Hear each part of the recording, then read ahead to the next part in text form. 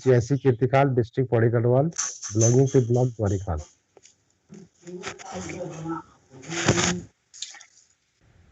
Hello, my name is Joseph Abraham in Kerala, Pathanamthitta district. Hello, good morning everybody. I'm Dina, Uttarakhand, Nainital.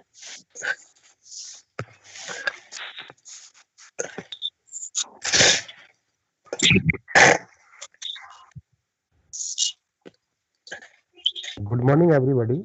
I am Sanjay Singh Rawat from Pori Gadwal, lecturer bio Jesse Kirtikal and belonging Block Porikhal. Sanjay, assistant teacher, GPS Amrei, Vikas Kandvi Lokal, Porigadwal.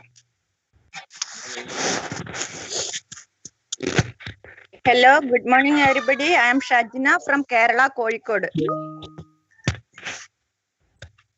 Good morning everybody. Hello. I am Sheena from Calicut. Hello, Shabika Namaskar. Hello, I am Vinod Sangar from GPS Bond. Hello.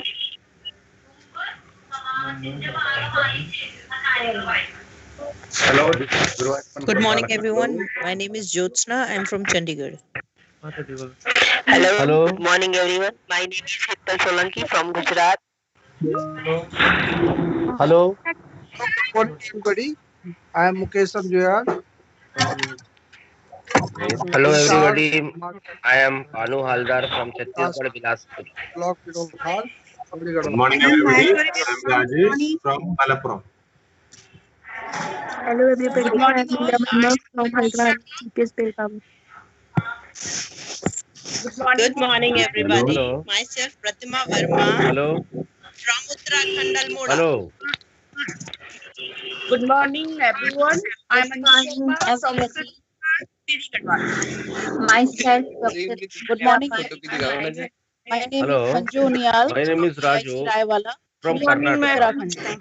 I am Jayanti West, GPS, Shivpur, Dugatta. Good morning everybody. I am Nainital, coming from Trivandrum, Government UPS Namam. Hello everybody. I am Archana Jyoti, Dugatta, Uttarakhand.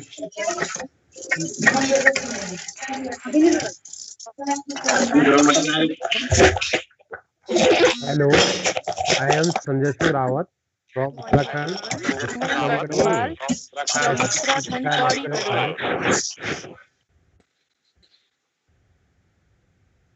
Good morning, everyone.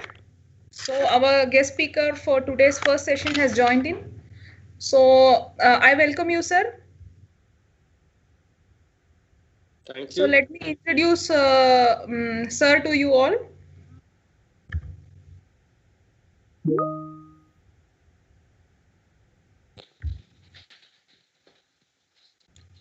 So sir is Mr. Karthikeyan. He has deep love for wildlife for over 30 years. And prior to joining Jungle Lodges and Resorts Limited as chief naturalist, he was working with the WWF India for over 13 years. He is a avid bird watcher and has keen interest in butterflies too. He is a very good photographer, and he has been educating and creating awareness among the young and old. And through nature camps, talks, slideshows, and nature-based activities, he has undertaken various faunal surveys, including those at sanctuaries in Karnataka. So he has so many publications to his credit, and the books also he has published: The Fauna of Bangalore, The Vertebrates and Butterflies of Bangalore, Ideas for Outdoors, Plants, Avenue Trees. He was conferred the Carl Zeiss Wildlife Conservation Award in March 2013. So I welcome you, sir. And here we have participants from 18 states. The registration has crossed 2,000 yesterday, and this is like the meeting can hold limited participants, but we are live streaming through YouTube also, sir. The participants are teachers of eco clubs of various schools. Mostly they are science teachers participating here. So now I request you to present your presentation, sir, to these teachers. And over to you, sir. Thank you. Thank you so much. In terms of being able to share my okay. Now you would be able to share your presentation, sir, because I was sharing. Now you could, sir. So can you see the screen now? Can you see the presentation now? No, sir, not it. Now? It takes 2 seconds, sir. Let us check.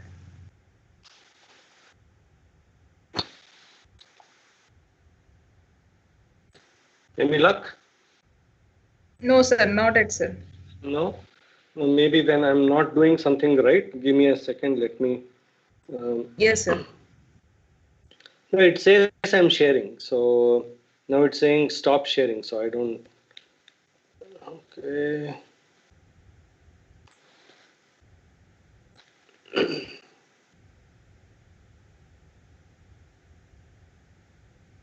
Is it better now? Can you see it now? No, sir. CASFOS? Yeah, yes, sir. I think it's coming now. You're seeing it now? Okay. No, not it, sir. But this. CASFOS IT cell can help, sir, please. It says stop sharing, which means that I'm sharing. Acha, sir. Yes, sir. Yes, sir. We are able to see the screen, but not in the screen show mode, sir.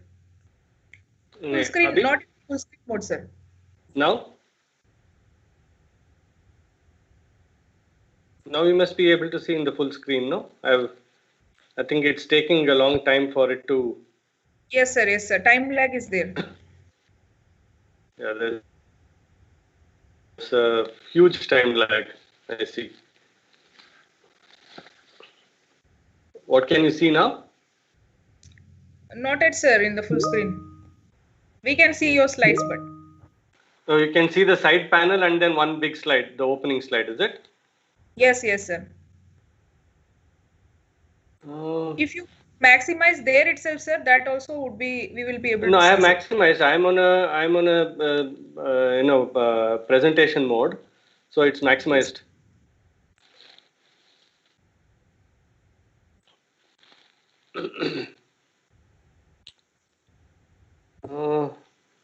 I don't know how else to do this. It's visible, sir, but you can start, I feel. No, if you are not able to see the full screen mode, then. You have videos also, sir? Yeah, there are a couple of videos, small videos.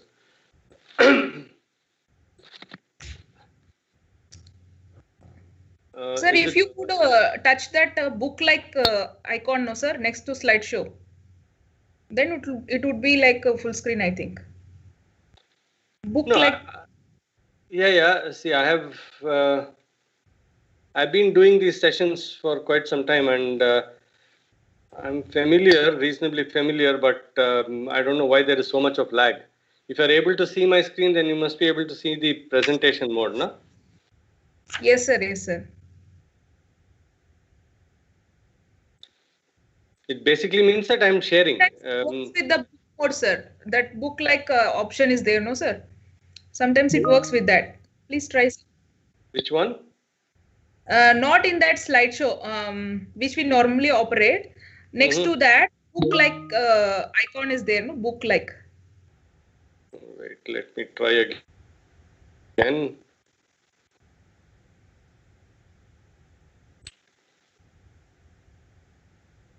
Which book-like icon? Next, first thing near that slideshow, sir.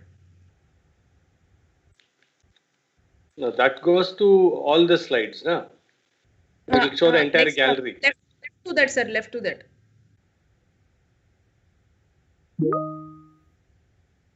Left to that will show a panel on the left and the main slide on the middle. So that won't work. What are you seeing now? I am seeing all your slides. Yeah. Yes, sir. I'm sharing my screen. Yes.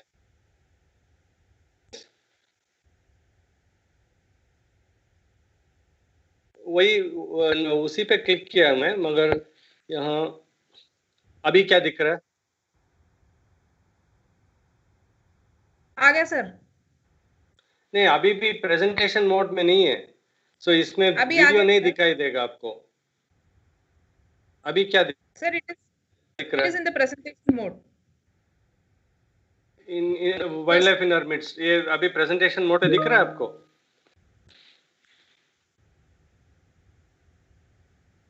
हाँ, वही तो कह रहा हूँ मैं, presentation mode पे नहीं है तो it will be difficult for me to share videos ना, that's the catch.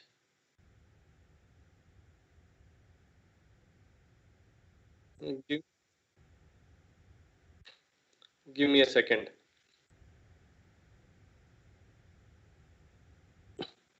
Sorry about this. Give me a second. Yes, sir. Please.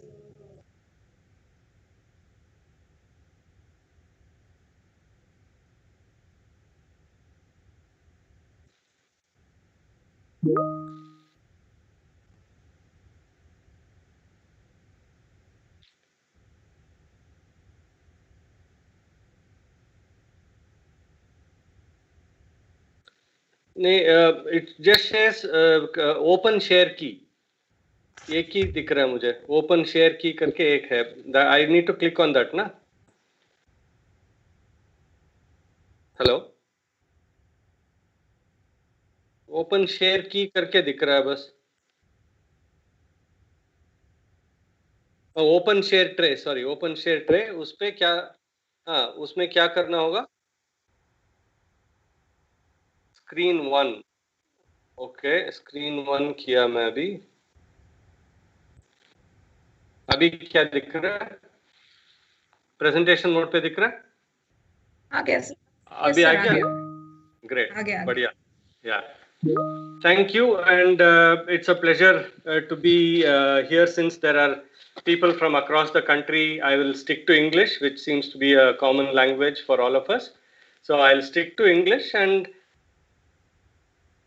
I will be talking about wildlife in our midst. First of all, I would like to thank CASFOS for today, make a presentation on this topic, wildlife in our midst. So I will, over the next 45 minutes or an hour, I will be talking about this topic, and then eventually, if you have questions, there may be a little time for that as well. So I'll be happy to answer questions to the best of my knowledge, but I may not have answers to all your questions because there is a certain limitation in the way we are doing this presentation today. I will not be able to see, I may not be able to understand your description if you have a specific question, but then we'll try and do our best to answer your questions as well. So continuing with this is a topic which has been very close to my heart for a very long time, and I've been talking about wildlife in our midst from the 90s. The reason primarily being that not all of us get lucky to go to a forest and see wildlife like what wildlife is typically defined. But then that brings us to a very important question, which we will talk about in a moment. So typically when we say wildlife, these are the kind of things that come to our mind, right? We think of elephants, we think of tigers, large herds of deer, maybe gaur. When the moment we say wildlife, this is what comes to our mind. But then it is, or maybe for some people, people might talk about birds who are into bird watching. But is this what wildlife means? And this is a question that we need to be really asking ourselves. And that brings us to an important aspect as to what wildlife means to us. We need to define this word wildlife so that we are able to appreciate wildlife in its true sense and not be biased towards a certain group of organisms only. So wildlife typically means this. Any undomesticated organism can be called wildlife. So that means that you are also looking at plants, you are looking at animals. When I say animals, you are looking at animals from the smallest insect to the largest animal that we are able to see. So this is important for us to remember. The moment we think of wildlife with this definition, you will see that wildlife exists everywhere. Wildlife exists even in our homes. You don't need to go to a forest far away and then walk in the forest or do a safari and then see if you see wildlife. It is not necessarily restricted to that. It is important for us to realize this when we are talking about the word wildlife. Let us have a clear understanding of the word wildlife. So having said that, it is important that we don't ignore flora. There's plenty of flora in our midst, and that is the most important aspect that we need to remember. It is all the flora in our midst that sustain a lot of life in our midst, right? And without the flora, many of our fauna will not be able to survive. All the fauna sort of depend on flora for their survival. So it is important for us to remember this when we are talking about wildlife, and we can't expect only animals to survive without plants. So it's important for us to appreciate and make sure we have enough flora in our midst so that we can also then support a lot of fauna in our midst. Having said that, I mean, you've just seen a series of images of trees. I'm just showing you pictures of trees, but then that could be a whole lot of other flora which is common. Since all of us come from various parts of the country, all of us will be familiar with different plants that share the space with us. One of the most common ones is probably this, touch me not, what is in Hindi called chui mui. And this is a plant which is very familiar to all of us. And how much we know about this plant is something that we all need to ask ourselves. It's a plant that maybe all the biology teachers would have used to talk about a certain behavior of the plant. But then we also may have spoken about why this happens, or rather the reason behind this whole leaf closing happens. You talk about turgor pressure and all of those things which are not visible to us. But then why should a plant be able to move so fast, and why does it have to close at all? This is a question that we might find more interesting and more visible as well. So this is a plant which is familiar. All of us have played with it at some point of time in our life. But next time you do see one of these plants, try and see if you want to touch the leaf very gently and then stroke it gently. It will first close and then the entire leaf will droop down. And when the entire leaf droops down, you will see these thorns at the base of the leaves, right? And this is essentially a mechanism of the plant to protect itself. So this is a defense mechanism of the plant.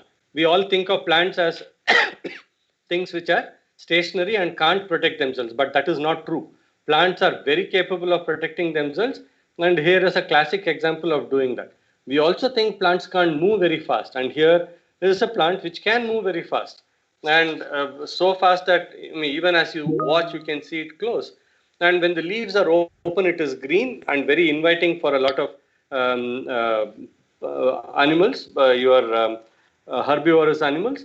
But the moment the leaves close, it looks brown on the underside very often and then looks dry. And what does the animal get in its mouth? A whole bunch of thorns is what it gets in its mouth. So it is a fantastic defense mechanism that the plant has evolved to safeguard itself from predators. One more plant. In Tamil, it is called Erkanjedi. In English, it's called the giant milkweed. In Hindi, it's called the aak. And this is a plant which is very common. And this is a plant which all of us are very familiar with. And it's called the milkweed because when you injure the plant, it starts oozing a white-colored substance. And this substance is unpalatable for a lot of animals. And this is another defense mechanism of this plant. It is producing this white latex, which is not edible for many animals. But then there are always animals which have managed to find a way around this. We'll come to this a little later. But just remember that plants are capable of protecting themselves, and they are able to do a lot of very interesting things, which makes it interesting to observe plants and not necessarily only animals. We also could have mushrooms. Mushrooms are extremely important. I can't emphasize the importance of mushrooms more. And mushrooms are only the fruiting bodies of the fungi that is under the ground. And they all come up during certain times of the year, and then they disperse spores, and then they will wither away. But then the real body of the fungus is actually underground, and they are doing extremely important work. We'll not get into that because that itself can be a fairly long story, but we'll stop at that. Look at a few other mushrooms which have some interesting adaptations. This is one very interesting mushroom. This is a mushroom which I never thought I would see in my life, because I thought this mushroom was found in some tropical jungle in South America or some such place, but I never thought it would occur in India. And this occurred in Bangalore, where I'm speaking to you from now. And I've seen it in a whole lot of other places. But what is interesting about this mushroom is the way it is able to disperse its spores. And this particular mushroom that you are seeing on the screen now is called the bird's nest mushroom. And bird's nest because it looks like a little cup with eggs in it. And each of these eggs that you see in the mushroom is actually a packet of spores. And this packet of spores is attached to the cup by a thin white strand. And when a drop of water falls on it with a lot of force, the entire thing is thrown out of the cup, and then it will get deposited on other plants somewhere nearby. And when that happens, it gets eaten by herbivores, and then it goes through the digestive system of the herbivores, comes out with the dung, and then it is ready to grow into another little bird's nest mushroom many days or months later. So it's an amazing adaptation by this mushroom. Some mushrooms, like the one you saw in the previous picture, perhaps use wind to disperse their spores, whereas here this mushroom, the bird's nest mushroom, is something which uses water to disperse its spores. Moving on from flora and fungi to other creatures that share the space with us. This is what is called the silverfish, as you can see on the screen. And where do you see silverfish? I'm sure all of us have seen silverfish. All of us, also being teachers and who are interested in books, would have seen silverfish, right? And silverfish is typically seen in old books. And the moment you open an old book, you will see that there are a lot of tiny little holes in the pages. Maybe even from the cover onwards, you will see a lot of tiny little holes in the book. And you might wonder, and you will probably see this more in old books. And if you go to a library and pull out one of these books, you will realize what I'm saying. And if you wondered who made these little holes, if you start asking these questions, you'll find answers. And in this case, the answer is the silverfish. And the silverfish, you probably wonder again as to what was the silverfish doing before books were invented. But after all, what are books made of? Books are made of paper, which is essentially plant material, right? And the silverfish is there primarily to feed on the plant material which the paper consists of. And then it also pretty much lives inside the book. It also eats the gum and other adhesive material that is used in making the book, and it survives. And where does it live in the natural condition? And the natural conditions, it lives under barks and leaf litter and things like that, where it feeds on plant matter. And believe me, silverfish has been on the planet for a very long time. It has probably been around for much longer than the cockroach itself. Insects are the largest group of organisms on the planet, right? Today, we have probably named 2 million species on the planet. And that is a small fraction of what is thought to be occurring on the planet. But having said that, of the 2 million, more than 50% of them all are insects. And 50% means 1 million. That is 10 lakh species of insects out of the 20 lakhs. All the other 10 lakhs accounts for all the other organisms on the planet. So 10 lakhs are just only insects. And out of insects, Beetles are a very, very large group. Beetles account for something like another 40 or 50% of all the insects that are known. So that makes it close to 5 lakh species of beetles alone on the planet. And beetles, if you realize, are insects which you will find in your homes again, or maybe in the cities, maybe near a street light, or maybe if you are staying a little away from the city during the monsoon or whatever, then you switch on the lights in the evening at home, you'll find these little insects which fly getting attracted to light. They'll, whenever they touch the bulb, they make a sound. Sometimes they fall down and still make a sound. They'll roll over and then fly away as if nothing ever happened. So these are all the beetles. So beetles are a large group, and you will find them wherever you might be. You also have bugs. Beetles and bugs are very different insects, and bugs are again things which you will see. You have a little garden, you have a few plants in your vicinity, maybe near your school, you are very likely to see bugs. What you're seeing on the screen is something that I saw in my own little garden. And first I saw this whole clutch of eggs with the young ones that have nymphs, as they're called, that had come out. So I started looking around, and then I happened to find the bug which had actually laid these eggs, and that is what you see on the left side of the screen. So the adult bug, I saw the eggs, and I saw the nymphs that had come out, all in a span of less than 10 minutes. And it was quite amazing to watch how the young ones all sort of cluster together before they disperse. And bugs are essentially insects which feed on plant sap, most of them at least. You have ants. Very often when you ask people about ants and ask them how many different species of ants they know, they might probably simply say, oh, there is a black one, there is a red one, and maybe they might confuse termites and call them as white ants. But beyond that, we don't know too much about ants. We just don't care to take a close look at them because they don't matter really, or so we think.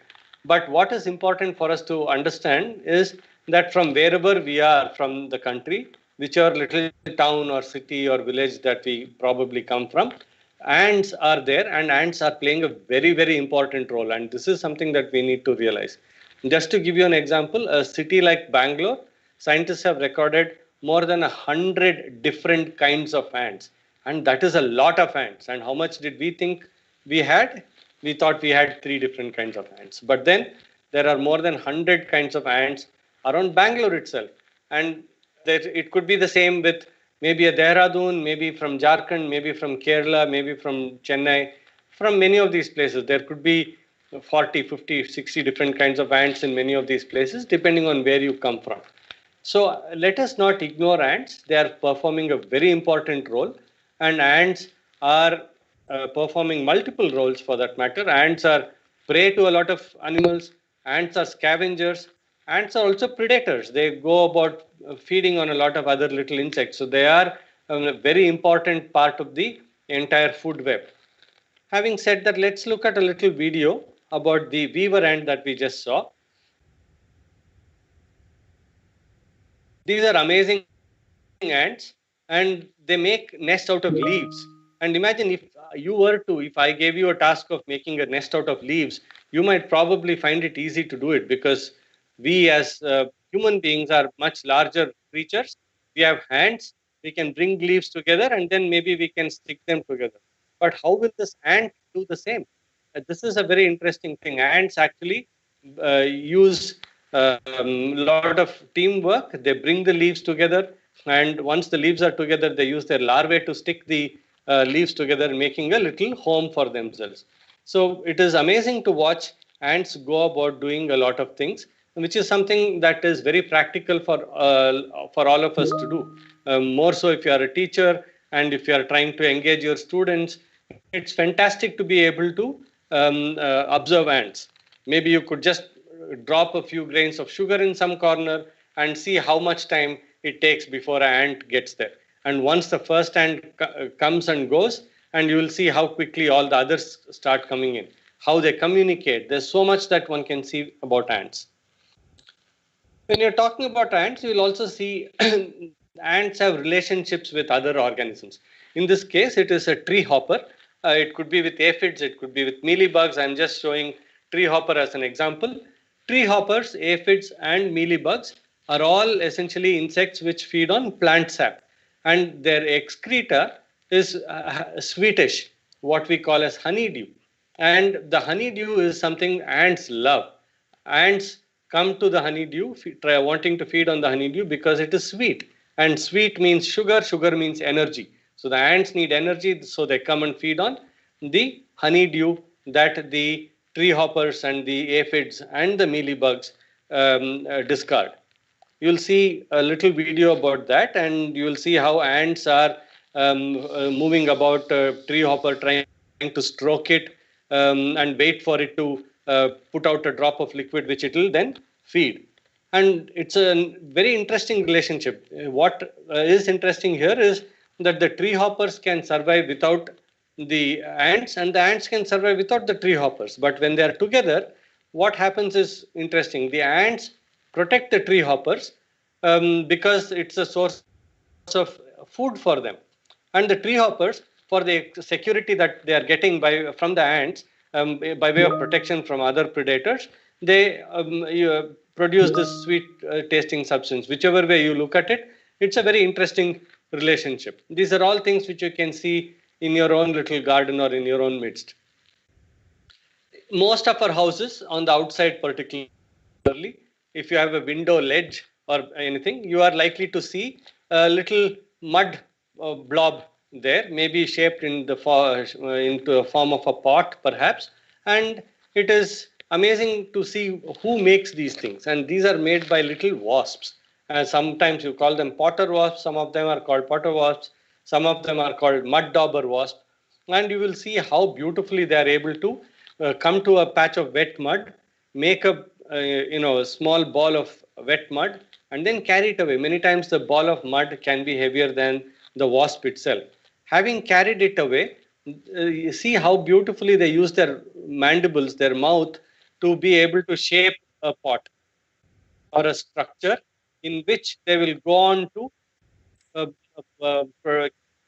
putting paralyzed spiders or caterpillars, depending on the wasp, and then lay eggs on it, close it, and go. It's a beautiful way they are able to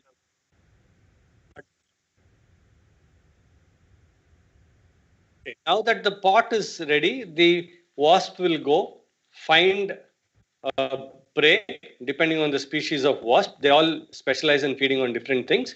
So some which will specialize in feeding on caterpillars will find caterpillars. Some which specialize in feeding on spiders will find spiders.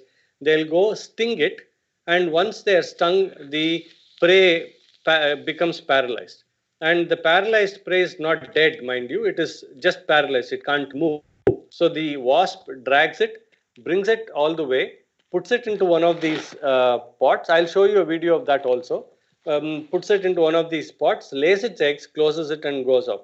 What is the idea of having a paralyzed prey and not a dead prey? The idea is simple. A dead prey will start rotting, whereas a paralyzed prey is going to be alive. So when the young one of the wasp comes out of the egg, it has fresh food. So that is how beautifully they are able to take care of its young ones. Look at what this wasp is doing. It had sealed the pot the previous day. The next morning it is opening to add more food into that pot. See how beautifully it is positioning itself so that the lid doesn't fall inside the pot. I'll play that again for you in case you didn't notice it well. It had sealed it and it is reopening it so that it can add more prey into the pot. It was late in the evening, so it had to close it. Next morning it opened it, added more prey, and then closed it again later in the evening. How beautiful. I mean, the way it cuts it and the way it positions itself to make sure that the lid does not fall inside the pot. We also have praying mantids. This is again something which we do get to see in our homes. If you have a garden or something, there's a good chance that one of these would probably fly into your houses as well, called the praying mantis. And the praying mantis is a fantastic killing machine. It's an amazing predator, and it is extremely well equipped for catching insects or maybe even other small creatures. Now look at the spines on the legs. Anything that gets caught in between here almost has no escape at all. So it is amazing. It is absolutely well equipped for killing. And a praying mantis like this can kill sometimes even small creatures like lizards and things like that. Have dragonflies. If you have a little water body, you are very likely to see dragonflies, and or maybe even during the monsoon when you have water puddles in various places, you have a very good chance of seeing dragonflies. Why is it associated with water? If you ask yourself that question, you will realize that, and try to find the answer for it. You will realize that dragonflies and their somewhat more delicate relatives, the damselflies, both are actually insects which breed in water. So they need water to be able to lay eggs in. So you will always find dragonflies and damselflies near water. And what happens once the eggs are laid, the young ones of the dragonflies actually are again amazing predators as well. They stay in water. They catch a lot of tiny creatures that live in water, including mosquito larvae and a lot of tadpoles and other small animals that are found in water. And then they feed off them. And that makes it very interesting, isn't it? So the larvae of the dragonfly feeds on mosquito larvae. The adult dragonfly feeds on mosquitoes. So presence of mosquitoes in your vicinity around your homes is very, very useful because they are amazing controllers of pests. This is the damselfly that I was talking about. Again, amazing little creatures, very, very delicate looking creatures, but they are predators all the same. We all have studied, excuse me, a butterfly life cycle. We are all very familiar with the butterfly life cycle. We all know that butterflies lay eggs, and the eggs become caterpillars, and the caterpillars become pupa, and the pupa breaks open, and a butterfly emerges. But how often have we seen these things? We all have taught this entire life cycle as a classic insect life cycle to our children. But how often have we actually seen this?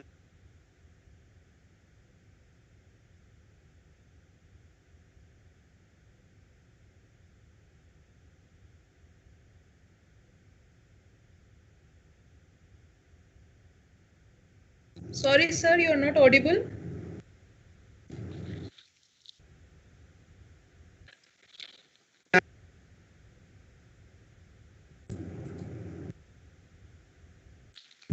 Hello? Sir, yeah, now you're audible, sir, but you're... Yeah, my screen share is gone now. Just a second. Yes, yeah. Am I back on?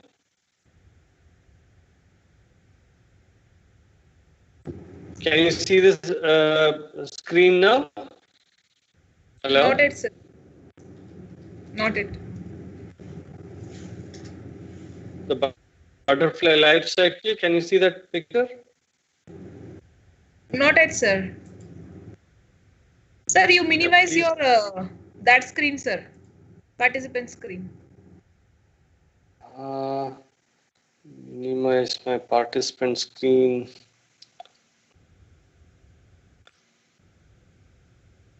I don't know what I'm supposed to do. Things were fine until now. It went off.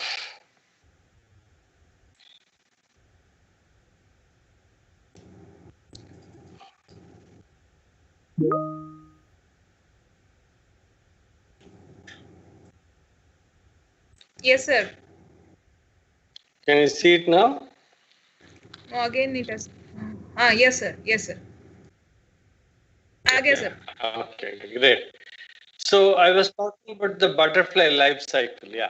So I was saying it is something that is familiar to all of us. We have taught our children, but then very few of us have actually seen the entire butterfly life cycle. And it is not at all difficult to see a butterfly life cycle even in our midst. If you have a few plants, I'm sure all of us can see a butterfly life cycle. Like your lemon plant, some of the avenue trees that are planted in many places. If you have some of these things, you are very likely the curry patta plant, the curry leaf plant, or a lemon plant. These are all plants which attract some butterflies to lay eggs on them. So if you have these and if you constantly keep watching, you are likely to see the entire life cycle. You might see a butterfly coming and laying eggs, and if you keep watching the eggs, you'll probably see them disappear one day, and then if you look carefully, you'll probably see the caterpillars. Keep watching them, and over a period of time, you will find them to become a pupa and then a butterfly. And this is exactly what I did when I saw these two eggs in my garden. And then it went on to observing the entire cycle. Here you have a caterpillar which has just come out of one of the eggs, and the first thing that the caterpillars often eat are the eggshell. So the eggshell is the first meal of the caterpillar, and nothing goes waste in nature, like we all know. The caterpillar eats and grows, and once it grows, its exoskeleton becomes, so it has to molt, and when it molts, it can change color. It's the same caterpillar that you saw in the previous picture, which has now become green in color with a yellow stripe. And you can see the skin that it has shed as well. So what this caterpillar did was turn around and it ate the skin as well. So like I said, nothing really goes waste. And the caterpillar, after it is completely grown, it becomes a little pupa. And pupal stage is a stage where no activity happens from the outside. You can't see it move, you can't see anything happening. But then a lot of things are happening on the inside. So once the butterfly is ready to come out, the pupa becomes transparent. You can see the butterfly inside and it's become transparent. And eventually the butterfly will break open the pupa and then come out. So when the butterfly comes out of the pupa, it is not like what we normally see. The wings are small, the wings are crumpled, the wings are wet. And eventually the butterfly has to allow the wings to spread, stretch completely by pumping blood into it, and then it will completely dry, and then the butterfly will be able to fly away. So this is the entire cycle that we can happily witness right in our midst if we have a little garden and if we had the little time to look about and search for these things.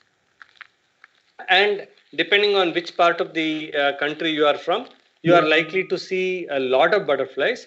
I don't think any of our schools or any of our homes, wherever we come from, will have a problem in seeing at least 20 to 25 species of butterflies.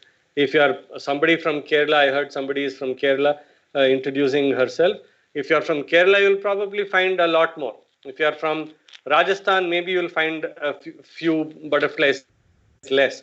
But then we will definitely see a lot of butterflies if you go and look for some of these. Or if you are from the northeast, you will find even more.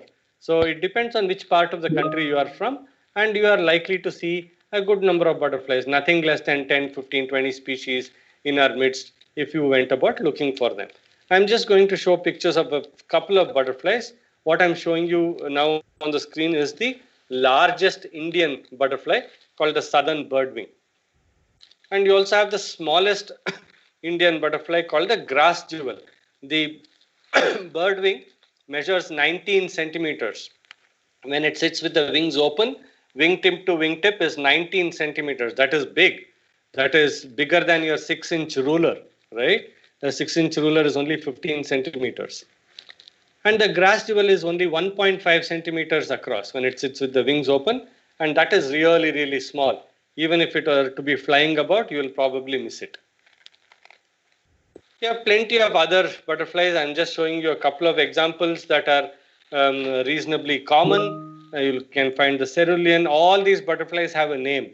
So it is also interesting to go about learning the names of these butterflies. I was talking about a plant called the giant milkweed. And the giant milkweed is used by this butterfly, the plain tiger, to lay eggs on. And how does this caterpillar of the plain tiger manage to feed on the leaves of the plain tiger, which is avoided by a lot of other animals? And this is something very interesting. Like I said, in nature, the process of evolution is continuous.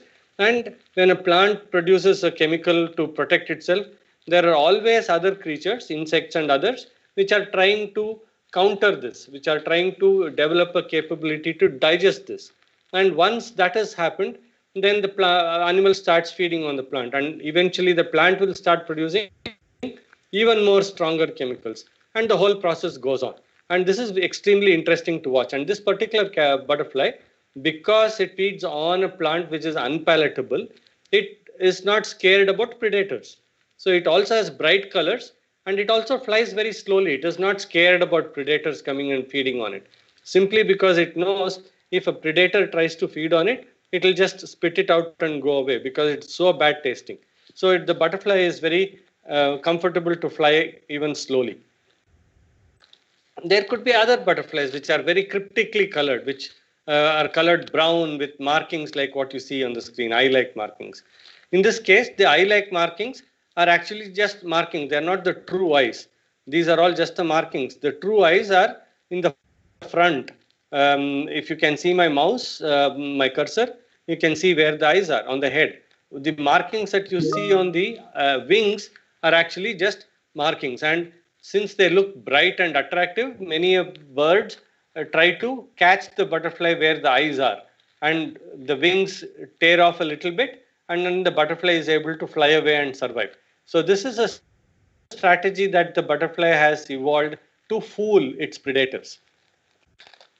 Even in the city on a sunny day when you have some dampness on the ground, maybe this one was on a proper tarmac road, and this butterfly called the common jay was mud puddling. It was feeding off the moisture in the ground. This is another important and interesting aspect that we need to remember. As a caterpillar, butterflies, as a caterpillar, they feed on solid food. As butterflies, they feed on only liquid food. So butterflies have to rely on everything to be dissolved in water that they can then feed on. You also have moths. You have fairly large diversity of moths in most of the country, and this is again something that you are likely to see in many places, but in the night. And many of our places could also be home for the largest Indian moth, the Atlas moth. We also get other species of moths. This is the fruit-sucking moth. It's a beautiful moth and also has a very interesting strategy. And the strategy in this case is that when the moth sits with the wings closed, it is completely hidden. The yellow color that you are seeing on the screen is not at all visible. But when it is disturbed, it suddenly opens the forewings and then shows this big orange patch with two pupils in it. It looks like the eyes of a much larger predator. So a small bird or something which is trying to catch this is suddenly shocked by the fact that it is staring into a much larger predator. So the moth gets a little time to escape. You have bees, and today it's more important to talk about bees simply because the population of bees across the globe has reduced, and bees you can, as a school project or something, try and make sure you always grow plants with flowers so that bees are able to sustain themselves there. And it's very important to have bees because without bees, we'll not be able to find food at all. Or rather, without bees pollinating flowers, our food sources will start to dwindle. And when bees goes to flowers, there are other predators there which try to make a meal of, I think I missed a video here, sorry. Yeah. Pollination of bees is very, very important for fruits, for our food, extremely important. The way they go about pollinating flowers, a very important role that they have in the ecosystem. And bees are also part of the food chain, so bees are eaten by other creatures. In this case, a crab spider. A crab spider usually hides in flowers and also is able to change color to a limited extent. And whenever a butterfly or a bee or any other insect comes to the flower, it catches them and feeds on them. So Bees are part of the food chain as well, but they are very important to human beings because they are the ones which pollinate flowers, which then produces food. Coming to spiders, continuing from the crab spider, you will find spiders in a variety of places. In all our houses, I will not say most, in all our houses we have spiders for sure. You just go look around and you'll find spiders. You leave a space unused or uncleaned for a few days, you will see a spider making a little web in the corner. And this is an amazing ability spiders have. They can travel by a process called ballooning, and even a place which you have cleaned out completely and you think there are no spiders, give it a few days and you will find spiders coming back again. So that's amazing about spiders. And in the country we have something like 1700, about 1600, 1700 species of spiders, and you will find them pretty much everywhere. This one is on a tree trunk, as you can see, and it has managed to catch something and it is feeding on it. You will find spiders in a variety of situations, in the corners of your homes, on tree trunks, you name the place. You could see an ornate tree trunk spider like this, or you could have a giant crab spider right inside our homes. And the beauty of this particular spider is that it does not build a web. Instead, it's an active hunter. It runs down prey. It actively hunts prey like a tiger hunting a deer. This one will go run behind prey and then catch it. It's a great tool, biological control to keep cockroaches under control. This is a tarantula, and this is also a spider which does occur in certain parts of the country, and you do have different species of tarantulas, and this is something which you will get to see if you went about. There are different kinds of tarantulas depending on where you come from. You will find tarantulas that live in tree holes. You will find tarantulas which live in the soil. So depending on what kind of place you are from, you will see different kinds of these spiders, from really small ones to big ones like the tarantula that you are seeing on the screen now. You would also see jumping spiders inside our homes. If you keep watching a jumping spider, you will see it goes about actively hunting, searching for food, and again does not build a web.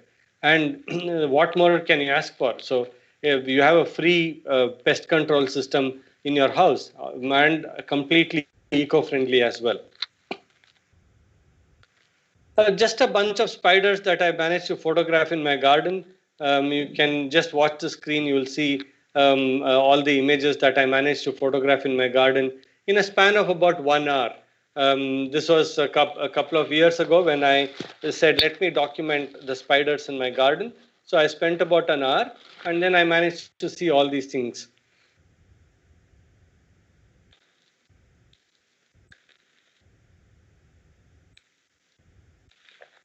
You had crab spiders. You had jumping spiders. You can see how a jumping spider has managed to catch a fly. So a whole lot of these spiders can be seen wherever you might be. Talking about spiders, we also need to talk about the predators of spiders. I spoke about this when I was talking about the wasp. Look at this.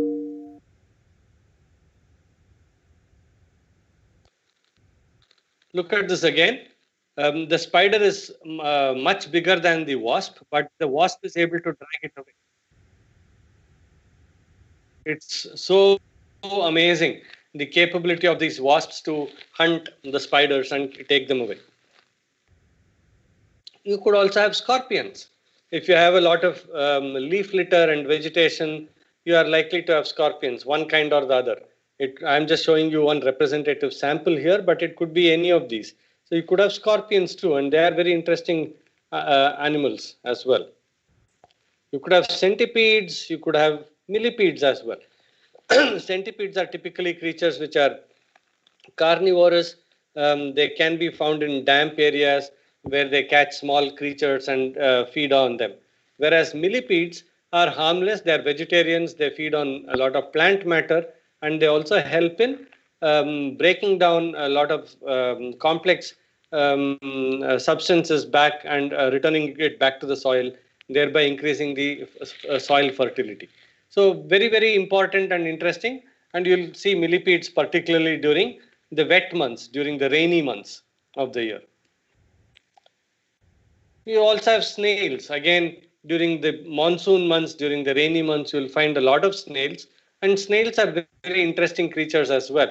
And snails are capable of doing certain things which you and I can't do also. Imagine if you had to carry your home on your back, and the snail does that. For all of us to carry our home would be very difficult. Well, you might say you will carry a tent. Yes, possibly true. But then imagine carrying it on your back all the while without even putting it down. It's not an easy thing to do.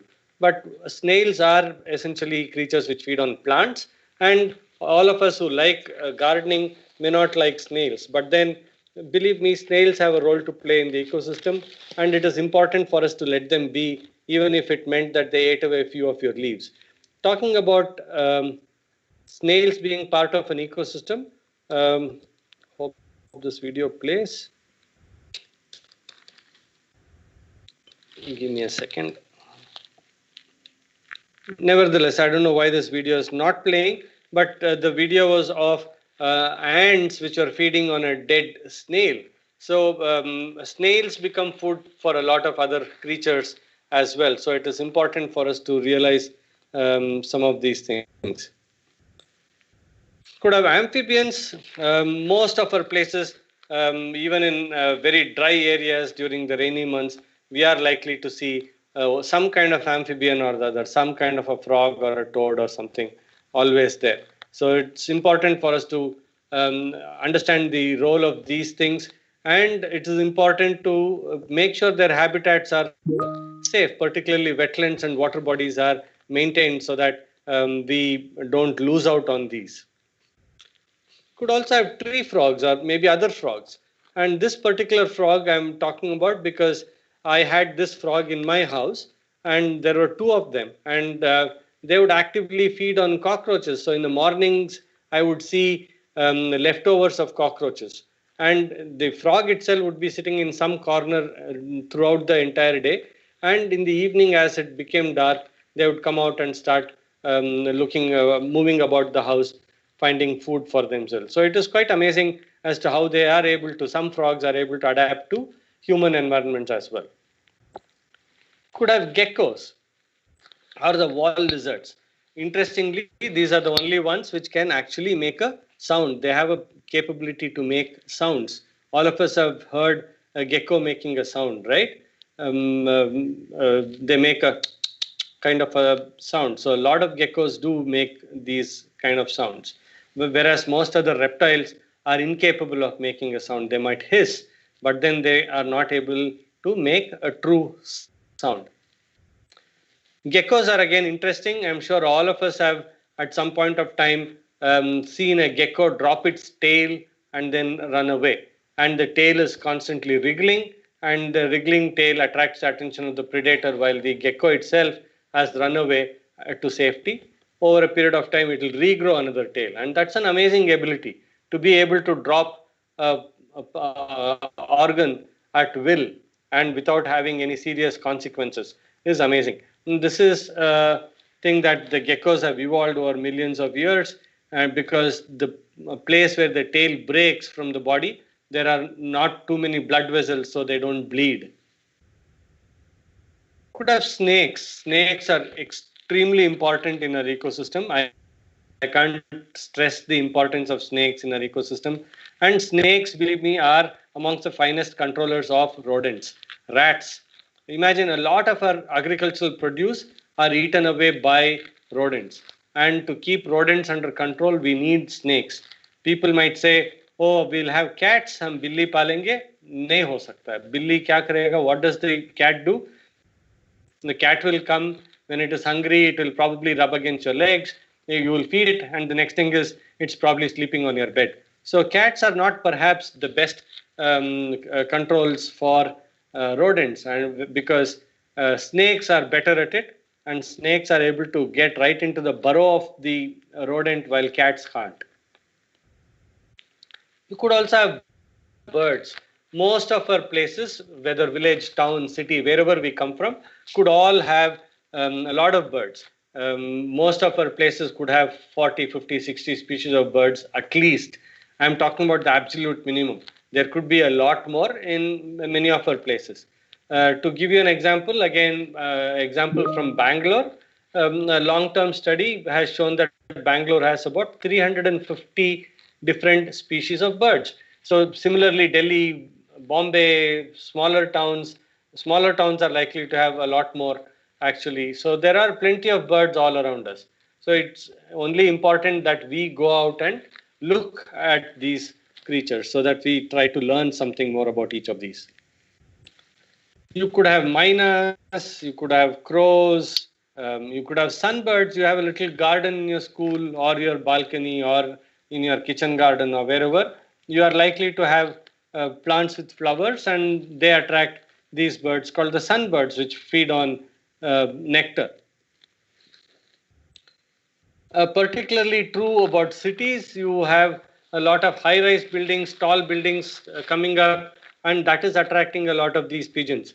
And pigeons' natural habitat is rocky cliffs, and the apartment buildings, tall buildings are just mimicking, resembling the rocky ledges. So they are completely at home even in a city. Why? Because we have created a situation which is comfortable to them. But other little birds like the sparrow have slowly started going out, and their numbers seem to have reduced drastically. But then again, there are lots of reasons which is attributed to the decline of sparrows. Nature works in shifts, and the day shift you saw all the other birds. Excuse me. The night shift has a whole set of other birds coming up. You have owls, and a lot of our places do have owls, and owls are very important creatures. Owls are actually should be considered a good omen. In some parts of the country, they are worshipped, and in some parts of the country, they are thought to be a bad omen. But owls are very important birds, and it is important for us to be able to protect these. Moving on to finally mammals. If you notice, we have worked our way up all the way from flora to fungi, then from insects all the way up to the mammals now. Just a couple of examples of mammals before we wind up. The picture that you're seeing on the screen is that of a bonnet macaque. So if you are from South India, you will see a bonnet macaque. If you are in North India, you will see a rhesus macaque. And similarly, if you are in South India, you will see you will see a three-striped palm squirrel, and if you are in North India, you will find a five-striped palm squirrel. These are all things which are seen in the city, in our midst, in urban spaces, in spaces that all of us live in. Talking about urban spaces, we also have other important mammals. Again, there is a night shift for mammals, and the night shift is largely run by bats and, of course, a few other rodents. Bats are extremely important, very, very important organisms, and very often we don't give them the due credit for all that they do. Just to give you one small example, the tiny bats, which are insectivorous bats, are able to feed on their body weight by way of insects in one single night. Imagine if you were weighing 50 kilos and you had to eat 50 kilos of food a day, you can imagine what would happen to you. But that is the kind of capacity some of these bats have. And if they are taking care of so many insects in your environment, and all of that free of cost, and again, like I earlier said, in a completely environment friendly way, we don't give them attention simply because they are active in the night, which is when we don't go out and we don't get to see them doing what they are doing. But what is important for us to realize is that bats are contributing big time to our well-being of our ecology and environment. So let us look at bats in a favorable way. And I'm sure all of us also have seen these bats in the evenings. And these are the largest amongst bats in the country. The flying fox, you'll see them roosting in one tree, many hundred individuals roosting on one tree. and then they'll all fly away in the evening looking for fruiting trees, and they'll fly long distances, and when they are coming back, they'll disperse seeds all along the way. So they're extremely good seed dispersal agents for a lot of trees as well. We spoke about this. I said rodents, yeah. It's important for us to understand and appreciate the fact that not all rodents are dangerous or destructive. In fact, the squirrel is a rodent too. We are not particularly against having a squirrel. We all like a squirrel for that matter. We will not go about killing a squirrel. Whereas when we see one of these, we want to get rid of it. Simply because we think all rodents will go about biting everything. But no, there are lots of rodents which may not be interested in your belongings. Like this one, for example. This was a mouse which was in my house, and it happened to be living in my house for almost 3 months. And one day it happened to fall into a polythene cover and did not know how to get out. All of us would find it very strange, isn't it? If a mouse not knowing how to get out of a plastic cover, that's very strange. All it had to do was to bite its way out, but this little mouse did not know how to do it.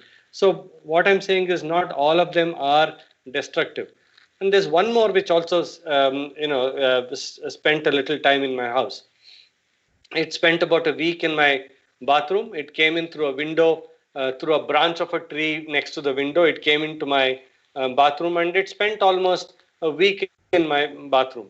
And believe me, it did not do anything. It came in, it brought a little grass, it built a little nest for itself. It would sleep in the nest during the day when I was away at work.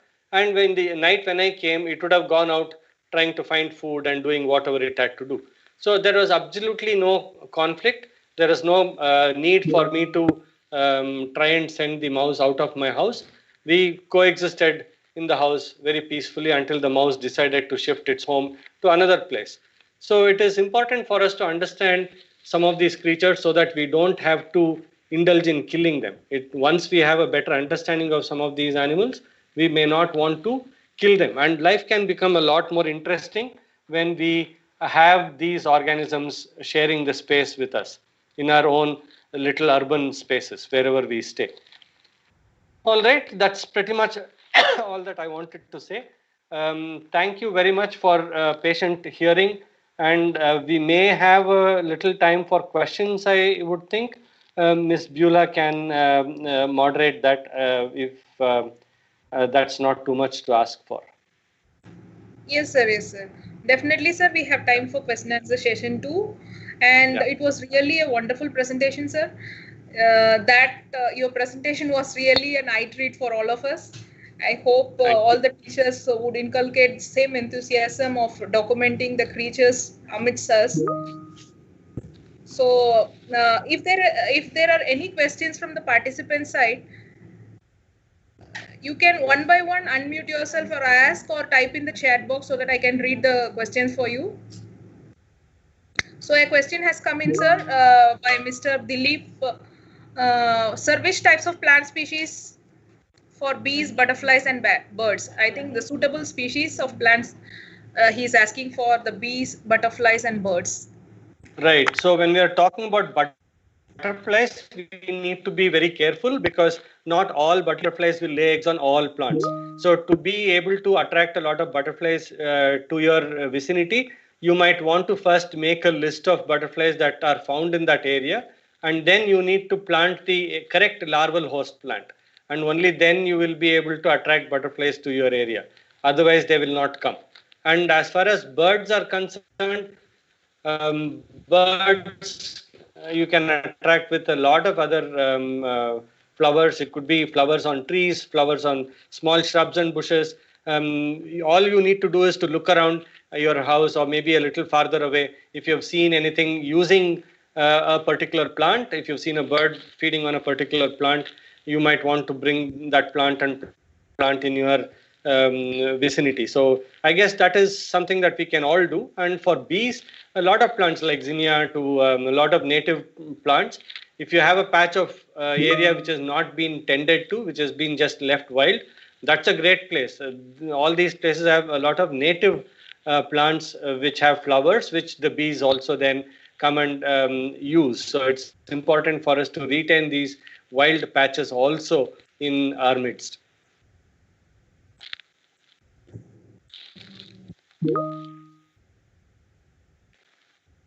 Yes, please. Oh, I thought I'd stopped sharing my screen. Okay. Yeah. Thank you.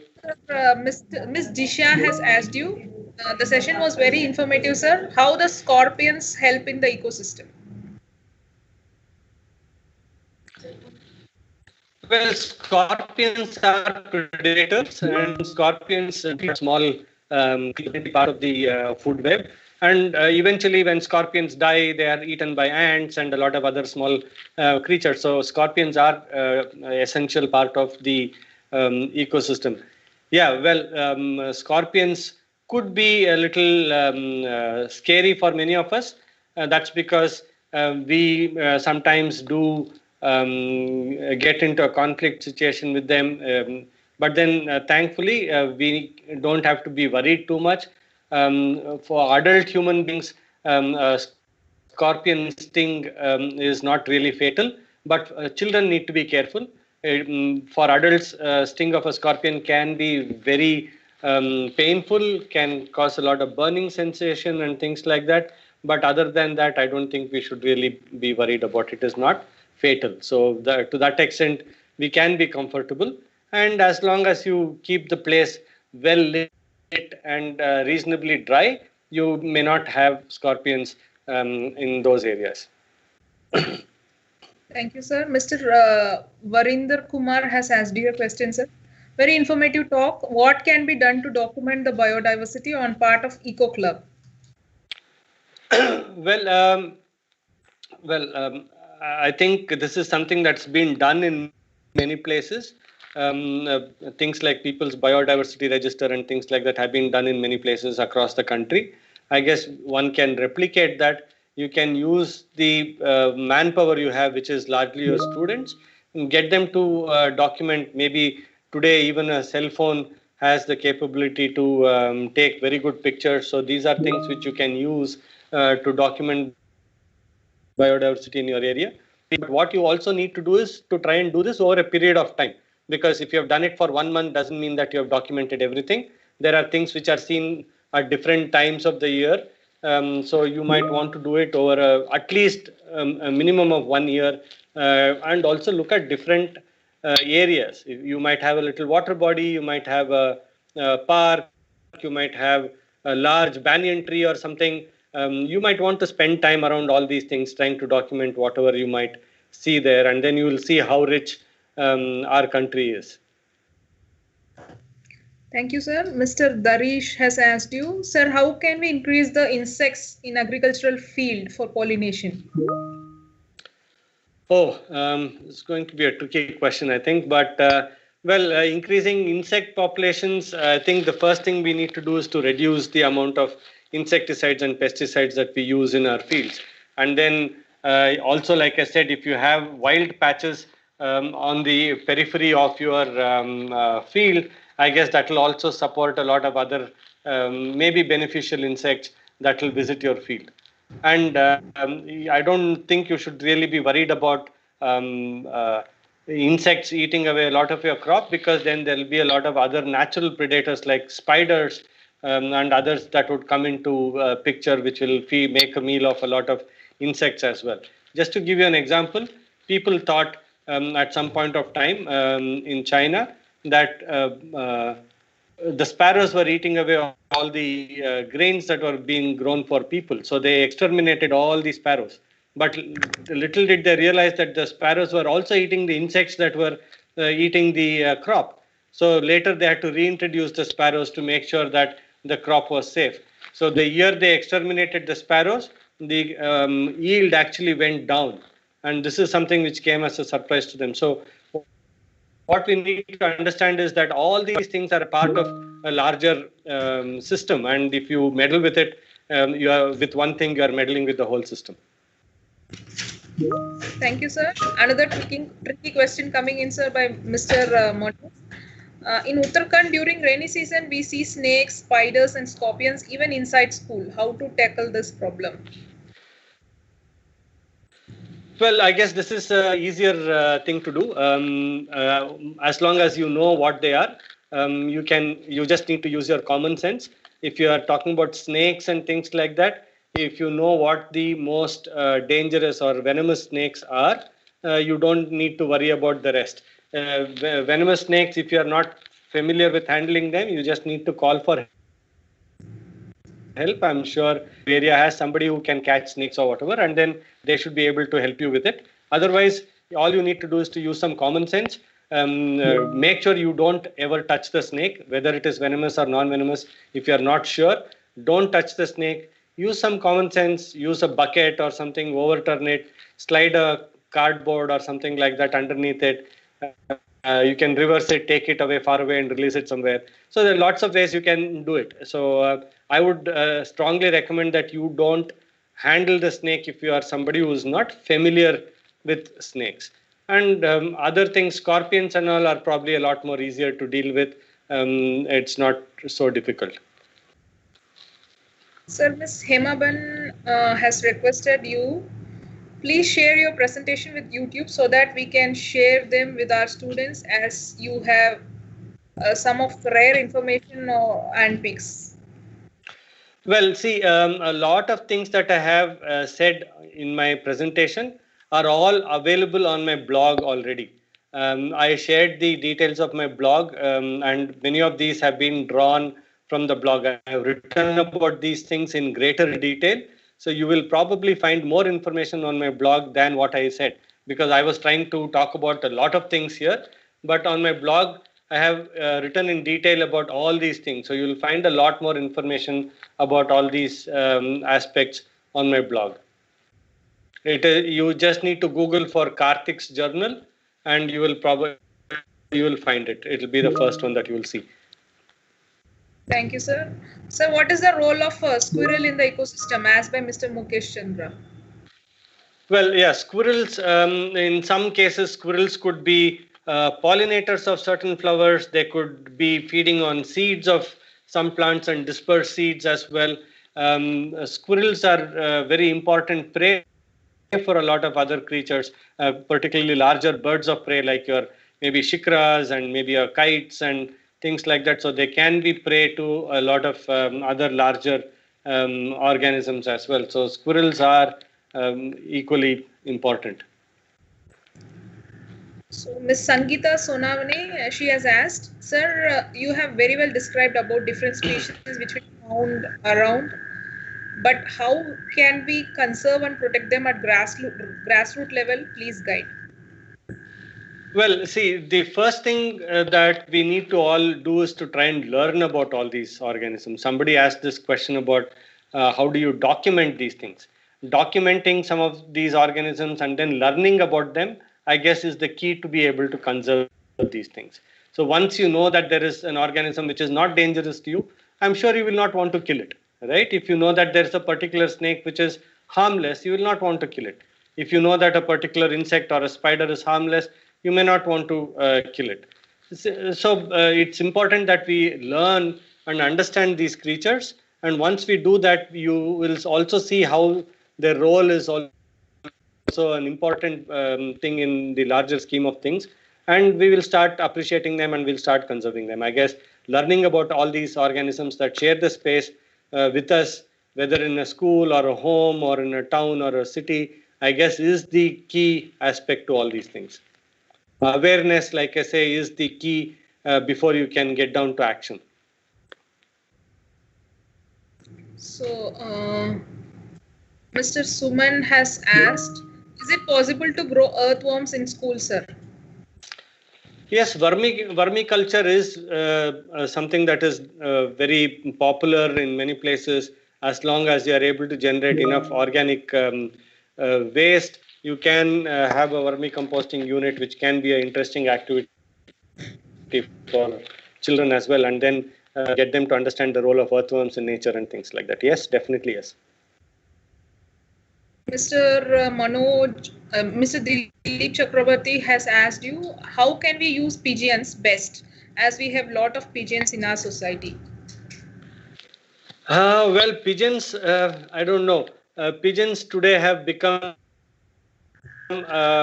taken best proportions, right? Pigeons were not typically birds of an urban or a part of urban landscape. But today, because of the kind of structures that we build, and also a lot of us are very nice people, we don't realize what we are doing. We also feed the pigeons. So you have provided the pigeons a place to stay. You have provided the pigeons with a lot of food. So pigeons have nothing else to do. So pigeons are only making a lot of babies. So pigeons have become a bit of a problem today. So I don't know how you can really use pigeons, but what I have been seeing is that the pigeons are becoming food for a lot of domestic cats, and that's what I've been seeing happen. But then I don't know how you can really use pigeons for anything.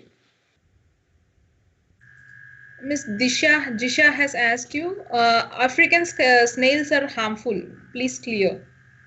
Yes, African snails are definitely harmful. They can, eat up a lot of vegetation, eat up a lot of plants and things like that. Most certainly, yes. But from my own observations, I noticed that African snails seem to have a cycle which spans about a couple of years. After that, they seem to disappear. They are a problem, and they can be easily tackled. I think using certain environment-friendly methods, you can get rid of snails, the African snails particularly. Mrs. Madhumita has asked you, what are the types of worms used for vermicomposting? Are there any innovative ways to make the composting faster? Well, I'm not an expert on vermicomposting, but then I'm sure today vermicomposting has been, the techniques have been extremely well documented and mastered. So I'm sure information on that should not be difficult to come by. I will not try to answer this because I don't know much about it.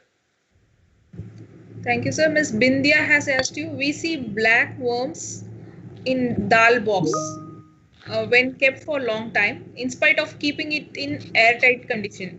How can the worm go inside? Well, interesting is when you have dal, there could be eggs or something laid inside dal, and then when you keep it for a long time, the eggs might hatch and the larvae would come out, which is what you are calling worms. So that is definitely possible. Mr. Rajesh has asked you, wild animals are dying, but why can't we see any of their essential bones? See, in nature, everything gets disposed of very quickly. There are a lot of creatures out there which will feed on the dead animals and things like that. So they get disposed very quickly. So you will not see the remains for very long. If you have not noticed it for a few days, if you have not paid attention to it in the initial days, you might not see it later. They all will get very quickly disposed of. Miss Hema Ben, she has asked you, maybe get your blog's link. It is called wildwanderer.com. I don't see a chat box where I don't know where I can type it in. So just next to the participants, a message symbol is there. That is a chat box. More actions. More actions. Left to left, sir. A digital hand is there. Left to that. Left to that, a message symbol is there. That is the chat box. I don't see a message symbol. Hide conversation. Show. No, maybe it'll be nice if you can type it in on my behalf. It is wildwanderer.com. WILDWANDERER.com. Yes, sir. I have done it, sir. Yeah, thank you so much. Sir, some more questions are there. How snakes can help us in our environment? Yeah, like I said, see, snakes are predators and they're also prey. A lot of snakes feed on rodents, the bigger snakes.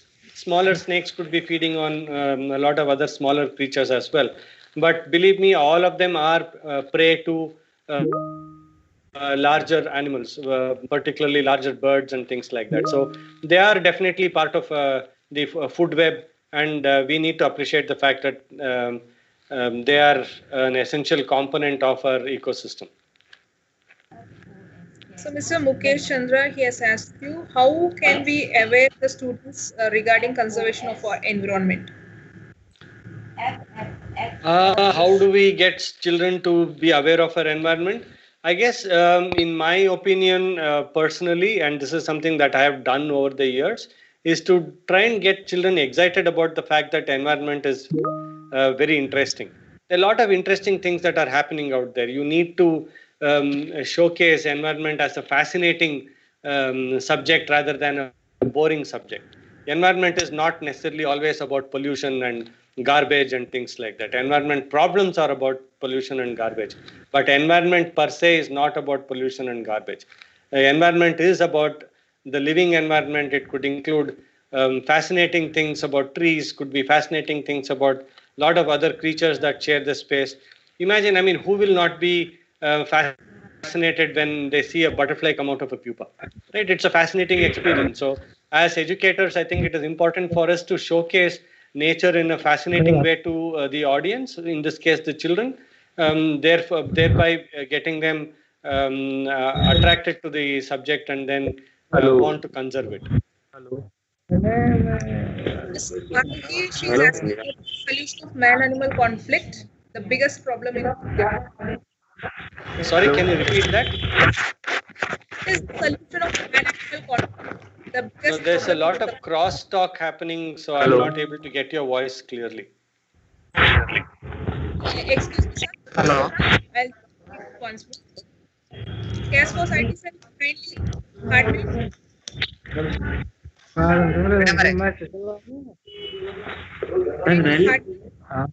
Can people please mute yourself? Yeah, please, ma'am. How can we deal with the human-wildlife conflict? The biggest problem in Uttarakhand was the question, sir.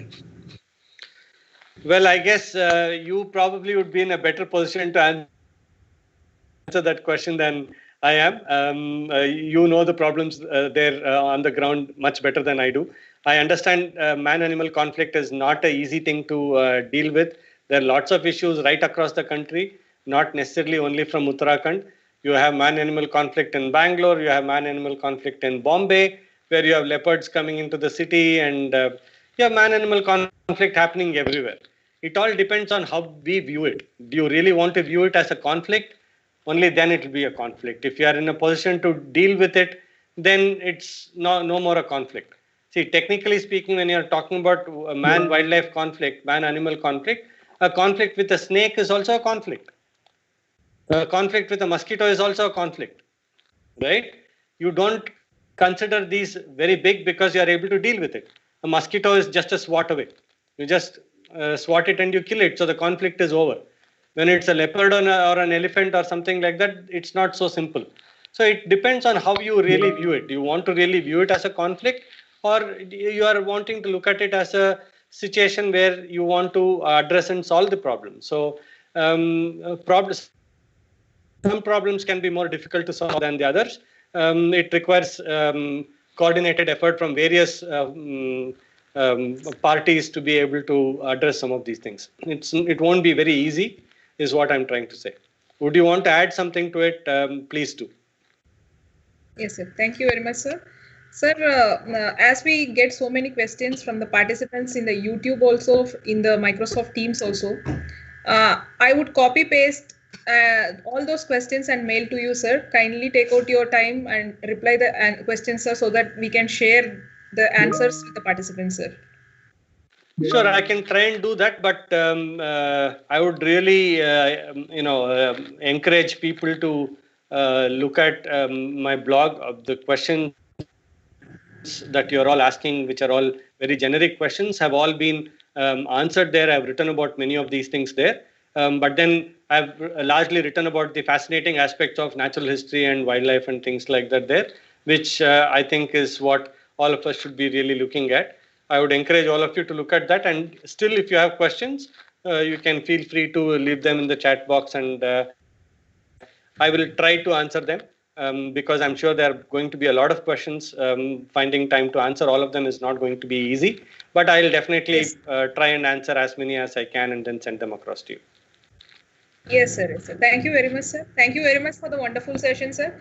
On behalf Pleasure. of CASFOS and CASFOS Dehradun and all the participants here, sir, we thank you very much for this informative session, sir. Thank you very much, sir. Pleasure was mine. Thank you. So now we have a break of 15 minutes, and the next session will be starting by 11:15. So kindly, you are all there. Kindly have your tea or coffee and be back on right time. Thank you.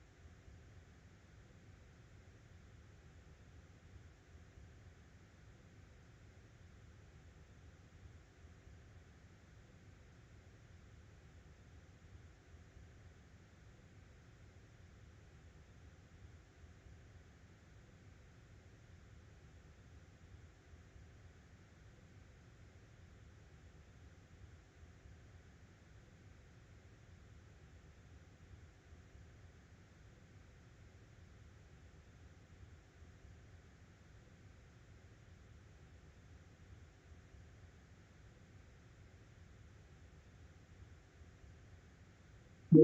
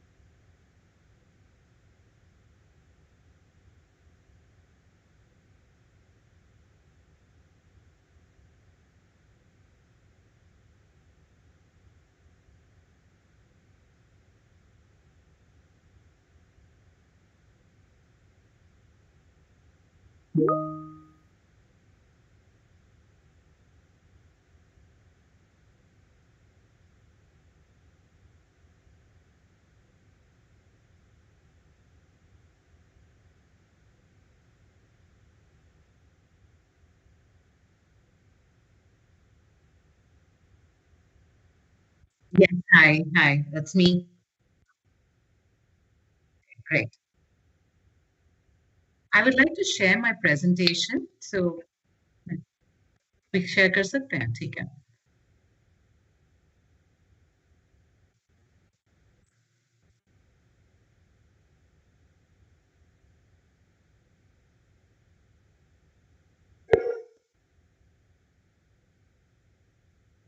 Can you see? Yes, ma'am. Okay, great. हाँ जी, It's ठीक है. visible, but not in the full screen mode, ma'am. Yeah, It's it on has come. full screen. Yeah, it's on full screen. So I will wait. I mean, I think there are still 10 minutes to go. Yes, ma'am. Yeah? Okay, wonderful. Yeah. So, Yeah. so I'll go off camera. I'll stop sharing now. Yes, ma'am. क्या Saurabh?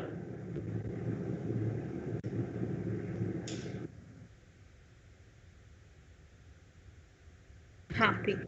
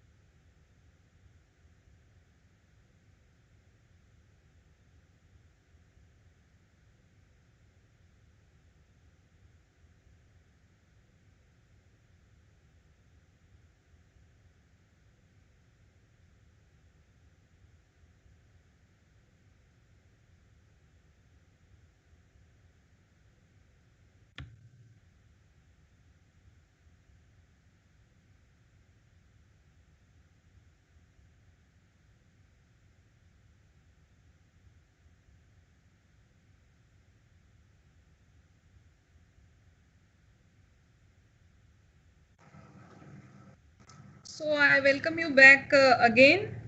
So our next speaker has joined in. Let me introduce her to you all. She is Miss Ranjita Menon. She is the program director and in the Center for Science and Environment. She heads Environment Education Unit. As the program director for EEU, she is responsible for the strategic direction of the unit that serves to educate and sensitize schools and college students on environmental challenges. Ma'am is going to talk on Green Schools program, green auditing. So we all are aware about CSE. So nothing much to say. They have received even Padma Shri award also, and they have received the Stockholm Water Prize, etc. And they are doing notable environment conservation programs. So regarding the participants, ma'am, we have participants from 18 states across India. Around 900 participants are there with us today. So they are all mostly teachers in charge of eco clubs. So now they would be very eager to listen to you, ma'am. So over to you, ma'am. Thank you, ma'am. Yeah. Thank you. Thank you so much, Beulah, for organizing this. And I would also like to, I think Kunal Satyarthi sir is not here, but do thank him for creating this opportunity. I think your academy, I did watch the video that was put up on YouTube yesterday of all the proceedings. And from there, I learned that this is the first time that your academy is doing it. And I can understand why, because just to give a brief introduction to to the 300 odd participants who have joined it. We have been associated, CSE, the organization that I belong to, is Center for Science and Environment, right? And CSE, we have a program. We have many programs, like Beulah ma'am said. We are very well known in the field of policy and advocacy of environmental issues. Right. And if, just to give you a brief background, or at least tell you of our very recent work, you may have heard about the honey. Where CSE did some lab tests and said that that many of the branded products are inputting sugar in honey. Honey is medicinal, but adding sugar leads to many other problems. So that is something which happened very recently. That is CSE's work. Right? So we create awareness on issues, we take it up, we create, and then we work with the government or with various bodies to create policies. So that is what CSE does. And one of the programs at CSE, one of the units that CSE has is the Environment Education Unit. We work with both schools and colleges across the country, right, with eco clubs. Sometimes just schools come directly to us, and we have this huge program, right, called the Green Schools program. More than 7,000 schools are part of our network. And one of the states, we work with many state partners. One of the states that we work with is Himachal Pradesh. I had the very good fortune of meeting Mr. Satyarthi when he was there with HimCost. He mentioned that yesterday in his talk. He was in Himachal Pradesh with the Himachal Pradesh Council for State Technology and Environment, for Science, Technology, and Environment. He was leading it there. And like I said, I had a good fortune to meet him there, where we introduced Green Schools program, and he supported us. Though we have a strong legacy of partnership with Himachal Pradesh, Mr. Satyarthi, with his passion and his commitment for environment, recognized the need for schools to be integrated into a program. So since then, I've known him, and I can see that, when he explained that this is the first time that, CASFOS is doing for schools, I applaud him for that. And thank you, Beulah ma'am. You also said yesterday that this is, I think, one of the programs that had the maximum number of participants with teachers. Right. So I know that teachers are burdened. Right. I mean, this COVID has really disrupted not only our lives, but also our way of working. Right. Normally, I would have done these calls in office, but right now I'm on vacation. Yeah, but thanks to technology, I can participate in this in this 2-day program, or and give a session. So thank you, Beulah ma'am, for inviting me to address teachers, and I really appreciate the teachers who have made time. Right, like I said, there has been disruption, but even on this could have been your Christmas holidays, but you have made time to be here for this workshop. This demonstrates your commitment to the environment, right? So I really thank all of you for being here, for 2 days. It's not just one day, but 2 days that you have been a part of this program. Now I will share my screen, right? And then start off. Okay, screen share.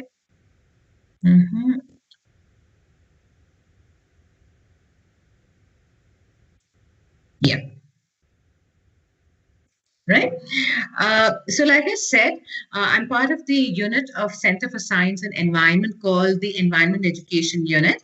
We have two programs called the Green Schools program and the University program.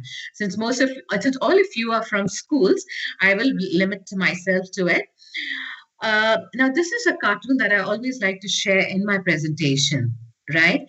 Because this showed us of something about as recent as last year, how little we valued precious resources, right? Because of a pandemic, we realized that you could actually have clean air, clean water, right? Many of us have seen, especially those from Punjab and all, could see the mountain ranges, right? The air pollution decreased to a great level, and in many states of India, the rivers were actually flowing, right? Waste has come down, right? Because we could travel less, there was less of noise pollution.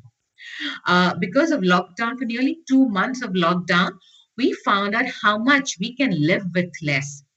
We learned to decrease our travel. We learned to stay inside our homes, use less cars, use less transportation, whether it's by public or private. As a result of which, the environment really changed. Now, this is a quote from Sunita Narayan, who is a Director General of CSC. And I always, again, this is something which I like to share, right? This is from an editorial which came, I think, in the second month of lockdown, right? Saying that, is this the pandemic, right? Do we need to have another pandemic to have clean air and clean water? How sustainable is this? Right? Therefore, we must value. If the pandemic has not taught us any lessons, then this 10 months, right? It started in March. So nearly 9 or 10 months of what we have gone through will be wasted. Right? So whatever the lessons we have learned in the 8 months about preserving our environment, and it wasn't planned, but we have learned, we need to value it and also realize if it's sustainable or not. Now, this pandemic, right? All of us have been shaken by it. This is going to be here for, a month until a vaccine comes. Of course, there are now talks of saying that there is another greater strain, a more virulent strain that is coming, right? But even worse than the pandemic is the climate crisis that we are in. Right? That is a bigger issue which has much major consequences, the consequences that will last not just for a year or two, but many, many decades to come. Right? Therefore, we cannot afford to unlearn what happened in the last 10 months. Right? What can be done? Now, that underscores the importance for environment education.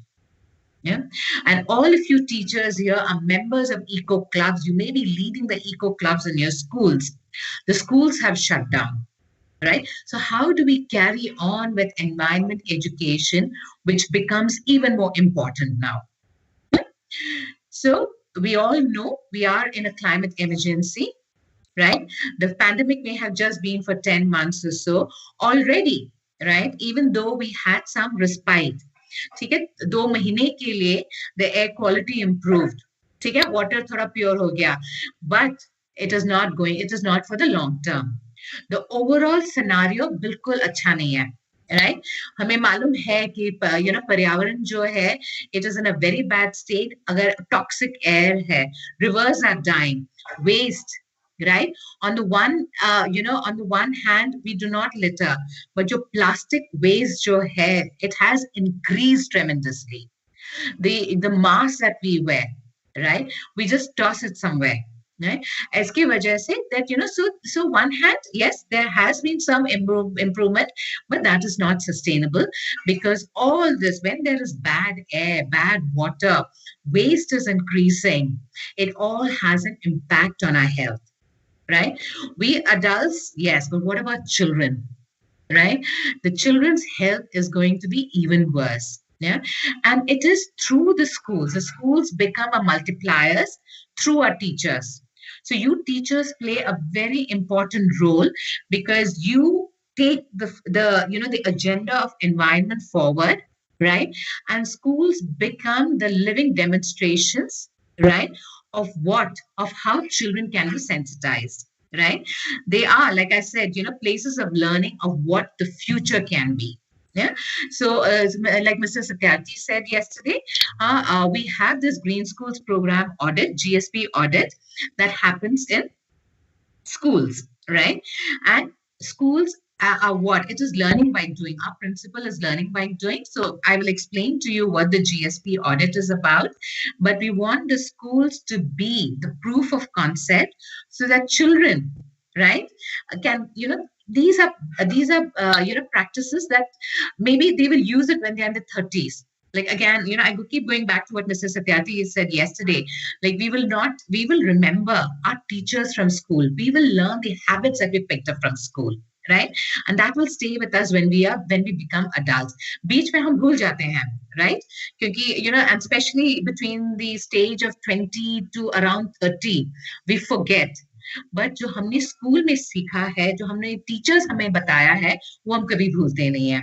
So the schools become the places of learning, and we hope that children can improve their, will become better citizens when they become adults. Yeah.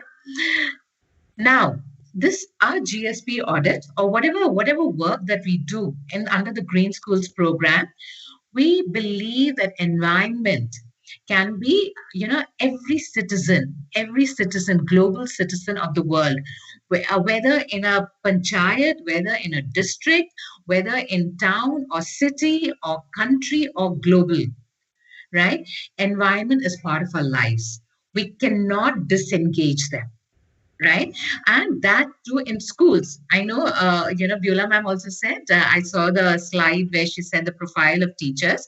Most of you from backgrounds from the science background, but as an individual, we need not be from any background. All of us have a responsibility to the environment. और मैं आपको examples दूंगी how even a history teacher, right, can integrate environment in their studies. मैं बता देती हूँ आपको, like, हर एक, especially in India, we had very good practices of rainwater harvesting, right? हर एक, there are historic, बहुत पुराने rainwater harvesting structures हैं. So even the history teacher can do a chapter, can do a lesson on forgotten rainwater harvesting practices. Right? There is a geography teacher. Geography to hame malum hai, right? How can geography teacher integrate environment? Right? They can talk about the different, atmosphere that Satyarthi sir had talked about yesterday in his presentation. Right? Even a home science teacher can integrate environment in their, in their subject. So therefore, it is very interdisciplinary. It cannot be taught in isolation. And it is the responsibility of every teacher to somehow integrate environment in how they teach, right?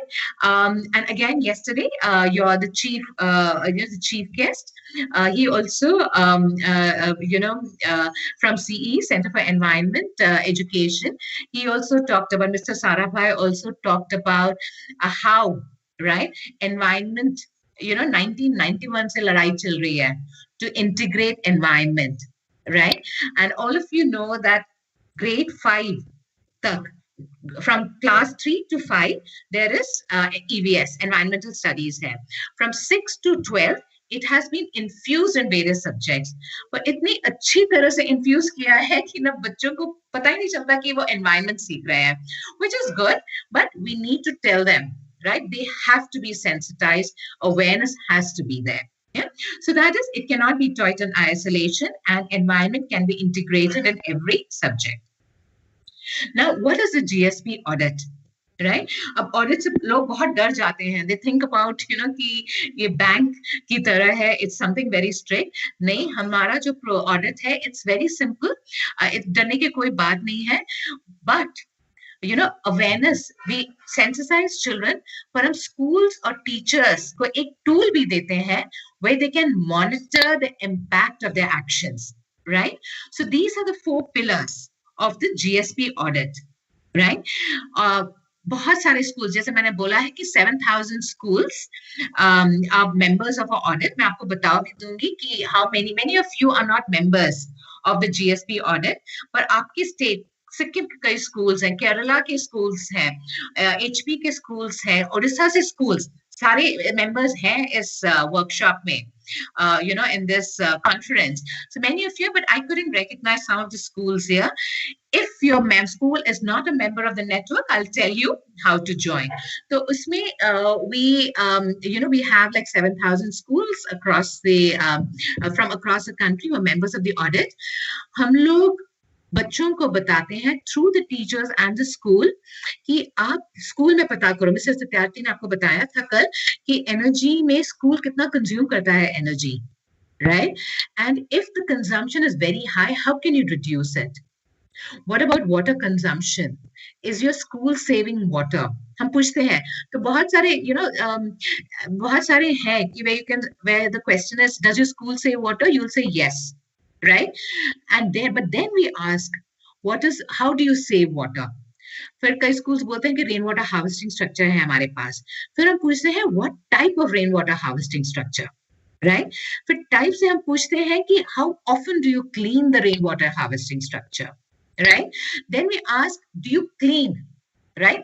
अब cleaning is also very important क्योंकि कचरा आता है and ground water में चला जाता है, right? So it becomes very important to clean. तो ऐसे हम questions पूछते हैं और 5 साल में कई schools, right? Can you see impact and monitor the last 2, right?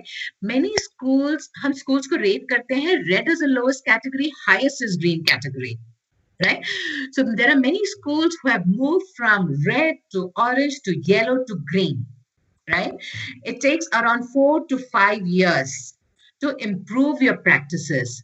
And there are many schools who are, especially government schools जो है, the state supported schools, their environmental footprint is very low क्योंकि बच्चे जो हैं, they either cycle to school or they come by public transport, right?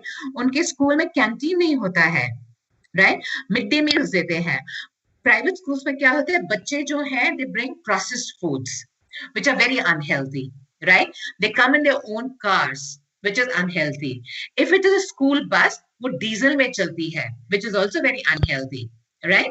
So, so we tell schools how to improve their environmental footprint. They monitor it and we give them a rating. But अब जो है, how do you sustain it?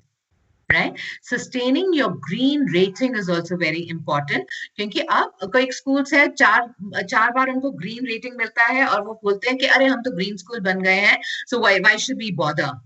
Right? That is not the answer because every grade of children, your environment, जैसे आप अपने subject सिखाते हैं, environment भी आपको करते जाना है so that you bring a generation of environmentally sensitive students. Yeah. Moving to the next slide.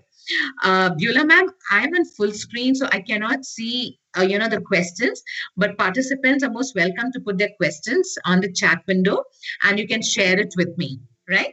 You can also tell me when to, how much time is left, especially during the last 15 minutes. Yeah. So, yes, ma'am. Yes, sure. Yeah. Thank you.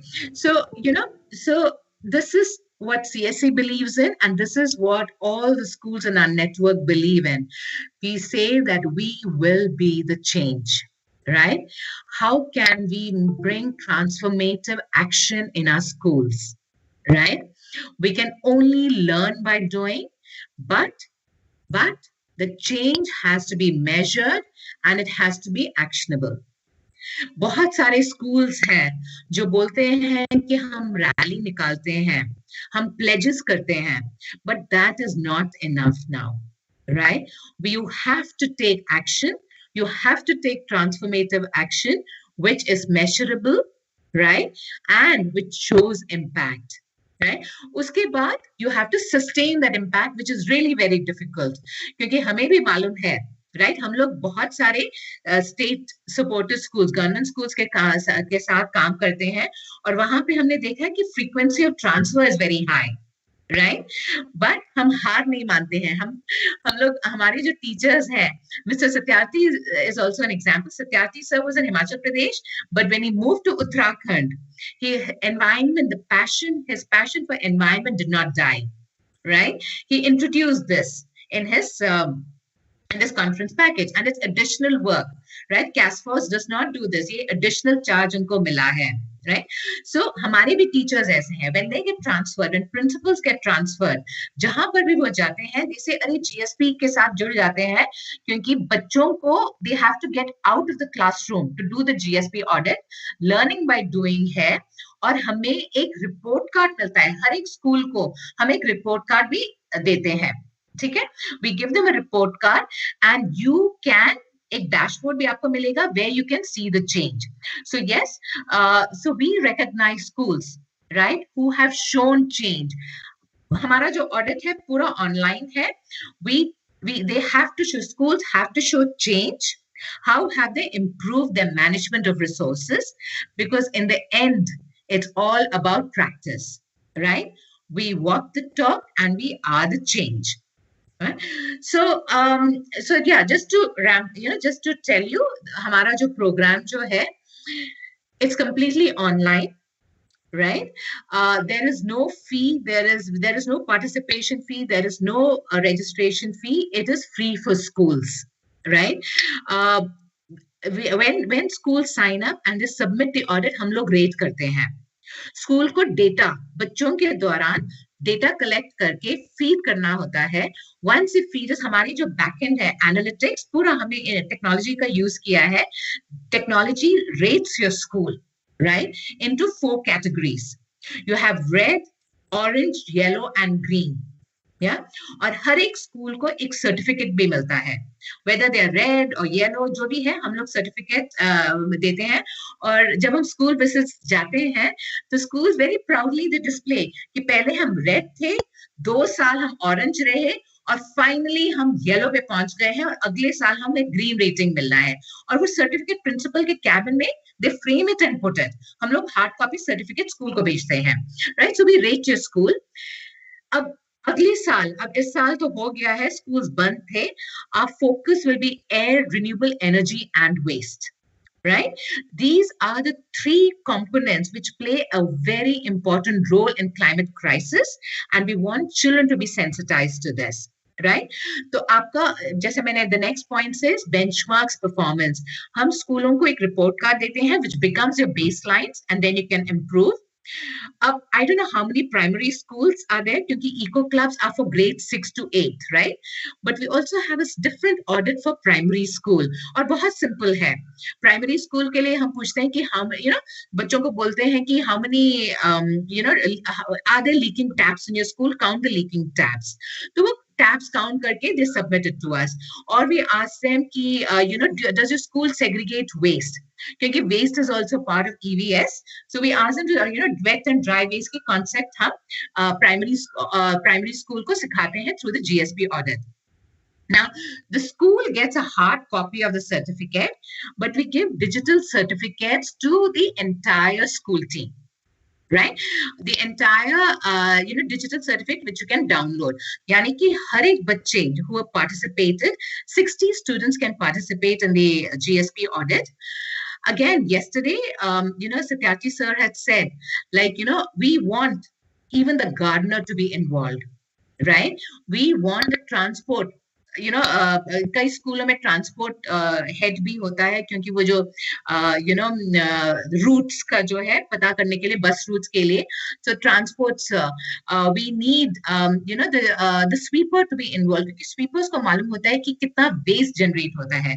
So we want every member of the school also to be part of the GSP audit team. They also get a certificate, and data validate करने के लिए हमारा जो backend है वो भी होता है, but we also do school visits.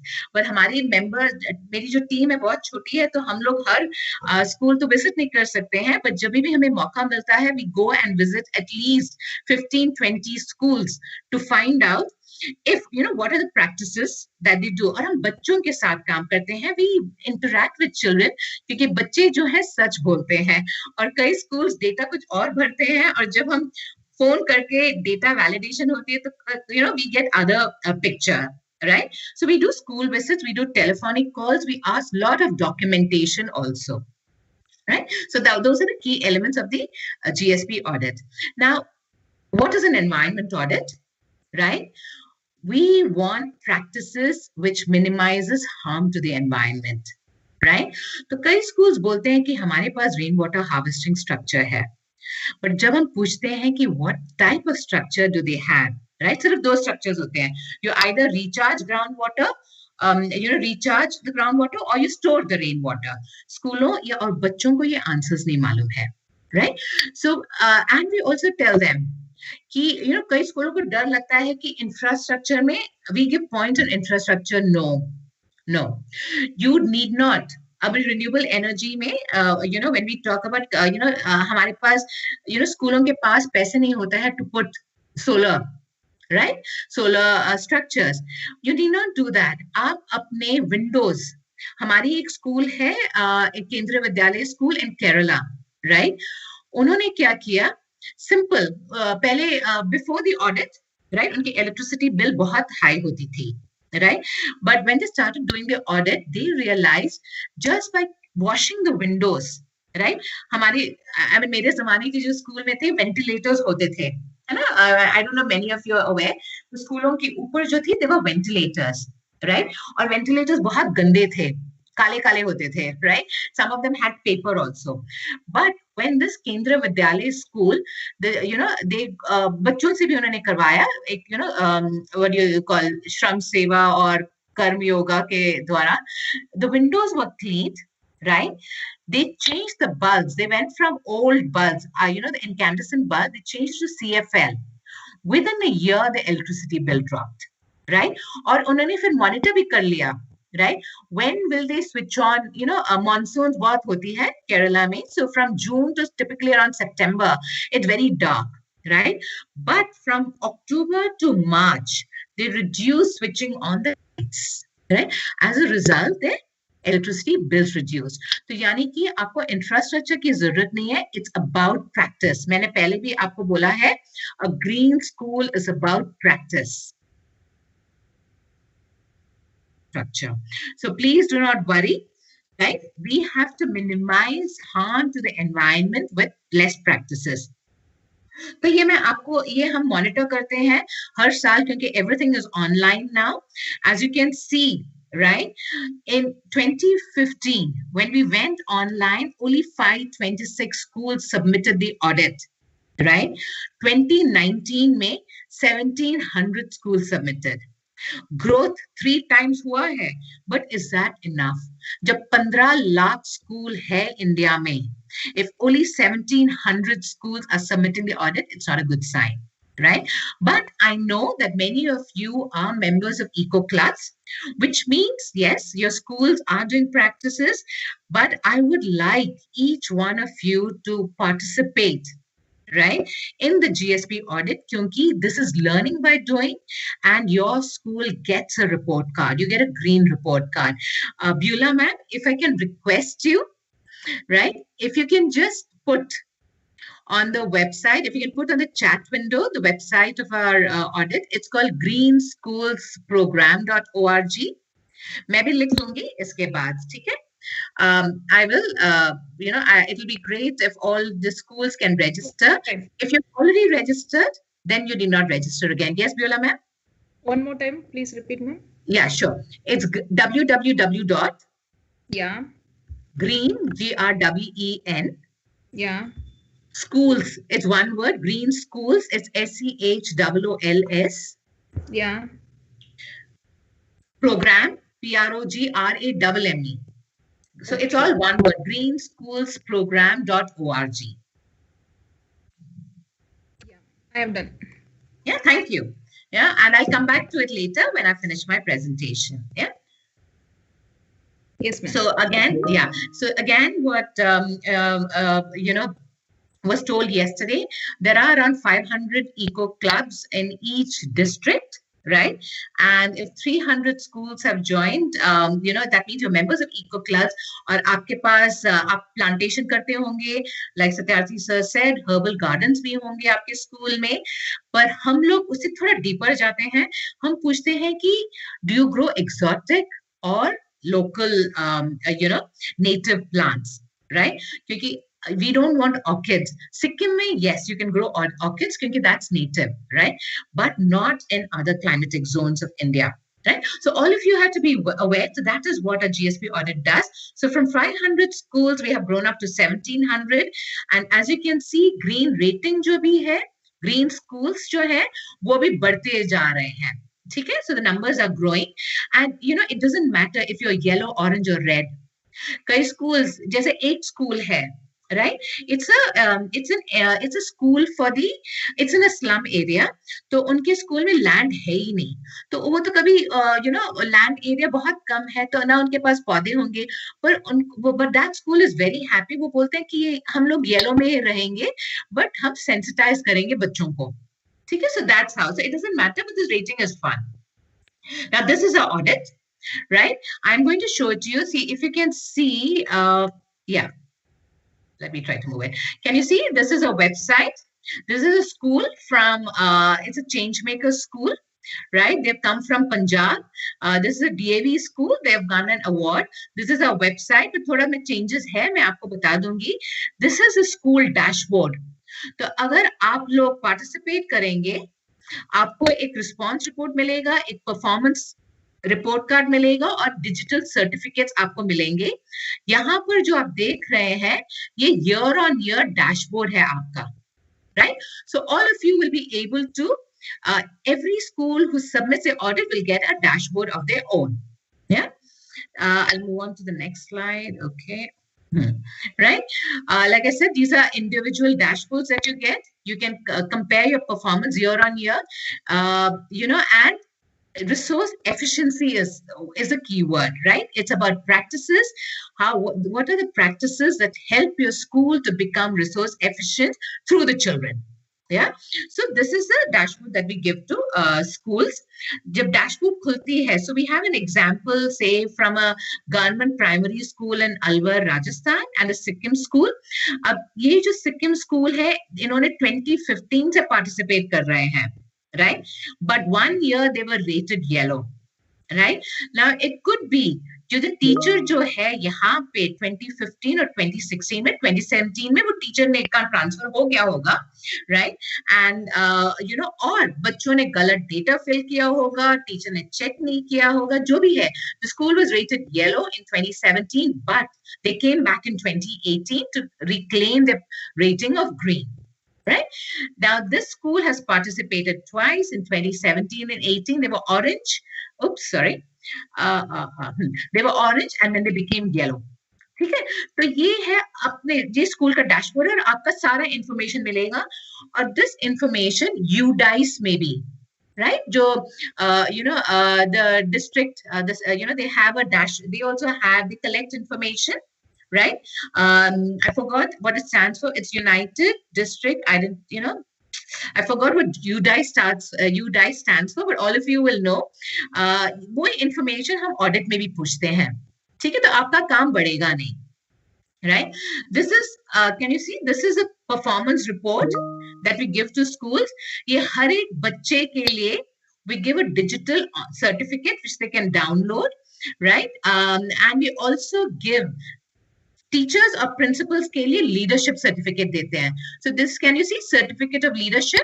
This is for the principal and the GSP coordinator, while children and the admin staff, everyone, they get certificate of participation. And this is a report card that we give to schools on how they can improve their resource efficiency, right? This is going great, right? हमारी audit जो है बहुत अच्छी चल रही थी, growth हो रही थी, and then came COVID-19 and lockdown. Right अब हम भी जैसे आप लोग हिल गए थे, हम भी हिल गए थे, and we were thinking how do we sensitize. Environment education को ड्रॉप तो करना नहीं है, बच्चे स्कूल नहीं जा रहे हैं, so how do we continue environment education. और हमने पूरा पलटी मारा, right, total 360 degree. We also went online, right? We started doing workshops. So if you become a member of the GSP network, we invite you for workshops.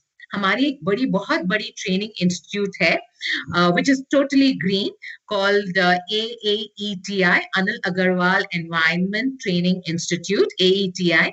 It's in Alwar, Rajasthan, and we invite teachers there. We pay for your travel, we pay for your stay, और हम लोग workshop करते हैं.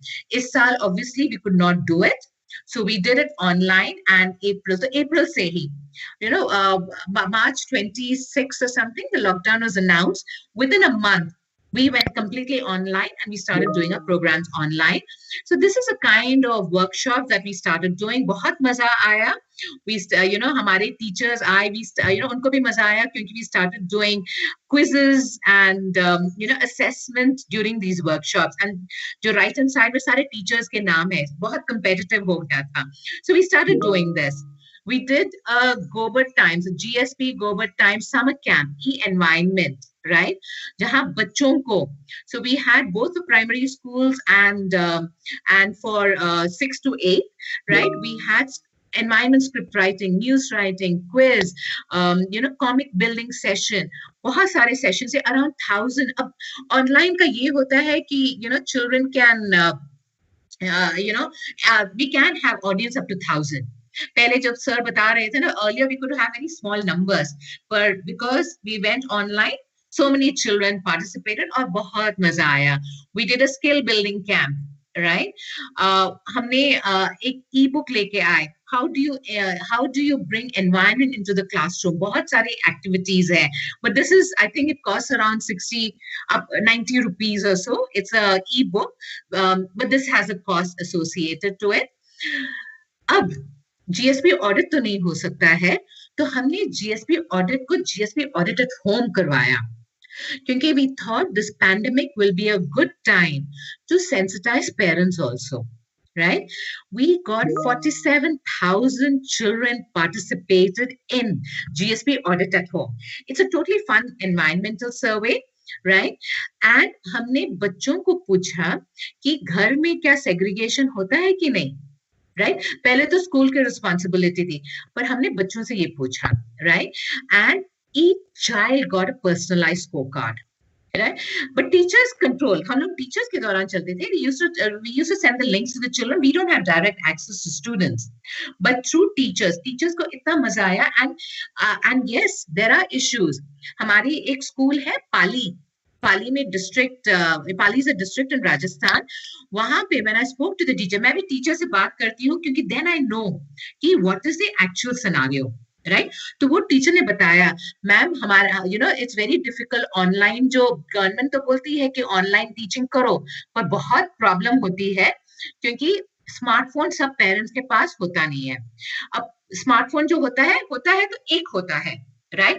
बच्चे होते हैं 3, right? 2 या 3 or whatever, and how do you teach them, right? क्योंकि electricity होती नहीं तो phone कैसे charge करें, right? So बहुत सारे hurdles होते हैं, but in spite of that, so I understand issues. I think there are government schools or people who come from districts. अब यहाँ पर भी power चली गई तो हमारी, we won't be able to connect, right? So this is an issue that India has. We do have power issues. How do we keep environment going? But हमने, look at the timing. July 1st we launched. 20 दिन में बच्चों को मजा आया. They involved the grandparents also. Many children involved the grandparents too. And they submitted this, and every 47,000 online scorecards were also emailed to children, right? So now coming to the three areas that the audit follows. Yeah, Viola ma'am, how much time do I have? It's 11:50. Ma'am, you have up to 12:45. So I have 15 minutes can be reserved for question and answers, ma'am, if you wish. Okay. Yeah, maybe we can break now. I can take 10-minute break. Break in the sense if anyone has questions before I dive into the audit sections. Right? So I will stop sharing. Let me stop sharing. Yeah, participants, if you have any questions, kindly type in the chat box. Yeah. If you don't have also, where is the chat window for me? Because I also want to. Okay, I will show you how you can sign up for GSP audit. Ma'am, the chat window is next to the participants. Show conversation. The second one, second icon on the top of the screen. Okay. I'll just posting a link. Yeah, and I'll also share teacher. So it's a second icon, right? A question has come in, ma'am. Mr. Jeevan, he has asked. If there is a good morning, all of you. I have one query. If there is a provision of issue of certificate for NSS, NCC, Scout, and Guide students, which is very useful in job documentation for them, but there is no provision for Eco Club student, whether they are district or state level price, whether there is any district or state level price is there. Yeah, I can answer this. I mean, it's not, I can't answer on behalf of NSS and NCC and all, but Jeevan sir, जो मैं आपको बता सकती हूँ, what I can say is that we give certificates, and in fact हम पहले बच्चों को certificate नहीं देते थे, but schools asked us, जो teachers जो हैं eco club, उन्होंने बोला जब बच्चे higher education के लिए जाते हैं या teachers को promotion के लिए, they would like to keep a certificate, right? So which is why we started putting digital certificates. So 60 children and teachers can download their digital certificates. हमारा जो है इस साल तो नहीं होगा, but we also have a Green Schools Program award ceremony in Delhi, right, where we provide accommodation to winning schools. और मैं Abdullah ma'am, I still need your help to find out the chat window.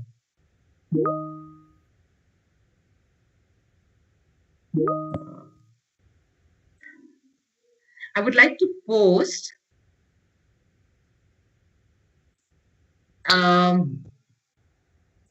Beulah ma'am, are you there? Ma'am, could you see the participants symbol? I can see the show participants, yes. Oh, right. Okay. Next to that. Participant symbol, it says hang up in mine. You open that, ma'am? Maybe it may be the chat box for you. Okay. Allow attendees to unmute. No, I can't find it. Okay, so I can't. Any icon showing conversation? No, I don't think I have access to that. I can't see the questions also. I can see open share, more actions, show call details. Maybe show call details? No. Raise hand. Raise hand. Left to that, raise hand.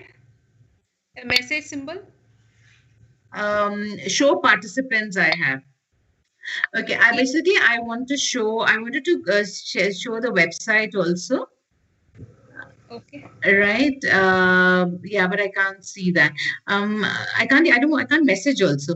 But basically so हमारी एक award ceremony भी होती है. So if you can wait just a sec. So, Miss Hita Ben, she has asked you, how can we join our school in Green School program? Thank you, Hetal ma'am. यही मैं आपको website दिखाना चाहती हूँ. I wanted to, okay, maybe let me share my screen. maybe that will help. Yeah, I'll share my screen और मैं आपको बताती हूँ कि कैसे करें. So so you type in greenschoolsprogram.org. ठीक है, ये आ गया. So this is Sunita Narayan. She is a Director General, right?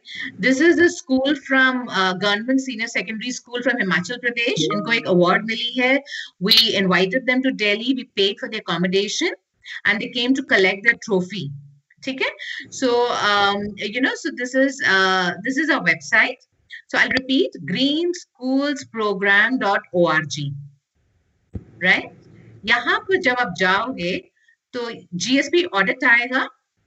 GSP audit में आएगा रजिस्ट्रेशन. आप रजिस्टर करोगे, right? This registration form will open, right? तो ये हमारे participants हैं.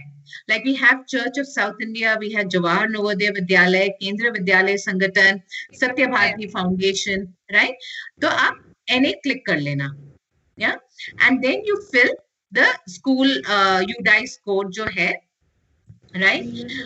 You put the name of the school, right? जैसे केंद्रीय विद्यालय OCF, हाँ, address पूरा डालना है. Now you press on India, select state. Ma'am आपने गुजरात से बोला था ना, right? What is the district? If Hital ma'am can mention a district. Ma'am, please type in the chat box.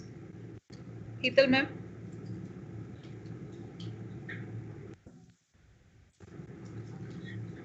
If she hasn't typed in, I can put Surat. Surat ma'am. Surat, huh? Okay. तो मैं सूरत में जाऊंगी, right? I select the district, city. I'll just put something. Pin code आप डाल देना. ठीक है, it's taking my address, yeah. Then आपको अगर STD है तो डाल दो. अगर लैंडलाइन नंबर नहीं है तो just put 00. आपका स्कूल में एड्रेस. Sorry? सर्टिफिकेट व्यू नहीं हो रहा है. नो ऐप बोल रहे हैं, प्रॉपर ऐप. ओके, स्कूल का ईमेल एड्रेस डालना है, प्रिंसिपल का नाम डालना है, मोबाइल नंबर डाल दो आप. Hital ma'am, if you are the coordinator, please put your name. You can put your email ID, put your mobile number. ये एक वेरिफिकेशन है क्योंकि बहुत जंक हमें मिलता है. So you I put 23 validation complete and you submit. So and हमें real time में पता चल जाता है. So if at least 3-4 schools can try, I will wait for 5 minutes and I will show you how, what kind of notification I get on my email when, when you submit. So Hital ma'am, you can try it. I encourage at least 2 or 3 teachers. If your school is already registered, then you won't be allowed to register again. Yeah, I will take 5 minutes, Biola ma'am, here. So if any school registers, I would like to take that as an example. बहुत simple process है. आप mobile से भी कर सकते हैं, desktop से भी कर सकते हैं. So I'll wait for 3-4 minutes, ma'am. Kindly the teachers who are very much interested, kindly register, and if you have any queries in doing that, kindly ask ma'am. Yeah, so it's called greenschoolsprogram.org और आपको फिर schools में जाना है, GSP audit जाना है और registration जो है यहाँ पर आना है. इस साइट में पूरा इंफॉर्मेशन दिया है, like FAQs are there, right? So all that is given. So I'll wait for a couple of minutes.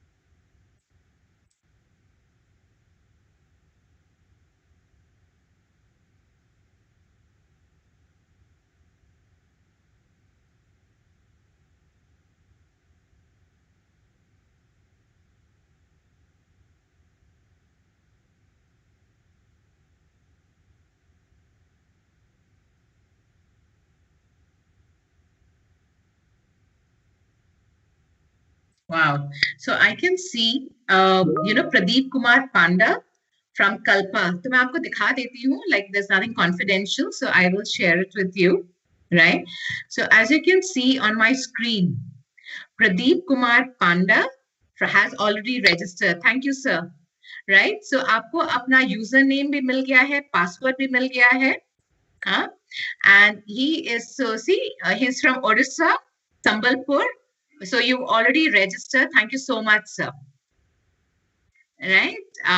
तो ये पूरा हमें ना रियल टाइम पता चल जाता है. Now you are a member of a network और आपको अपडेट्स मिलती जाएगी. अब इस साल तो खैर we don't have any activity except for members of the network. We have this huge event coming up. पर अगर हम जीएसपी ऑडिट एट होम करेंगे आपको जरूर नोटिफिकेशन मिलेगा. So can you see my screen? So I know that Pradeep sir has registered. Right?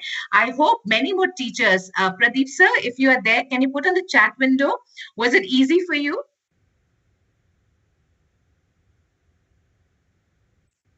I also have Hare Krishna Meher, right? Who has also registered. Right? He is from, he is from Odisha. Wow, Odisha लोग बहुत आगे हैं. हाँ, बहुत जल्दी register किया है. तो उनको अपना UDICE कोड भी मालूम है. Right? So thank you so much, Hare Krishna sir. तो आपको पता चल रहा है इस मीटिंग में 2 schools have already registered. Okay? So it's open, it's registration and participation, everything is free. So you don't have to worry about that. So thank you. So I think I can now, okay, wow. So Ruchi Negi ma'am has also registered.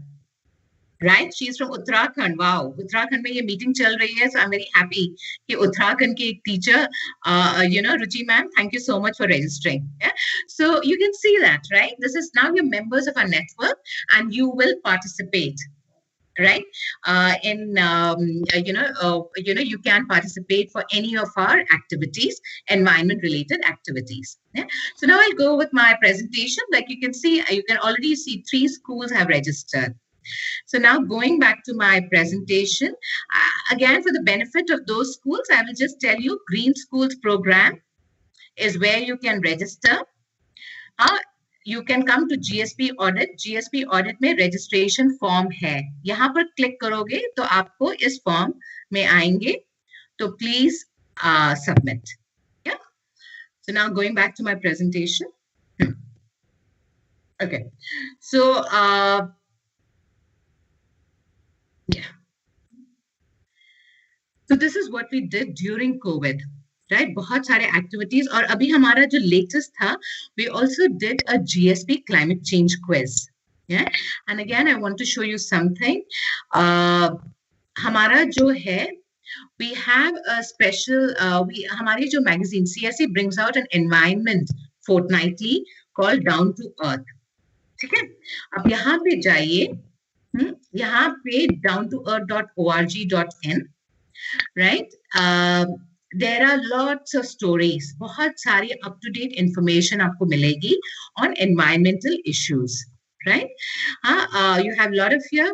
अब Gobar Times जो है, it's Gobar Times is an online environment online magazine for children. यहाँ पर आप click करोगे, right? We did a quiz. We did an environment quiz where close to 400 children from across India participated. And finally, there were around 17 schools who made it to the finals. So, अगर आपको एक quiz करानी है, how much do you know about climate change? You can click here, right? And you can participate, right? So there are some very interesting questions, that you can use it in your classroom teaching. Yeah.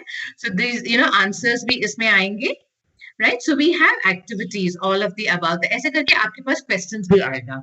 Right, so that's what so we did the climate change quiz also, and 400 children participated.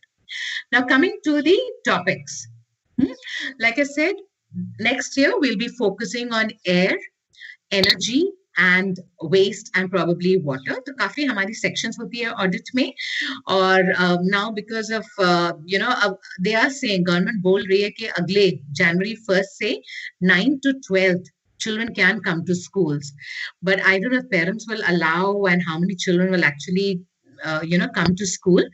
But तो इसलिए हम लोग इस साल GSP audit launch नहीं करेंगे, but be ready अप्रैल में if you are members, अगर आप रजिस्टर करेंगे आपको नोटिफिकेशन आएगी, right? Please do sign up and get your children to participate. So now, why are we focusing on air pollution, right? Now, you know that air pollution, air has no boundaries. So Delhi, आपको मालूम है top 20 polluted cities of the world में India has around 14 that come in the top 20, right? और Delhi में pollution is really bad, but it is not just Delhi. आसपास भी you have Agra, Banaras, they are all polluted. North India जो है, it is highly polluted. South and east and west of India is not that bad, but North India has the largest number of cities that are polluted. But air pollution, it does not mean कि air pollution is not there in Chennai or Bangalore, right? But वो मात्रा जो है बहुत कम है. It is not as toxic as north of India. Now we have to tell children, right? Why should they not use, diesel vehicles, right? And that is the reason why we have integrated air pollution in the GSP audit. But इसके लिए children should know who monitors air quality in India, right? And pollutants तो आप सिखाते हैं, right? I think in grade 6 and all you talk about particulate matter, right? So we educate through the GSP audit. हम teachers की training, हम लोग बहुत workshops करते हैं for teachers, right? हर एक state, जैसे हमारी हिमाचल प्रदेश के साथ partnership है, सिक्किम के साथ है, we have it with Bihar State Pollution Control Board, we have it with Andhra Pradesh NGC, और Andhra Pradesh always, the state always takes away the trophy. तो हमारी बहुत states के साथ partnerships हैं और हम teachers की वहाँ कराते भी हैं workshop, और हम workshops को ये सब सिखाते हैं, right? Most of your science teachers, so you do know it, but we also tell you how to use it in the classroom. क्योंकि environment, like I said earlier, is not an isolated subject, right? Unless classroom teaching nahi hoti hai, then how can we sensitize children? So we talk about these, right? We say that transportation sector causes a lot of pollution. We then tie it to the school's transport, right? हम लोग बोलते हैं उसके बाद है road dust. So अगर school में construction होती है, right? It's called CND, construction and demolition waste जो होती है, that also pollutes a lot. Dust उड़ती है. So what kind of pollutants do they release, right? And we talk them, we tell teachers about the policies. I don't know, many of you may know that India has Ministry of Environment, Forest and Climate Change. They have introduced this National Clean Air Program, right? And 122 cities, right, are part of this program. यानी कि 122 cities का ये जो target government में दिया है, sorry, right? 122 cities in India have to reduce the particulate pollution by 20 to 30% in another 4 years. Ab 2021 ho gaya, another 3 years. So it will be great, teachers, if you can go and find out if your city is part of NCAP. If you're part of NCAP, then it is important that you teach your children how to improve air quality. What is their role to improve air quality? Yeah. So then the next slide. Oops, yeah. The GSP audit there are a couple of things that we look at.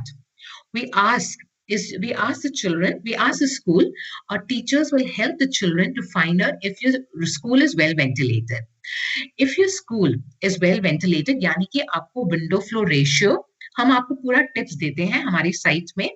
We tell you how do we measure, find out if your school is well ventilated. अब इस कमरे में मुझे light on करने की जरूरत नहीं है क्योंकि I have good, my windows cross ventilation है.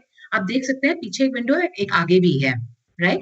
अब तो बंद है क्योंकि यहाँ पे ठंड है, but when it's open there is good cross ventilation and there is plenty of light. I don't have to switch on lights in my room. So children have to be taught that, right? Why ventilation is important. Then we ask them कि आपके school में अगर buses है, what type of fuel do they use, right?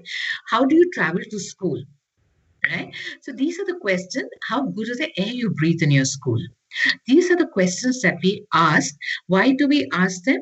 Because we want. कई स्कूलों ने किया है, जो प्राइवेट स्कूल्स है उनकी बसेस डीजल में चलती थी. स्लोली जब फेस आउट हो रही थी, ओवर टाइम उन्होंने सीएनजी बसेस खरीदने लग गए.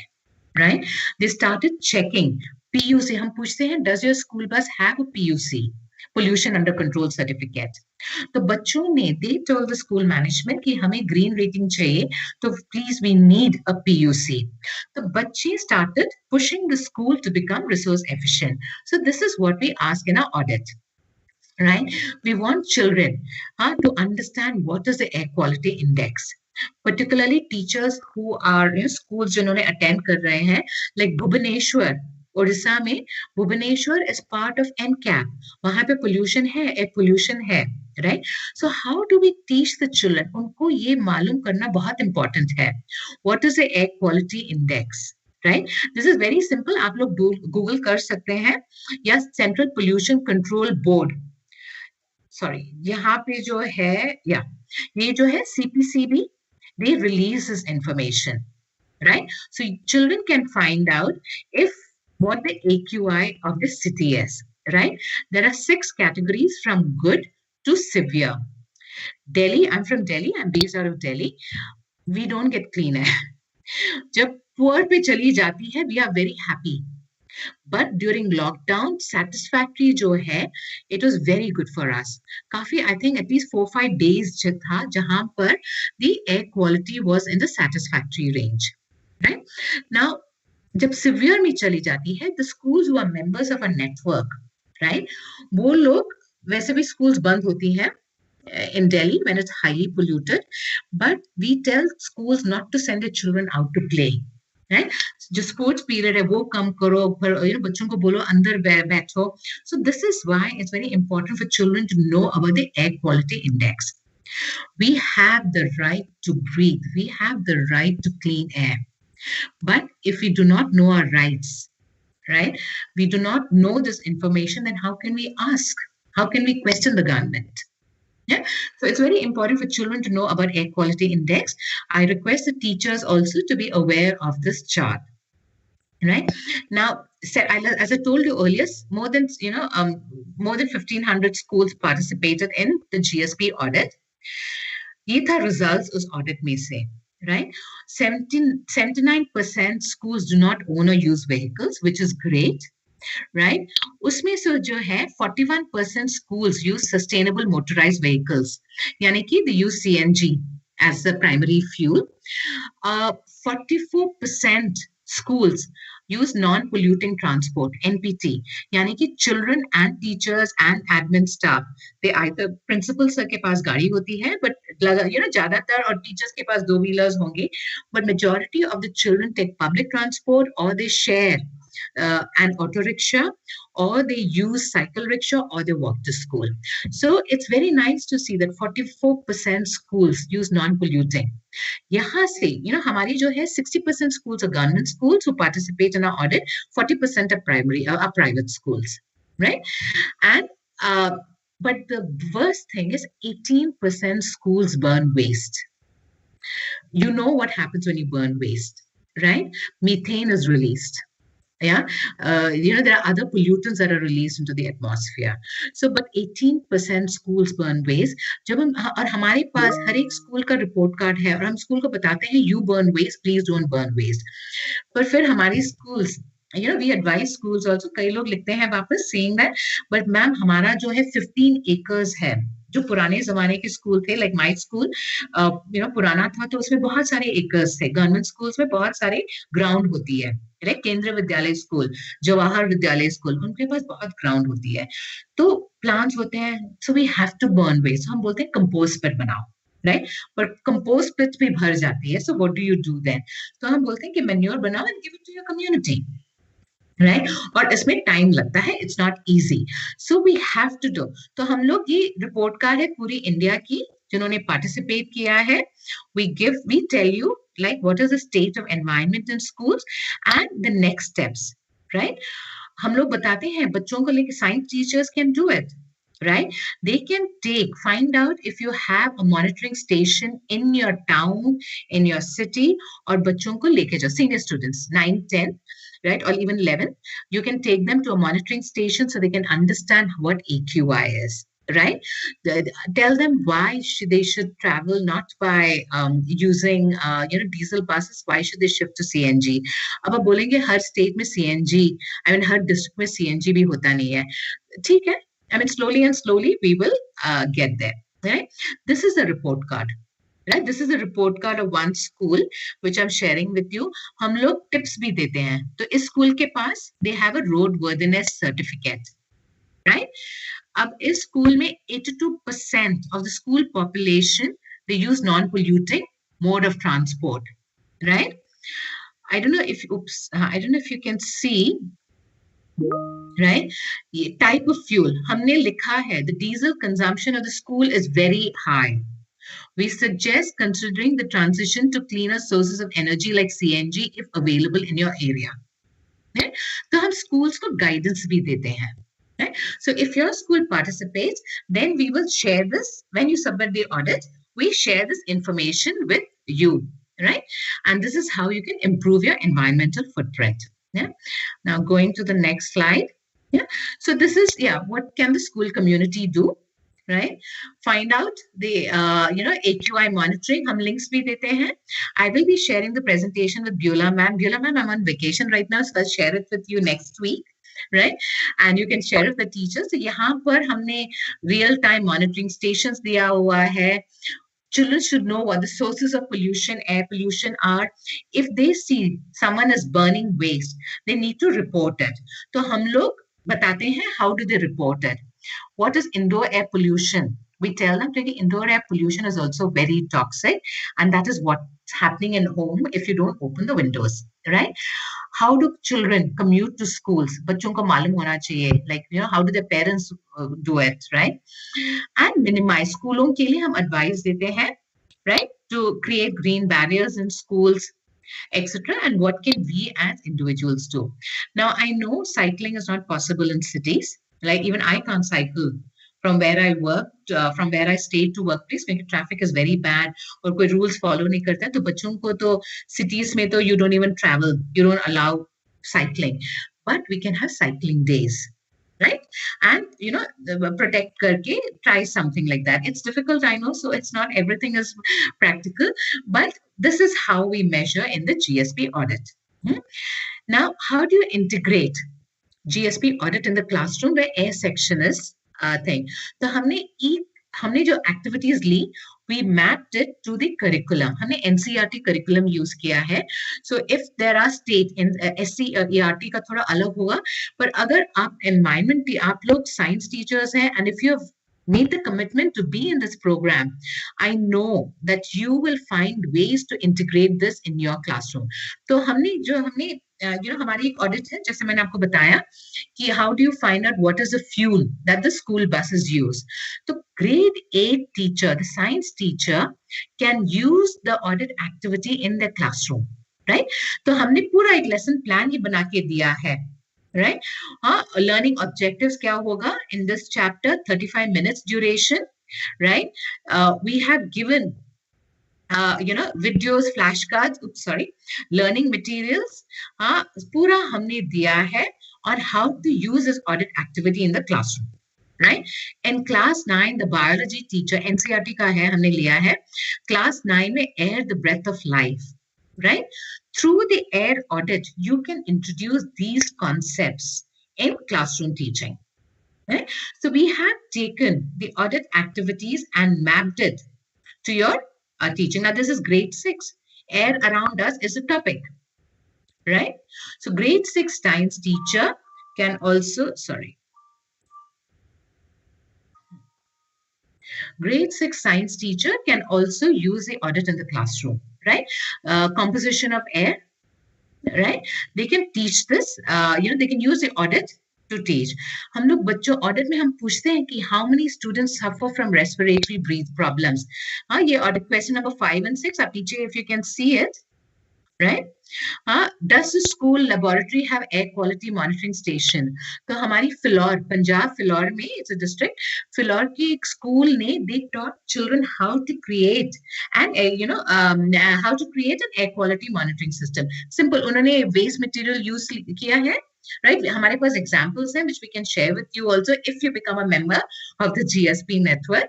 So we share examples. So this school used waste material and they created an air purifier in their school, right? और बच्चों के साथ, with the audit experiment, जो innovative teachers हैं वो सब ये introduce करते हैं. I know it's difficult, आपके पास time नहीं होगा, but for the sake of environment, please do all this. So that is what we teach in our audit. We also have exercise on indoor air pollution, right? And, like I mentioned in the end, homemade sensors and air purifiers, science teachers ने बताया है. So we talk about indoor air pollution, outdoor air pollution, सब कुछ हम air audit में सिखाते हैं. So this is an example. वैसे अभी time नहीं है. अगर टाइम होता है तो वर्कशॉप में हम एक एक्सरसाइज करवाते हैं टीचर्स के, find out what are the sources of pollution in this home, right? Bedroom, bathroom, ये एक एक्सरसाइज है. Now coming to the waste topic, all of you are from different parts of India. I have seen it in Delhi. I'm now in Bangalore. और Bangalore थोड़ा cleaner है Delhi से, but we have lots of waste. कूड़ा पड़ा रहता है road में. 62 million ton of waste is generated in India, right? But यहाँ पे ना ग्राम पंचायत का waste is not introduced. Yeah, आप देख रहे हैं, this is treated. Out of 62 million, only 12 million ton, around 12 million ton is treated. The rest goes to landfill. Now, why is this information important? Yeah, I mean, I'm going to share with you. Yeah, I will share with you. Treatment, waste being treated is very important. You teachers know that bahar dekhe, they release toxic pollutants, which adds to greenhouse gases, which adds to climate warming, and climate warming means extreme weather events. Yeah, with COVID-19, like I told you earlier, plastic waste is accumulated. So children need to know, right? How do we segregate waste? When we segregate waste, what do we do with it, right? So responsible management of waste becomes very important. Yeah. Schoolon ke saath, right? I think all of you may know it also. In 2016, the government introduces solid waste management rules. बहुत उन्होंने thought through किया है, and स्कूलों के साथ तो हमने वो जो बड़ी पॉलिसी जो है उसमें से हमने स्कूलों के लिए we said schools should segregate waste, if not into 3, at least into 2 categories, into wet and dry and a domestic hazardous waste. Yeah, और हम बच्चों से पूछते हैं तो every school, right? Schools you can find out your own way to manage your waste, right? and ये है typical, ये हमने स्कूलों का मैप किया हुआ है. स्कूल में सबसे बड़ा होता है पेपर वेस्ट, फिर होता है garden horticulture waste, then you have e-waste, right? Then biomedical waste and sanitary waste. Sanitary waste has become a big issue in schools, and schools have started burning it. I know in HP they give incinerators. Please don't use that, right? Find out, it's best to give it to a biomedical facility, यानी कि एक type होनी चाहिए, right? So I know it's not easy, but schools have done it. हमारे पास बहुत examples हैं जो schools हमारे साथ audit किया है. They have actually tied up with a hospital, and monthly sanitary waste is collected. A biomed, plasters and cotton जो है, biomedical waste is taken to a hospital and is incinerated. Right? So ऐसे करके we have found out what are the types of waste generated in a school, right? And this is a picture, right? It's very good news that 82% schools segregate waste at source. तो मेरे ख्याल से आप लोग भी करते होंगे, right? You must be having 2 dustbins in your school, right? And 56% compost waste, wet waste. अगर आपके पास मिड डे मील्स, आपके स्कूल्स में मिड डे मील्स है, तो please collect that wet waste and start composting it. So only 50% schools actually have composting. या मैंने पहले भी बताया है 37% schools burn waste. half of them, यानी कि half of 37% burn waste inside their school. So imagine breathing कितनी difficult होगी बच्चों के लिए. right? So these are practices. Like I told you, it's about green schools, it's about practice, not infrastructure. So these are the practices of a school. It's fairly good, but we want schools to stop burning, right? Now, what can the school community do, right? There are 3 steps. पहले आप baseline करो, right? Find out how much waste is your school generating. तो आप wet or dry और एक hazardous waste. हर एक waste जो stream है, right? जो मैंने आपको इस slide में दिखाया था, yeah? Map ये सब streams of waste. Who is disposing it? Where is it going? Right? ये सब audit में हम questions पूछते हैं और schools को पता भी चल जाता है. Right? So first you develop baselines, right? Then have a policy in your school about segregation and treatment, right? Yeah. Now I have given 2 schools. Both of them are from Himachal Pradesh. मैंने बोला कि हिमाचल प्रदेश के साथ हमारा बहुत अच्छा partnership है. There's this government school in Chair. मैंने पहले भी बताया. They moved from orange to green. Simple. पहले उनका एक डस्टबिन होता था. Waste used to be mixed. They started doing 2 bin and 3 bin. अब आप बोलोगे कि 2 bin and 3 bin में, you know, it's waste. How you know we have to spend money. School management बोलेगा हम लोग इतने डस्टबिन ही देंगे. Please be creative. आपका जो paper, you know, कोई भी cartons जो आता है market से खरीद लो and start putting dry waste in cartons. Right? So use cartons, started doing. So this school and government school, they started doing, you know, they started segregating their waste, mixed bins, they start mixing their waste, and then they started composting. पहले वो अपना waste, honesty भी देखो, this school ने सच बताया है, right? और मेरी टीम गई थी स्कूल में and they actually saw that the school has separate bins and they have बच्चों से पूछा कि आपका कूड़ा कहाँ पर आप burn करते हो? बच्चों ने बोला कि नहीं अब हम waste burn नहीं करते हैं, ठीक है? So that is how the school became from orange. इनका double promotion हो गया, from orange they went straight to green, right? Then there's a Shivalik school. They also started segregating waste in their schools and they became change maker schools. The choti si tweak karte hue, you can make changes in your school. Now, how do we integrate waste? You know, in आपके you know classroom teaching में. तो ये chapter 6 science में you have a chapter called garbage and garbage out. Right? SCRT में each state will have to look into it. ICSE board, CBSE board, everything you guys will have to take a look at it. Yeah. This chapter में you can teach segregation and tie it with the GSP audit. Yeah. In mathematics, you can teach volume. Right? How can you, you know, how much waste children school में करते हैं बच्चे, they actually weigh their waste. Right? So you can teach about, you know, in mathematics, you can add this subject and, you know, they can determine the quantity of waste generated. They can weigh it. So you can teach about length, weight, volume, etc. In mathematics chapter. Right? These are all the tools that we give to teachers who attend a workshop. There's a framework for segregation, plastic films हम देते हैं बच्चों के लिए, the class teachers can show. So there are a lot of films and all that we share. Now coming to the topic of water. Yeah, the time is now, I have 15 minutes to go, so I'll quickly go. Now, I don't know how many of you teachers know that Ministry of Housing and Urban Affairs have said adults के लिए we can do 135 liters per capita, right? आपने कभी measure किया है how much water you use? When I joined CSE 6 years ago, I started doing it. मैंने अपना कचरा भी, once I joined CSE, I started segregating waste at home. Right? Then I knew कि मेरी quantity क्या है. अब मैं, you know, कूड़ा में mix नहीं करती, अलग करके देती हूँ कूड़ा, you know, when I dispose of my waste. Water also started measuring. मुझे मालूम नहीं था कि, you know, 135 liters is what the government has allocated. When I started measuring, पहले मैं shower bath करती थी, अब मैं bucket में करती हूँ. मेरा bucket है 14 liter. Right? So if you see, so I started mapping how much water. These are just all the activities. Right?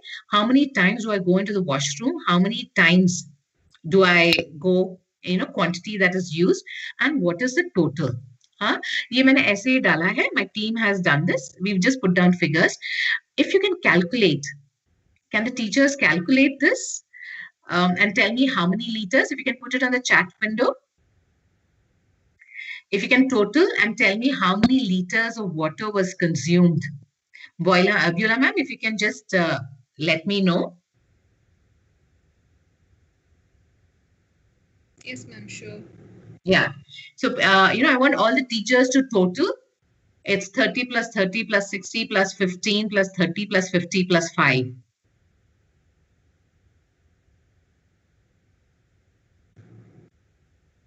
If all of you are attending, then you can, if you're paying attention. If anyone has put in the chat window. Yeah, people can just sum up and tell me the answer in the chat box so that I can mention.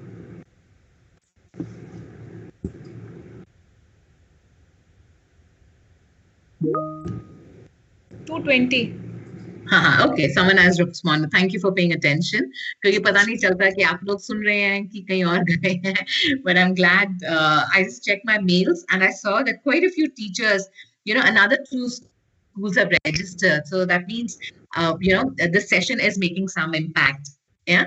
So yeah. So so if you see, right, 220. Now 220, we have gone over and above 100 liters more we're consuming. Right? So once I joined CSE, once I knew how much was I using, I tried to limit my consumption of water. I started prudent water management. Right? Anji? Yeah. Sorry. So, yeah. So as you can see, CBSE has also said, right? I don't know how many of your schools are CBSE, from CBSE schools. Schools have to become water efficient in 3 years. Yeah. So this is what we had put down. Yeah. So this is where, where we have said, so CBSE has done in 3 years, they're given a target of 3 years to do this. Yeah. Now again, like I said, this is the All India report of schools who did our audit, right? We've only 79%, 79% schools use groundwater. It is not a good thing, because the more groundwater you use, you are exhausting the resource there. And if you're using groundwater and if you're not doing rainwater harvesting, it's not a good practice at all. I don't know how many of you teachers how many of you know that your schools have rainwater harvesting structures or not. Please find out, right? Please find out and see if they are practicing efficient rainwater harvesting. So this is what we have. Again, this is a picture of what schools do. This is a report card of a school, right? Here again, we do per day per capita consumption, and we tell them how they can improve their water efficiency in their schools. This is a diary maintained by a school, right? This is a child. This is an exercise done by a school for the grade 5th standard, and ये बच्चे ने diary, और हमने सुंदर किया है. वैसे it's a handwritten thing. So this is what a school has done, right? A child has maintained this diary. So this is how schools are sensitizing their children too, right? And what do we find out in the water audit? हमारे जो water audit में, we ask children, how does your school have a rainwater harvesting system, right? If you have a rainwater harvesting, do you storage water or do you recharge structure, right? And there are many questions. If rainwater is stored, it can take off horticulture water requirement. If it percolates, right? If you're doing groundwater recharge, then it helps to increase the groundwater table. Or हमारे schools, there is a school in Madhya Pradesh, Gyanoday Mandir, उनका water table level has increased. And they do simple. एक ताला लेके, they, even they didn't buy an expensive machine to measure the groundwater table is increased. उन्होंने एक मोटा ताला लिया है. They use plastic thread and they started measuring if the groundwater table is increased, right? So this is what we want schools to do. Here too, there are groundwater lesson plans, right? Rainwater harvesting, it is a topic in grade 6, right? You can teach, like I said, mensuration can be taught in grade 6 in mathematics by talking about the rainwater harvesting potential, right? So you can see, right? We would like, हम लोग एक formula देते हैं स्कूलों को to find out what is the rainwater harvesting potential of your school. The formula is available on our website too. So this can be taught by the mathematics teacher, right? In grade 6. So, you can introduce topics like this in, by relating it to the audit. Yeah. Then storage of water, right? You can have group discussions, right? And this is taught. Storage of water, there is a chapter in class 7 in science called Water, a Precious Source. Now, the audit activity, storage of water, can be taught in that chapter. Yeah. So, okay, right. So these are examples again that we have given children, right? Now, coming to energy, we encourage schools. Again, Satyarthi sir had talked about yesterday, right? If you audit your energy consumption in your school, you will be able to bring about changes by just switching off lights and increasing the day lighting in your room, right? Simple practices, say. Again, it is difficult to move to solar. Not all schools have solar, have the financial resources to encourage solar. But again, in our audit, yeah, there are schools जो 4 साल से audit कर रहे हैं. They've spoken to the management and 1-2 solar panels लगाया है to improve their consumption. Yeah. So these are tips too, where we tell schools, right, how to, how can they even put 2-3 solar panels to take care of their of their energy consumption. Sorry. Yeah. Only 8% schools, hamara jo audit hai, they said only 8% schools have 75% energy needs met by solar and biogas. Biogas is very popular in Kerala. Many schools have biogas for their school canteen or even in the staff room. They use biogas. Yeah. This is what schools can do. Like, this is an example from a Madhya Pradesh school where they use bio pellets in the school canteen and they save 70,000 per month. The school was very smart. It's one of our GSP schools. When you show your management कि financial savings होती है, then the management is bound to do it. So बच्चे or teachers, they formed a team and then they showed how the school can save money, and slowly the school converted to become energy efficient. Yeah. So these are all again energy lesson plans हम बनाते हैं. RE is taught in grade 10 for science. So you can have group discussions, etc. In schools. Yeah. So that brings me to the end of my presentation. Right. I will be sharing it with everyone. And Beulah ma'am, I hand over back to you. We have 5 minutes. Yeah, please participate. Thank you for the wonderful session. Now I request our participants, if you have any question, kindly type in the chat box. Yeah, I can, let me share. I would love to share the screen with you. Right, let me share the screen to show how many schools have registered. I'm very happy to see this. Just now, ma'am? Yeah, let me show. Yeah, just now. So this is how let me show. So can you see 1, 2, 3, 4, 5, right? And you can see the names here, 5, 6, 7, 8. 8. Wow, look at this. So many schools have registered, Beulah ma'am. Yeah, that's great, ma'am. Wow. So wow, look at this Green Schools program registration. Yeah. Thank you all of you who have come to this session and have registered. I have a question. Dashrath sir. Dashrath sir, you are from Inter College. You are from Uttarakhand. आपको ये confirmation mail आ गई है?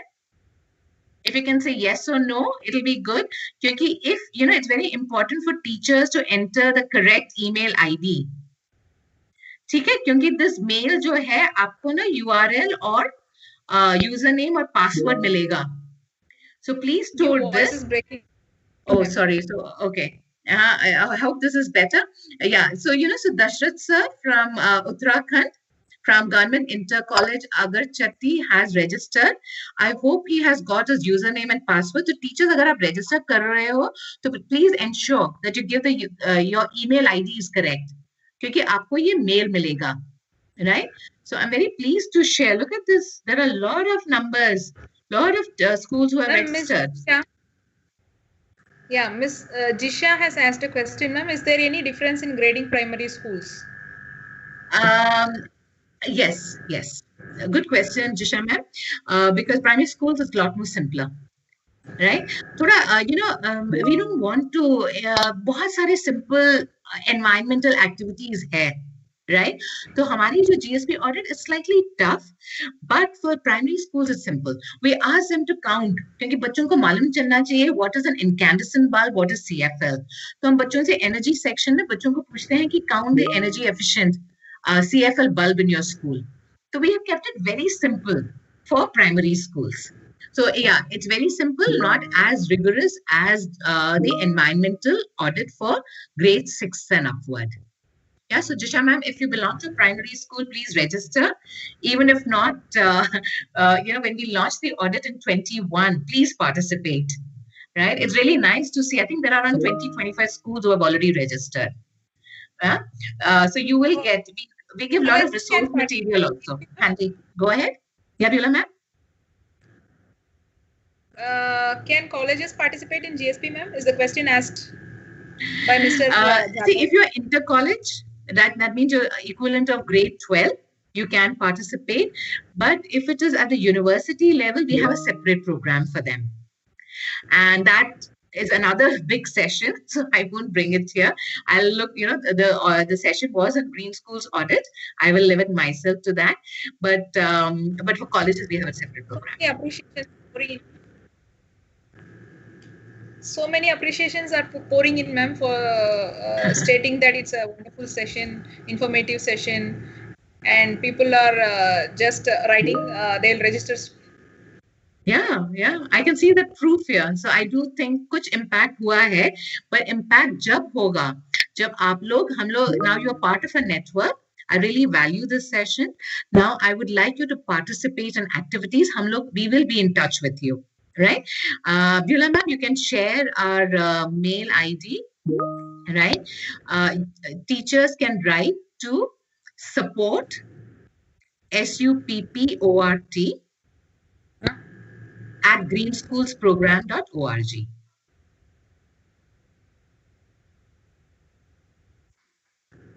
At greenschoolsprogram.org. Yes, ma'am. My email ID is Ranjita, RANJITA, at cscindia.org. Please repeat, ma'am. Yeah, Ranjita, RANJITA. Ranjita. At cscindia.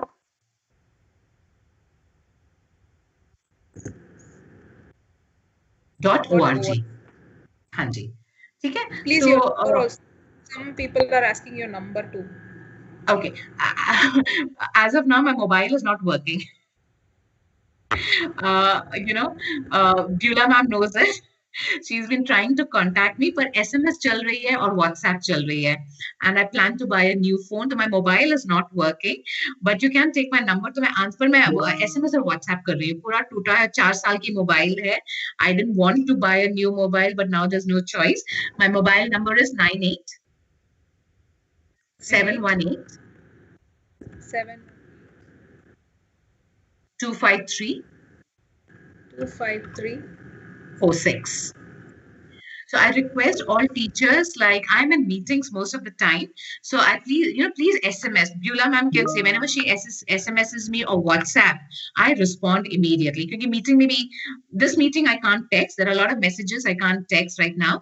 But after this meeting, I'll be attending to all my SMS and WhatsApp messages. So I'm very quick on SMS and WhatsApp. So please identify, give your name, your school name, and put your query. Right, and I will respond to you. Some more queries are there. Sure. Sangeeta Sonu, ma'am, she has asked, Madam, हमने पिछले 2-3 साल पहले green school programme में register किया था, तो फिर से करे क्या? नहीं, बिल्कुल नहीं. Ma'am, which school? मैं अपनी dashboard भी, which school are you from? She is from Khandwa. I don't know, ma'am. Khandwa, okay. Sangeeta Okay. Sonwane. Okay, ma'am. No, I'm very happy to have a participant, a member of the GSP network here. Right, I'm very happy. I wish I could see the teacher's face. But I want to say, ma'am, if you're registered, please do not register again. Right? Actually, just give me a moment. I will show you. Miss Sujata, she has asked you a question, ma'am. Yeah. Ma'am, in our school, there is lot of water problem. Oh, okay. No proper facility to do good to our school environment. Last 5 years, I am trying to make a garden, but she cannot, I think. Okay. So what should you do?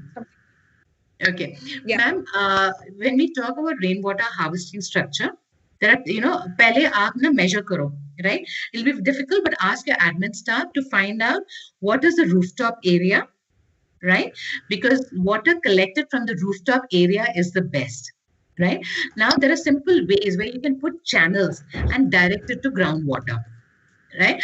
एक पूरी session है. We have a full session on rainwater, on water management. Right now, I can't give it. But they'll find out what is the rooftop area, what is your unpaved area, what is your paved area. Right? And there is a formula on our website also. Right? Through that, yeah, you can find out what is the rainwater harvesting potential of your school. Once you find that out, then tell your management, ma'am, अगर हम लोग इतना water save, rain water, right, collect करेंगे, this is this much water we are saving, and we can manage water in our area. Now, ma'am, also we need to find out what is the average rainfall in your area, right? Now, even in a place like Rajasthan, where you think it's a desert area, wahan pe they the traditional rainwater harvesting systems are excellent, right? Because जो हमारे ancestors हैं, they knew about rainwater harvesting techniques, which we have forgotten. So you need to go back, find out the rainwater harvesting potential of your school, find out the average rainfall in your area, accordingly start doing it. There are many examples. हमारे पास बहुत अच्छे case studies हैं where schools have actually increased the groundwater table. Right? And year on year, एक inch करके they have improved it, क्योंकि each year they monitor their impact. Right? It's a good question, ma'am, and I wish I could devote more time to it. But you can also wastewater, जो आपका school में जो होता है ना, wastewater, try to treat that wastewater using small practices. Right? Now that's another session also. So it's a very big topic, which I will not be able to cover. But please write to me. Maybe I can give you tips. You have my email ID, ranjita@cscindia.org. मैं आपको examples दूंगी. Yeah, yes. And give your area also. Yeah. Mr. Manohar, he has asked a question. If we register now, if I get transferred to another school, then what about my registration? Yeah. So, sir, see, I'm sharing a dashboard with you. This is a this is a backend, right? Here we have all the schools registered. So if if Sangeeta ma'am can tell the name of a school, right? So abhi, can you see 29/12/2020? अगर आप ये हमारी backend है, मैं कभी दिखाती नहीं हूँ किसी को ये. Right? So I share. So you can see so many schools have registered 1250. As we speak, schools are registering. Right? So if Sangeeta ma'am can share the name of the school, right, I can find out from here if your school is registered or not. Yeah, and if your school is registered, I will tell you not to. So, so to answer your question, sir, if you get transferred, which happens very often, right, you will have to send us an email. Right? Please send us your email saying that that you are transferred and this is a new GSP coordinator. हम लोग ये जो database में update करेंगे and the new GSP coordinator will get our emails. Yeah. Now, yeah. So new data. Now, when you go to a new school, right? What Satyarthi sir has done, he went to a new institution. He introduced, different people he was in touch with for the environment for schools, right? Similarly, if you go to a new school, find out if the school is a member of the GSP network. अगर वो नहीं है, please register your school. If it is, and if you want to be the GSP coordinator, please ask the principal to say that you are the new GSP coordinator. पूरा हमें details भेज दो, your email ID, mobile number and name, and we will update in our dashboard. हमारे dashboard में, and you will start getting all our notification.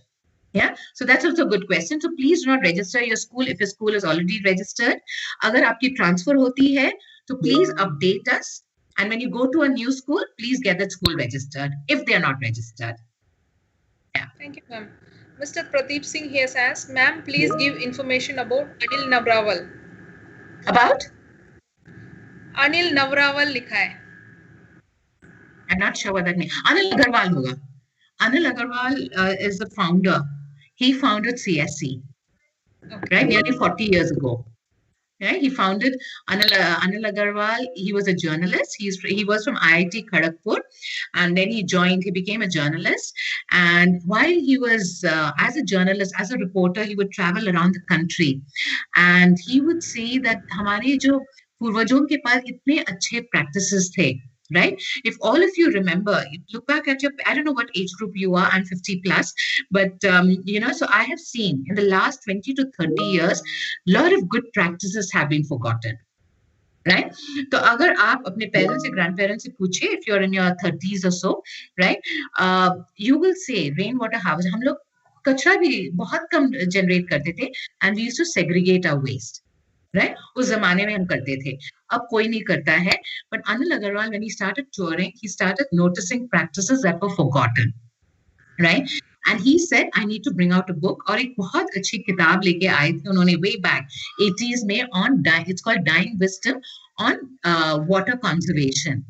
It's a fascinating book, and it's history is also combined into it. Science is there. Everything is fused together, right?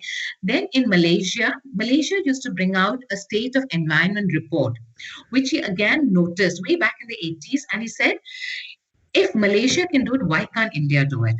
Then he started bringing out the state of environment for India.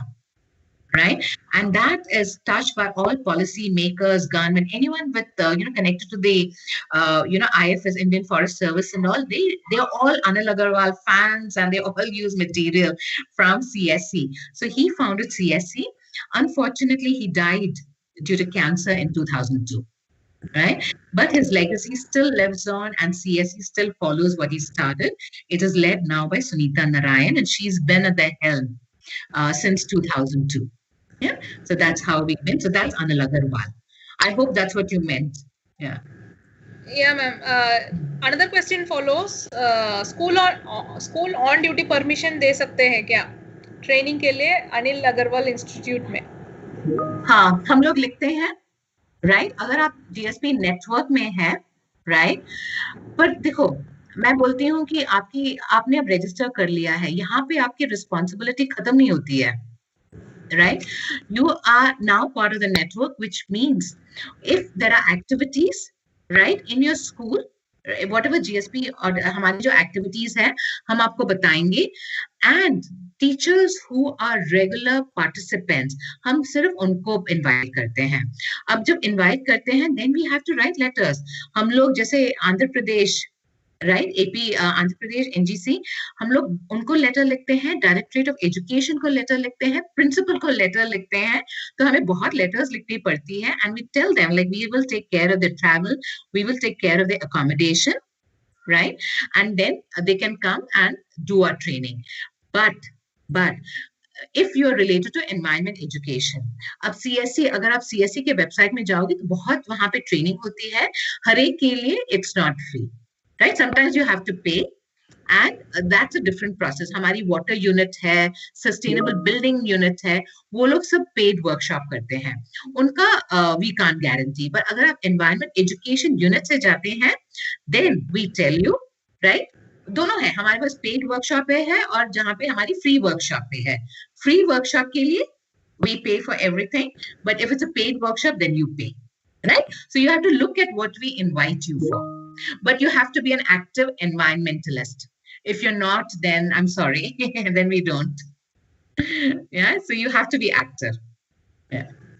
Thank you very much, ma'am, for the informative session.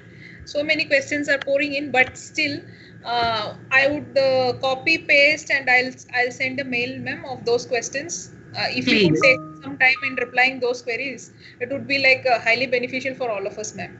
I certainly will. I certainly will. I mean, if people are spending time here, right? I wish I could see your faces and your names also, but unfortunately I can't because yeah, that's very important.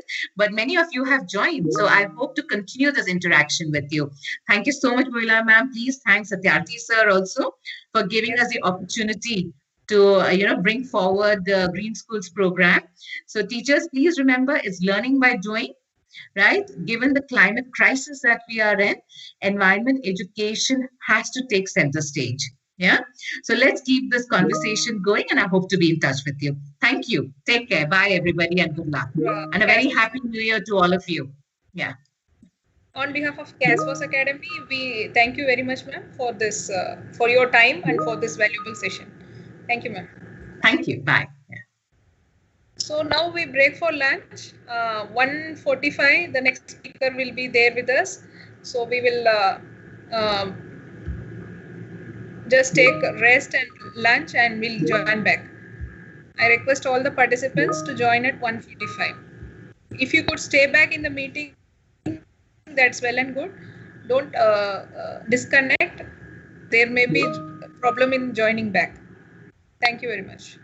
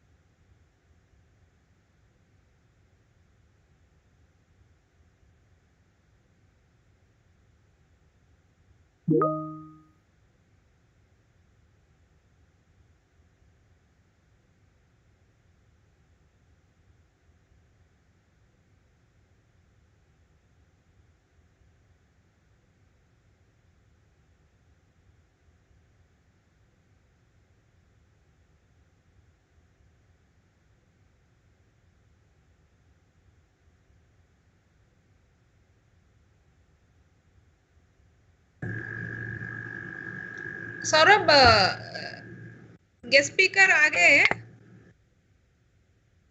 so make him a presenter. I am just searching his name, Dr. R.R. Deshpande.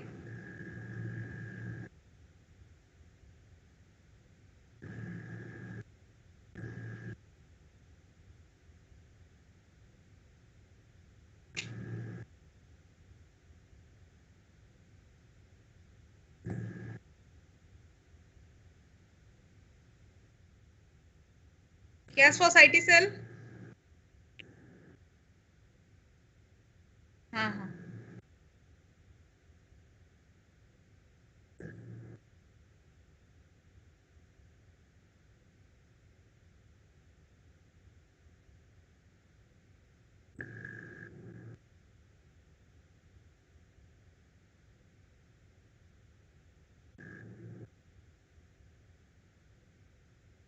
So welcome back for the afternoon session and the last session of the 2 days training. So I have one more announcement to you all. We are just going to paste the link of the feedback form for day 2 and for overall course as such. So in shortly after the start of search session, we will be pasting the link in the chat box. Kindly fill the feedback forms as soon as possible as we are heading towards the validatory function.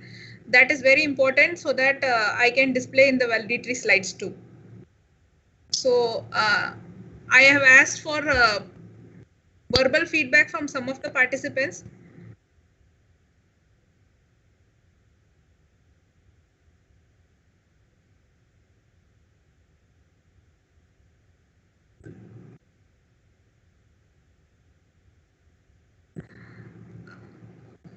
Saurabh sir का नाम इधर दिख रहे हैं, Suryakant Baburao Sapkal. Suryakant Baburao Sapkal.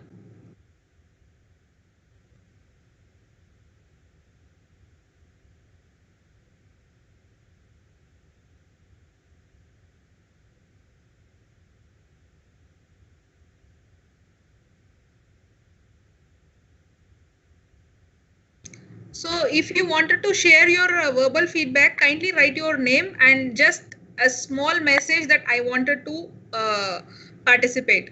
Otherwise, I could not get you why you are writing the name or for what purpose, that is if it's not mentioned.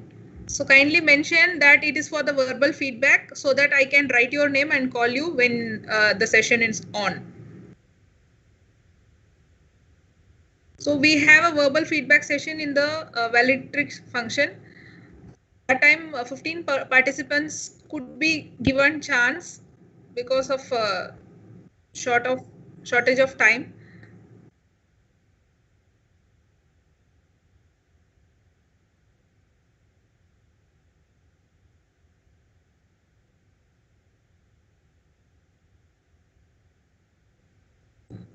Sir, we are audible, I think.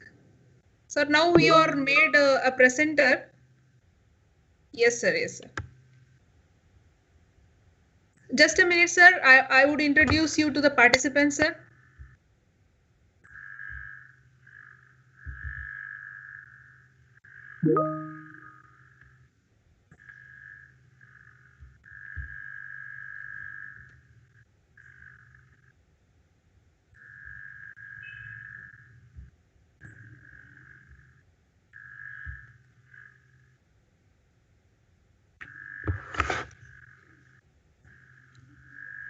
So now we have our guest speaker, Mr. R.R. Deshpande. He is presently working as a director, MGM Clean India from 2016.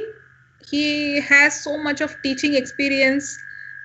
He has worked as an in-charge director, Government Institute of Science, Aurangabad. He has worked as joint director, Higher Education, Maharashtra State. He was he has been a scientific advisor, expert member, government nominee for many government programs. He has designed and implemented following innovative eco-pilot projects like organic waste disposal at source itself through city farming, organic waste disposal by pit method, drinking water purification, biodeodorization of public toilets, biodeodorization of wastewater using bioculture and biocatalyst, enhancement of growth of lotus flower in biowater produced from wastewater. And he has been invited to organize training programs on organic waste disposal through city farming for students and to create awareness through demonstration of various eco projects implemented in the campus for students. Invited as a resource person to conduct sessions for officers under Clean India, Clean Monuments campaign by Archaeological Survey of India, Central Region, Bhopal and Raipur. So we are now requesting sir to talk on domestic solid waste management, which would be very useful for the teachers to carry out in their schools and the school environment. So regarding the participants, sir, we have more than 2,000 registrations across India, sir. Mostly they are teachers in charge of eco clubs, and they are so enthusiastic to hear you, sir. Over to you, sir. Thank you.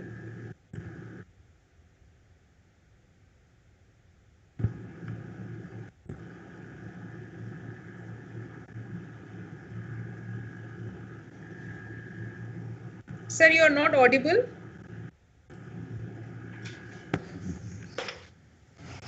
Hello. Yes, sir. Yes, sir. You are audible? Yes, sir. Now only Hello? you are audible. You are audible, sir, now? Yes.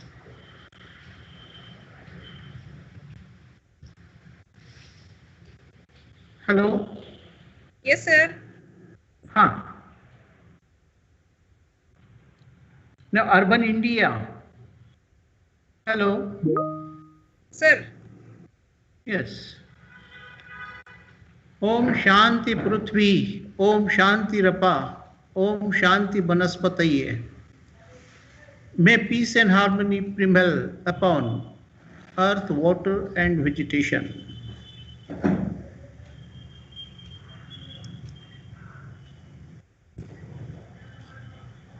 I am grateful to the persons who invited me to just talk on solid waste disposal, especially the domestic waste, by exploiting the use of microorganisms, absolutely eco-friendly way.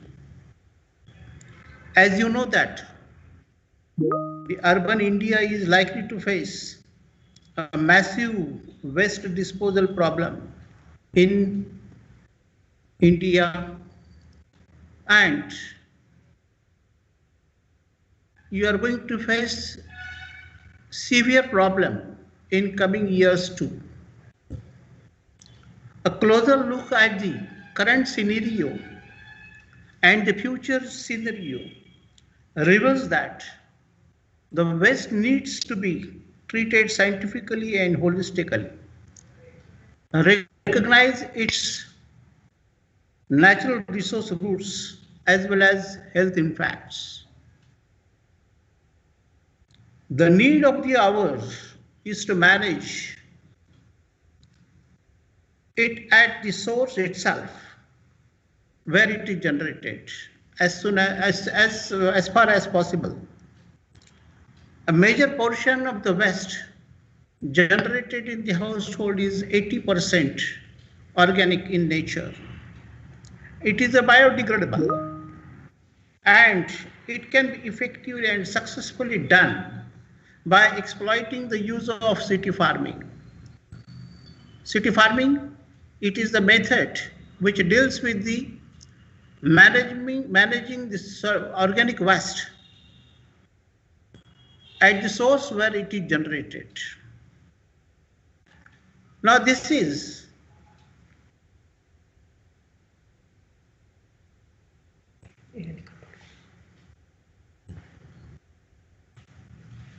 the city farming.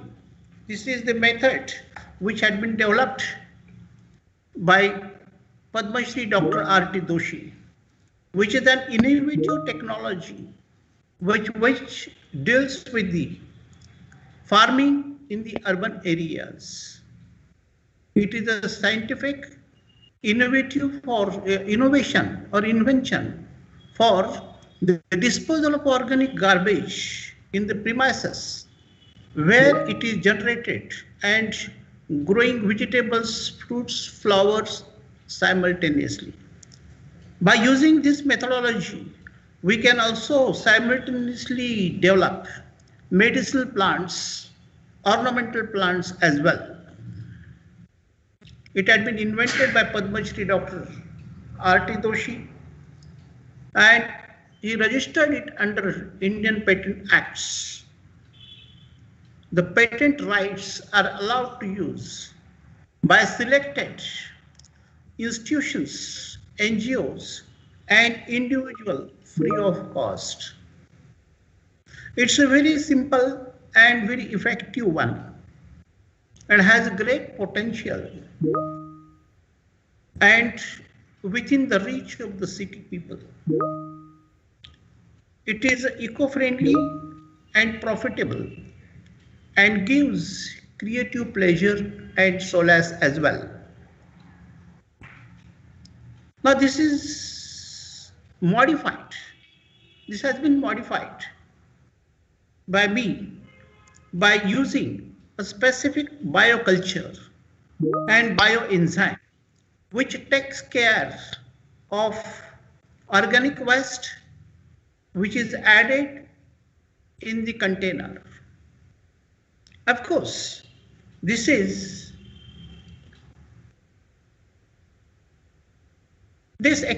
innovative technology has a number of benefits which will be just dealt afterwards. But before that, you should just know what are the requisites required for the city farming. The requisites which are required are most of them, they are freely available. Only the bioculture and biocatalyst which is to be purchased to accelerate the process.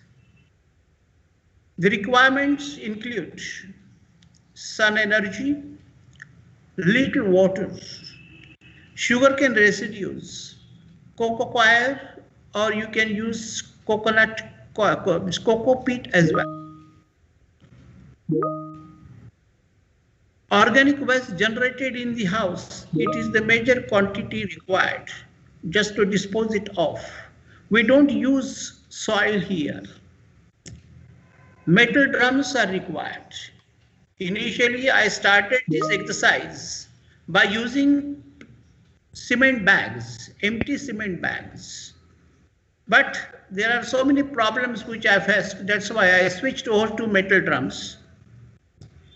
The selection of a capacity, specific capacity of a drum depends upon the type of the plant to be planted and the number of plants as well. Saplings or plants which are to be selected by you as per your interest. Seeds of vegetables if you would like to just plant vegetables. Suitable dose of a bioculture. The highlights of the bioculture also will be dealt at the time of delivering a lecture on peat method, which will certainly give the significant features of bioculture and the biocatalyst. This bioculture, which is a bioculture and biocatalysts, are patented components, patented by Dr. Bhabalkar of Berry Institute, Pune. That is the NGO which has developed these two products which are having highest degree of values as eco-friendly product. Now, what are the steps involved in the drum method? I told you that the selection of a specific type of drum depends upon the type of the plant to be planted and the number of plants to be selected. You can use 200 liters capacity barrel or drum for more than 8 plants, and 10 to 20 liters of capacity of drum can be used for a single plant. 20 liters capacity of drum can be used to plant fruity vegetables, fruits, medicinal plants, and so on and so forth. whereas 10 liters capacity drums can be used for leafy vegetables. Keep upper end open for the aeration and make nail holes at the bottom of the drum to drain excess water. Make 4 holes at each, because there are about 3 sections in one drum, especially I'm talking about 200 liters of capacity of drum. It has 3 sections, and on each section you have to make 10 centimeter diameter holes and make 12 holes on each drum, so as to enable you to just plant 12, and one more plant can be planted on the top, that is on the surface of the garbage or the organic waste. Fill about 2 to 4 centimeter sugarcane residue or coconut coir at the bottom, because this bottom has nail holes which will be used in order just to expel out the water which is excess one. Fill about 2 to 4 centimeters diameter sugar residue or coconut coir, or you can use cocoa peat as well at the bottom section tightly with pressure. This will prevent the expelling of excess water instantly. Slowly it may expel it out, because the excess water to be expelled out properly. Add initially a dried vegetable waste. Now it is, I told you, it is a soilless farming. It doesn't consist of soil. You have to make soil, you have to make compost by exploiting the use of organic waste. Initially you can use dried vegetables. Don't use wet vegetables, because wet vegetables may just produce off smell during the initial 2 to 3 stage after installation. That's why this is my experience, and I suggested to use dried vegetables initially, or kitchen waste can be used at the initial, but it should be in dried form. Insert sapling as soon as the level reaches the top of the hole, and initially at the bottom section of the drum. I told you that initially you have to plant the plant at the bottom of the hole, at the bottom of the drum, and then fill in the lower section completely with the organic waste. The same procedure is to be followed in second section as well, and after completion of the second section's procedure, you can just follow, or you can repeat the same procedure on third section. By using this technology, you can plant 12 plants at a time. Follow watering regularly as per the requirement, and after a few days, go on adding 300 to 400 grams of organic waste in 200 liters capacity barrel, or a little amount of same in small drums. The amount of the organic waste to be added, it all depends upon the size of the drum and the waste which is incorporated in the drum. Now these are the photographs which deals how it works and what are the results, what is the outcome of this procedure. Now here, this is a 20 liters drum which is especially used for fruity plants or vegetables, especially fruity vegetables. And you can also plant medicinal plants by using this technology. Now here, in small drums, it is not necessary to make holes on the surface.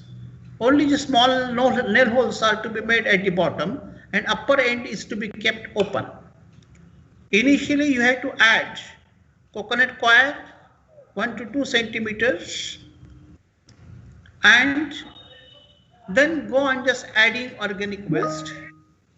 But for the sapling of the fruit or fruity plant, and then you can use the organic waste again just to fill in it completely and give watering regularly. Culture is to be sprinkled on the top. This bioculture is nothing but the mixture of specific type of worms and microorganisms. What these microorganisms they act, what they do, we will just highlight it. I will highlight it afterwards. Now, this is the site where we installed 5 drums in one college campus. They are flourishing in a very good state. We planted more than 12 plants in one drum and added 200 kgs of organic waste initially, and every day we used to just add 300 to 500 grams of organic waste. If you would like to add kitchen waste, you have to restrict yourself by adding this specific amount of organic waste. Otherwise, the off smell may get incurred and may cause interruption during the process. To avoid this interruption, you are supposed to take every care of adding a specific amount of organic waste. For 200 liters of organic waste, you can add 300 to 500 grams of organic waste, especially kitchen waste or garden waste. And in small drums, especially of 20 liters, you have to add smaller amount of organic waste, because excess organic waste may just be may create off smell.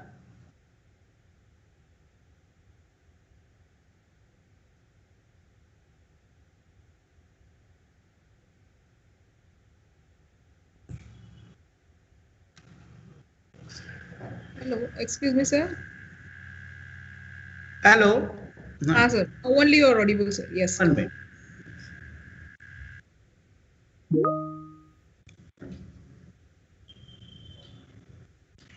One minute.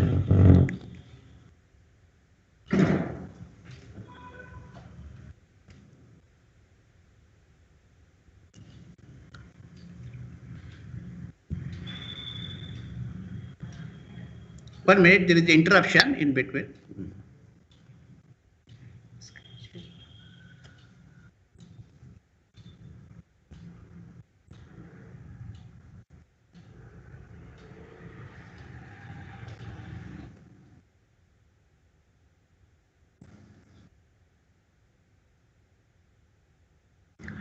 This is, sorry for interruption.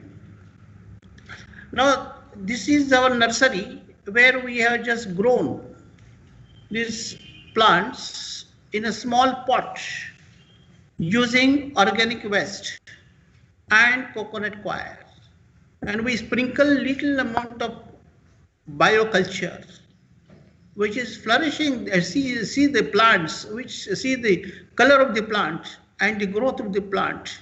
In 3 to 4 months, these plants are fully grown, and we install these plants in drums. We have made our nursery, and these nursery plants are being utilized in establishing drums.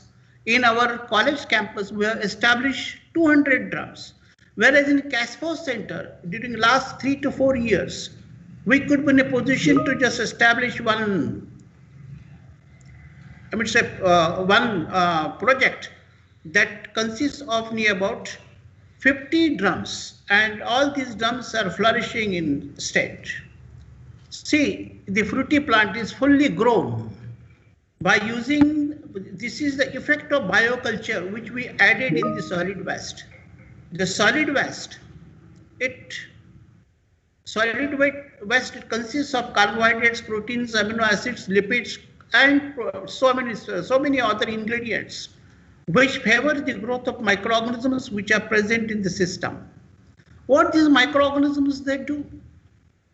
These microorganisms can grow, can sporulate themselves by interacting with the complex constituents to produce simplified forms. They are omnipresent and they are omnipotent. They have an ability to transform these constituents into minerals, and these mineral components they flourish the growth of other microorganisms and the crops which is being grown in the system out of the organic waste. Organic waste components are degradable. You know the biodegradation.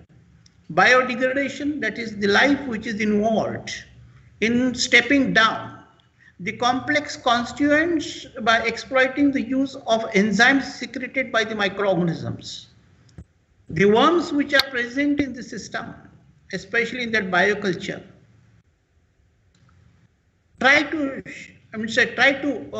attack the components and they try to disintegrate the components in a simplified form, and the microorganisms which are present indigenously and in that culture get promoted in presence of the environment which is created out of that worm, and this is enhancing the crop.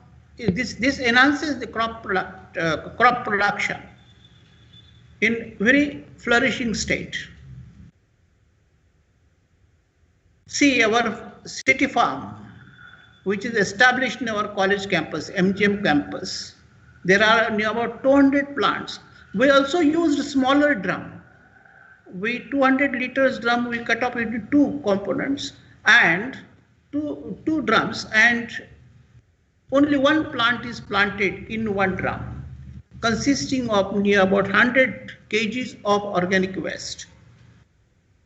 See, banana tree, it has been planted on one drum, consisting of 200 kgs of organic waste. And out of that, within the span of 6 to 8 months, we could be in a position to enjoy or to see the fruits.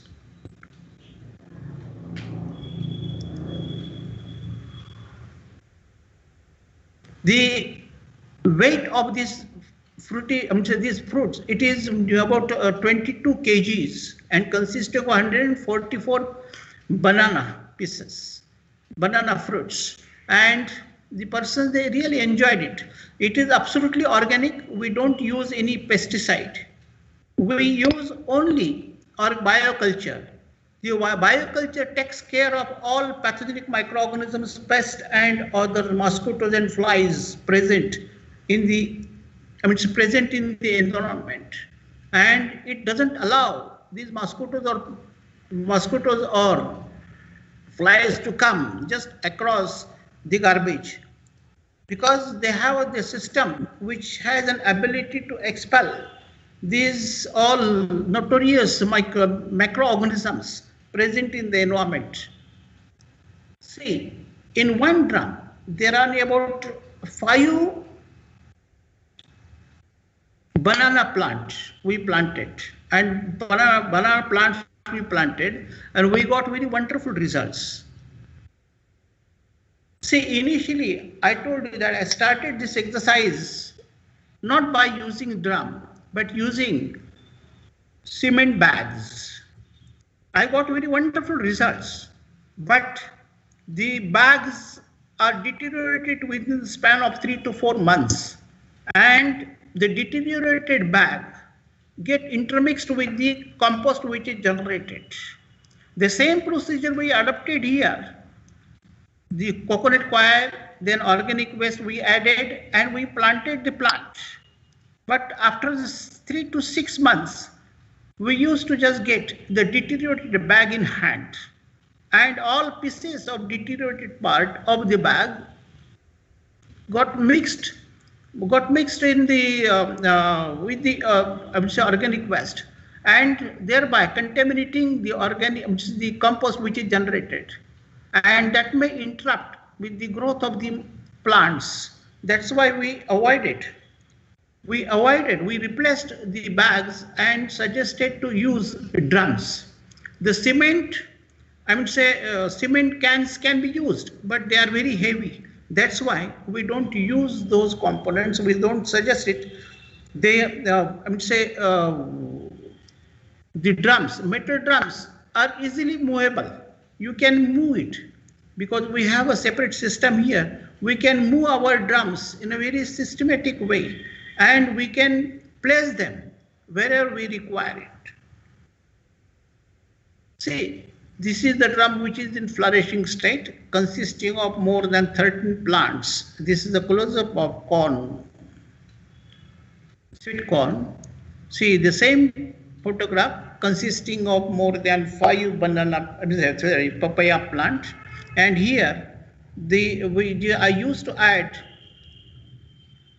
small amount of organic waste in each of the drum, and watering we followed regularly, and we used to get very flourishing state.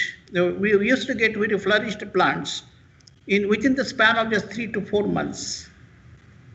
See the color of the plant, see the color of the leaves, color of the flower. It's a close-up. See, this is also one of the major plants. We got flowers. See the fruity plant. In small drum, we planted figs and got wonderful results. See the color of the fruit, size of the fruit, and color of the leaves as well. Initially, I told you that I started this exercise in small bags. This is groundnut, bangan. See, this lady's finger. This is also fruity plant, fruity vegetable. See, spinach, cucumber. See, this is very. I mean, say this we planted in one plant. Sorry, in one drum where there are 8 fruity plants, and one plant is of citrus fruit, consisting. I'm just saying one. I'm say especially in 2009, we got developed fruity plant consisting of more than 150 citrus fruits at a time. Right, there are 8 plants in one drum, and this special plant, it consists of more than 150 fruits in the flourishing states. See, after picking up of, this is a photograph. See, these are the drums established in our campus. See, now we have named this drum as oxygen bomb. This consists of all plants which have an ability to produce maximum amount of oxygen. These are air pollution controlling. These are the air pollution controlling plants. That's why we named it as oxygen bomb. This is a flowering state. See the color of the leaves. This drum you cannot see. They are just flourished the shortest possible time. This is the application of this bioculture and the biocatalyst which we sprinkled. See, this is one of the photographs at the CASFOS Center, which we established this drum in 2016, I think, 16, 17. See, these CASFOS Center drums established by trainees of the SFS trainees. See,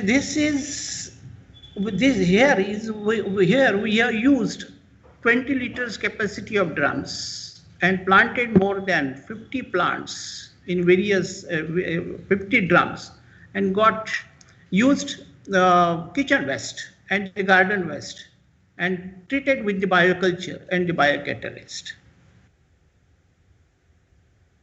This is all about the city farming.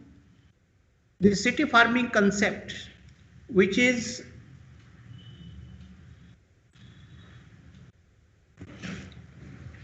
to be to be used now. This figure depicts the protect our heritage, especially material heritage, architectural heritage, natural heritage, and cultural heritage. By using this technology, we can protect our natural heritage. And since I just worked on Ajanta caves paintings and Ellora caves for my PhD thesis, I used to get stuck up with these methodologies which can be used in order to protect these milestones of our great civilization of sake of posterity. And the same technology I'm utilizing here to protect our natural heritage, right, for peace. Thank you so much. Now we shall get stuck up with the peat method. Next slide.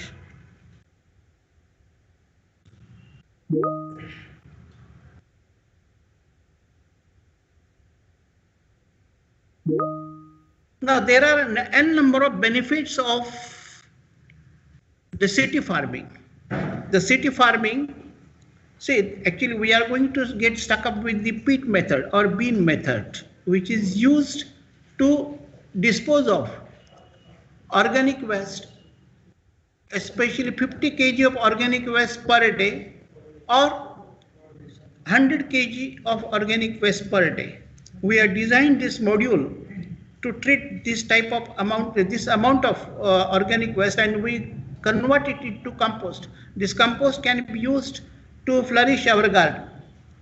Before that, I would like to just highlight the benefits of the city farming which we did now. Now this disposal of organic waste at the source itself. Now this particular technology, especially city farming technology, it is used to dispose of organic waste at the source itself, simultaneously growing variety of plants, creates oxygen environment around and reduces carbon dioxide and nitrate due to uptake of the same by the plants. As you know that the carbon dioxide and nitrate or NOx, they play a very significant role in, as a greenhouse gas. And by using this city farming, in a smaller amount, we can reduce the greenhouse gas effect by treating or managing carbon dioxide and nitrate, because this city farming, it creates oxygen environment. It produces maximum oxygen and utilizes carbon dioxide present in the air and nitrate which is present in the organic waste. It reduces obnoxious odor of the waste and controls growth of pests, plants, pathogens, flies, mosquitoes as well. It also develops biodiversity in adjacent areas and creates clean and green environment. It is a self-operating, self-sustaining, and self-improving system. Now, by using this city farming technology, in one drum, we can plant 12 fruity plants, 12 to 13 fruity plants,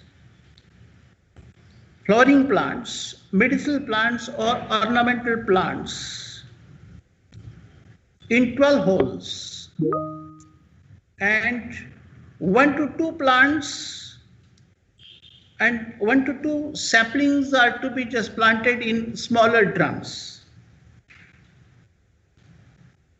Every plant you grow, every harvest you have is an experiment. Even you start with failure, there will be an addition to your knowledge, and each of the further experiments will lead progressively to the success and to the excellence. It gives highest degree of solace as well if you just use this technology and if you take care of this organic waste disposal, solid waste disposal at the domestic level, you will enjoy it and you will also get the peace, mental peace as well.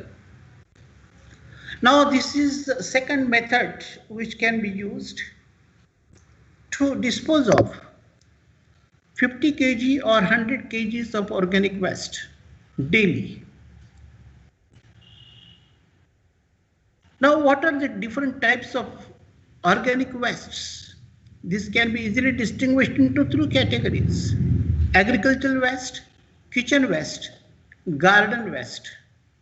This agricultural waste includes crop residue, biomass of weeds, sugarcane thrash, and cow dung. Whereas kitchen waste include vegetables and fruits, vegetable and fruit remains and peelings, eggshells in coffee sediments, tea and coffee filter bags, tainted food, non-liquid cooked food waste, stale bread and the biscuits.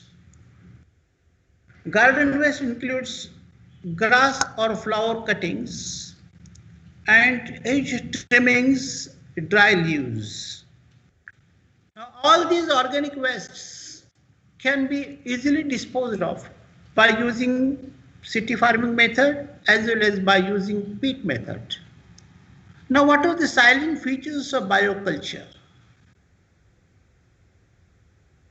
This bioculture, I told you, it consists of special types of worms. The same culture can be used in peat method as well. Bioculture degradation, biological degradation, it enhances biological degradation and the stabilization of organic waste via consortium of microorganisms. It consists of mixture of different types of microorganisms and special types of worms. It also acts as an aerator, grinder, crusher, chemical degrader, and a biological stimulator, soil conditioner as well. It consists of, I told you, it consists of mixture of worms and special types of beneficial microorganisms which accelerate the process of biological degradation and stabilization of the organic waste.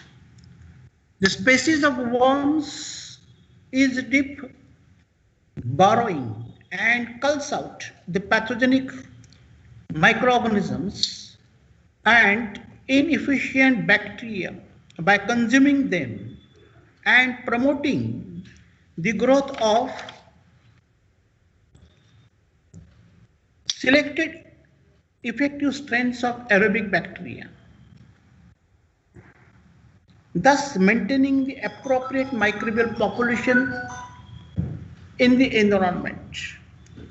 These biological forms produce plant growth hormones, enzymes, which plays very significant role in accelerating the rate of degradation between substrate and the product, antibiotics, etc. Antibiotics which are produced during the process, degradation process, they take every care of pathogenic microorganisms which are present in the organic waste. It acts as an aerator, grinder, crusher, chemical degrader, biological stimulator, and also acts as a soil conditioner.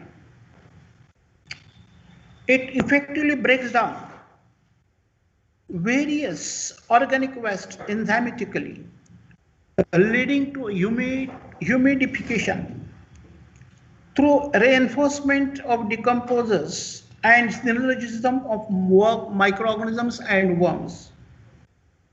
Its fast action deodorizes the waste significantly, which further reduces the presence of flies and mosquitoes drastically. The enzyme, I told you that the biocatalyst can be added that is optional because this is our experience. We established here 200 drums. That's why we require higher quantity of organic waste.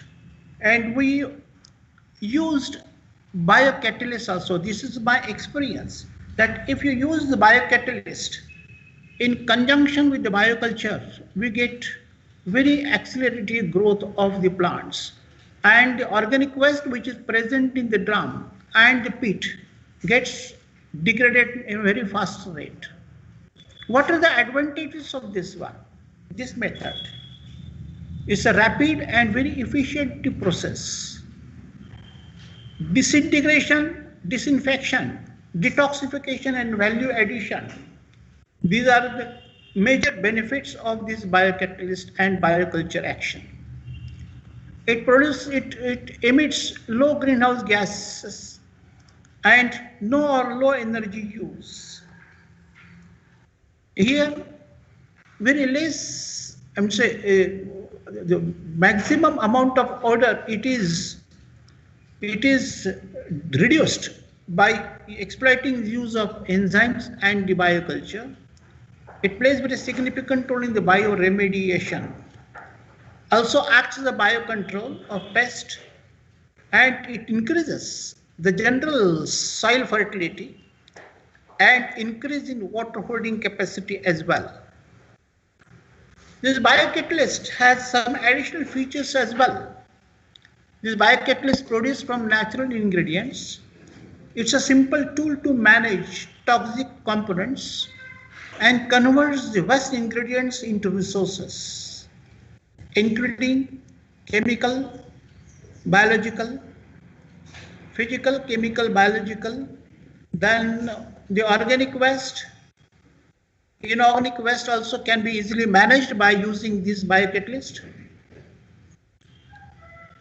Solid, liquid, gaseous components also can be easily degraded by using biocatalysts. It is indigenous and eco-friendly, biological and non-toxic, faster in action. It uses different types of complex constituents, especially salts. For example, nitrates, phosphates, heavy metals, and turns them into resources. It is long-lasting and goes to the root cause of the pollution and turning pollution into profit. That's why it is called as a nanoforest. 1 gram of this 1 gram of this biocatalyst has a capacity to entrap carbon dioxide, to manage nitrate. It produces maximum oxygen during the process. It's especially oxygen generating component, biological form, which consists of mixed enzymes. Other benefits include it does not produce any sludge or greenhouse gas. I'm talking about the biocatalyst because this biocatalyst and bioculture, they are to be used in conjunction in peat method, where we can dispose of 50 kg or 100 kg or even 500 kg, up to 500 kg of organic waste can be easily managed. It controls pathogens and pests, converts salty, brackish and briny water into sweet mineral water. Biowater spray on soil, land, boosts the plant growth because the enzymes which are present in the biocatalyst regulates the nitrates in the plants as per the need, and the nitrates are utilized by the plants to get flourished. Produced high quality of farm produce. It cleans fossil fuel. It can be used in the vehicles as well to reduce the pollution which is caused due to the generation of greenhouse gases. It resists corrosion. No need of machinery and electricity. Using the same culture, I could be in a position to dispose of 75,000 metric tons of organic waste generated especially as a municipal solid waste. In Aurangabad city, there are 5 dumping sites. All these dumping sites we made odor-free and fly-free and convert them into highest degree of high degree of compost. This compost can be utilized here to enhance the crops. It is a self-operating and self-sustaining as well as self-improving system. And one major benefit is it enhances biodiversity in adjacent environment because it creates oxygen environment, entraps carbon dioxide, entraps nitrate as well, and improves biodiversity in adjacent environment.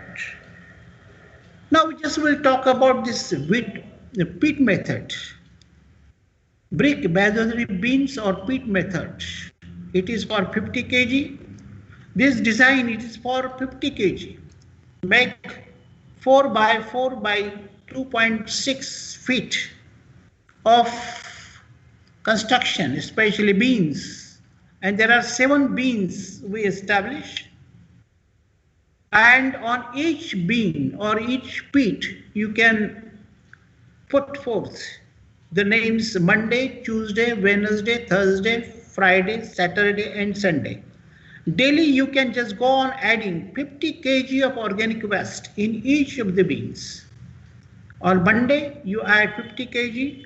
Don't add any waste on Tuesday and on Monday. Only on Tuesday or Wednesday or the rest of the beans. Only 50 kg of organic waste to be added in a respective bean. Before that, you have to just make you have to add or you have to put the brick, small pieces of bricks. It is a perforated one. It is not a cement concrete. It is a perforated one because these organisms, they don't allow to produce leachate. That's why the question doesn't arise with respect to the formation of leachate. That's why you can freely just use perforated component and you add small pieces of bricks, 1 layer, then 2 layers of coconut coir, and then add organic waste. Go on adding 50 kg of organic waste per day. On Monday, in respective bean, you can just add 50 kg of organic waste and 10 liters of wastewater. If you don't have a usable water, you can use wastewater to sprinkle it because humidity is required for the establishment of the microorganisms. I told you that the organisms which are present in the bioculture, they are omnipresent. They are present everywhere. They have an ability to transform any complex constituents into simplified form. They sporulate themselves by interacting with the complex constituents and transform this into a mineral form. In the battle of survival, the ability of the microorganisms to produce different enzymes which accelerate the rate of reaction between substrate and the product, or their ability to produce different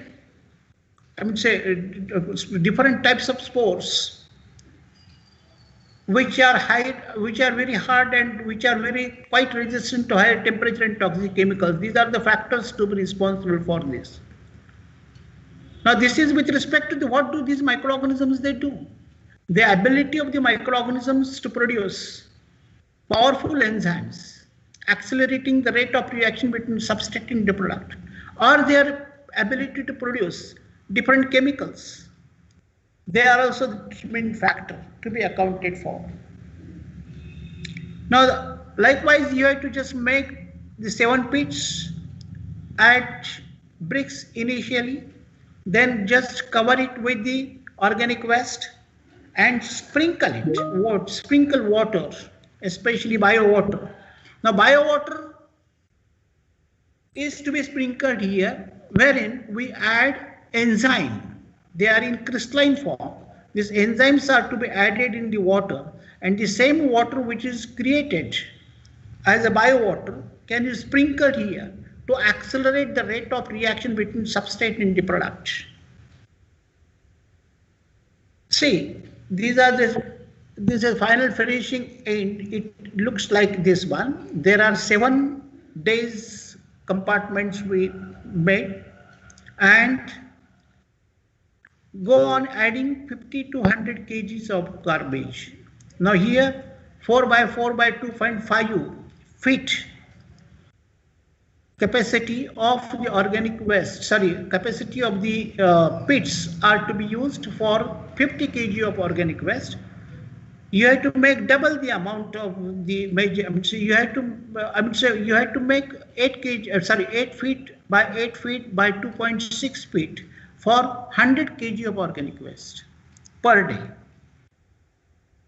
See, there are 7 compartments wherein we go on adding organic waste in respective compartment daily. See, after 3 to 4 months, we can just get this type of compost. Now see, the method, what are the steps involved in?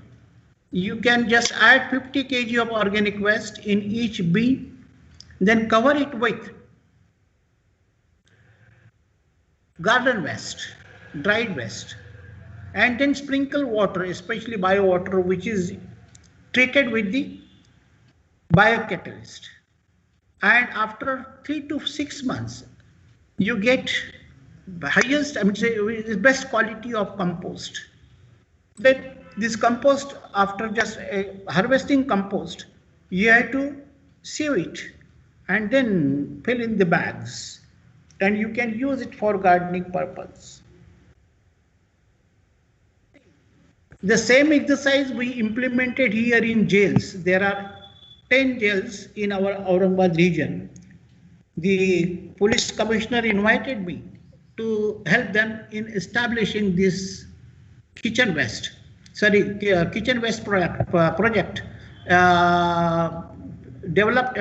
produced in the kitchen waste, which is produced daily in their campus, and we established this 4 by 4 by 2.5 kgs capacities of organic waste bins, and got very wonderful results. During the span of 3 years, we could be in a position to dispose of more than 90 tons of organic waste generated in their 10 jails of organic waste, 10 jails of Aurangabad region. See, all the prisoners, they prepared this one. They helped us in organizing this program. Initially, you had to add bricks, then covered with the coconut coir, and then add 50 kg of organic waste in this especially design compartment. See, brickwork at the initial end, then you can use coconut coir and then add organic waste and then put forth kitchen waste, 50 kg per day. The same compost which we generated, which we used in establishing city farm, kitchen waste plus compost, we got very wonderful results within the span of 3 months. The same compost or the organic fertilizer we used here in developing lawn as well.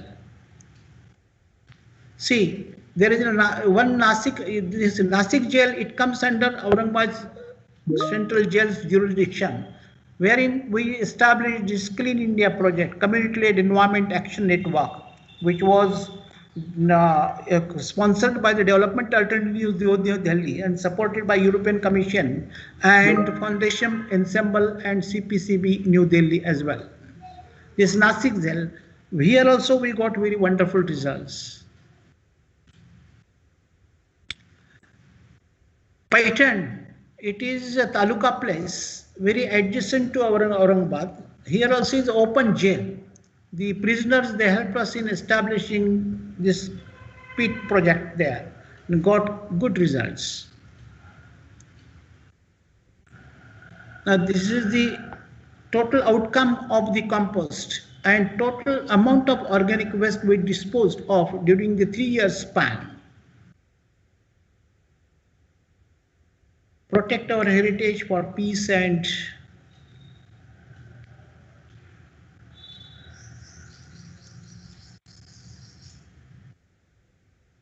Om Shanti Prithvi Shanti Rapa Om Shanti Banaspataye. May peace and harmony prevail upon earth, water and vegetation. Thank you. Thank you so much. Now I would like to just, hello.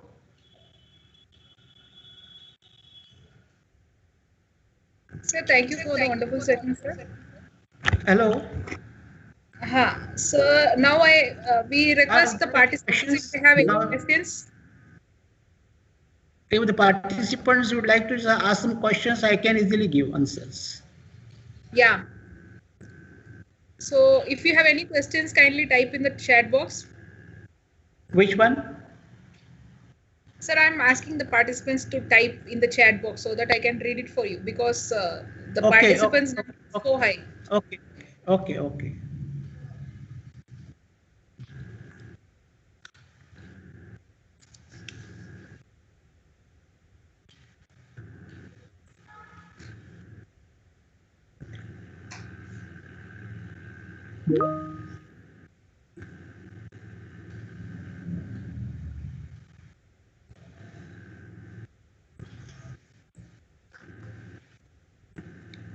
So you want to ask any questions? Participants, kindly respond.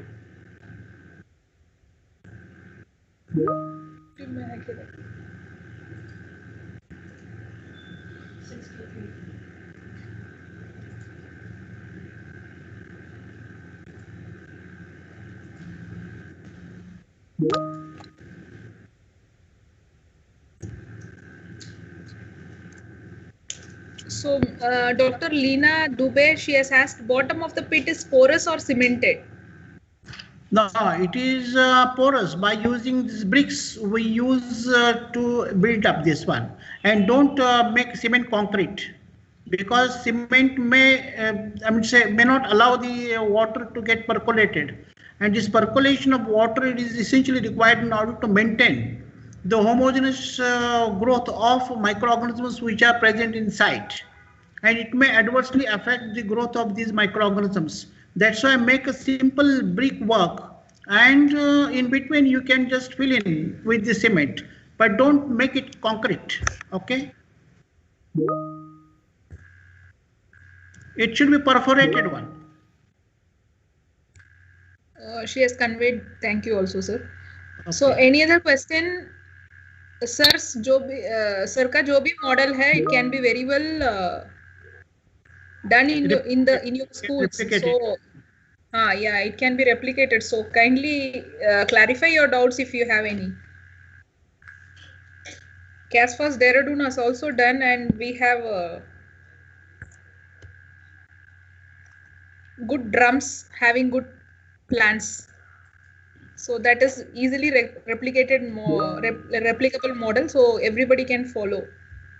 Sir, can we use plastic drums? Is the question asked by Ms. Girisha. No, don't use, because I used the plastic drums, but within the span of 1.5 years, these plastic drums get ruptured, and all it becomes very shabby. Just you cannot I would say these drums may get deteriorated in 1.5 years. This is my experience. And it is very difficult to take out the plants which are already grown in the system. Don't use plastic drums. And these drums become shapeless. In 1 to 2, these drums looks very shabby after 1.5 years. Then all efforts becomes useless. So Ms. Priyadarshini, she has asked sir, whether we can use any other material other than bricks. Yes, you can use fly ash bricks as well, which are cheaper than the bricks. You can use tank also. You can use waste water tanks. Even if these water tanks are ruptured or waste, you can use it easily. And in our campus, especially the CASFOS campus, there is one 200 liters capacity of waste tank, water tank. We are utilizing it for this manufacturing organic waste, compost, organic compost out of the organic waste generated in the campus. And it's perfectly running there. If they visit this center, we can easily, even in Aurangabad, we have established this tanks method in Aurangabad's MGM Clean India Center. In our campus, we have established this 18 pits, 18 structures of pits, 18 number of consisting of 7 pits per pit. And we got very, very wonderful results. Tons of organic waste is generated every after 3 months in our campus.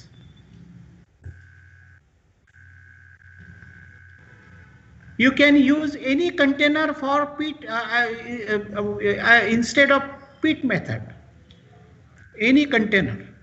But if you use plastic container, it becomes shapeless because the microorganisms which are present during the growth, they may produce heat, and that heat generated, it may disturb the shape of the plant, the shape of the container, and looks very shabby. So Mr. Irfan Ali, he has written, sir, this type of mud is very useful for banana tree. Yes. It's useful.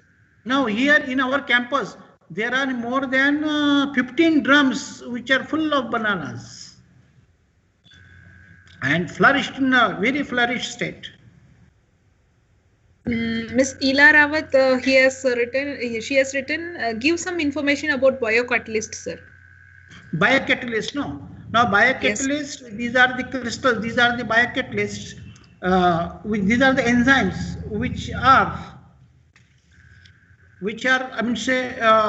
which consists of different types of mixed consortia of microorganisms, and if you it gets activated in presence of water only.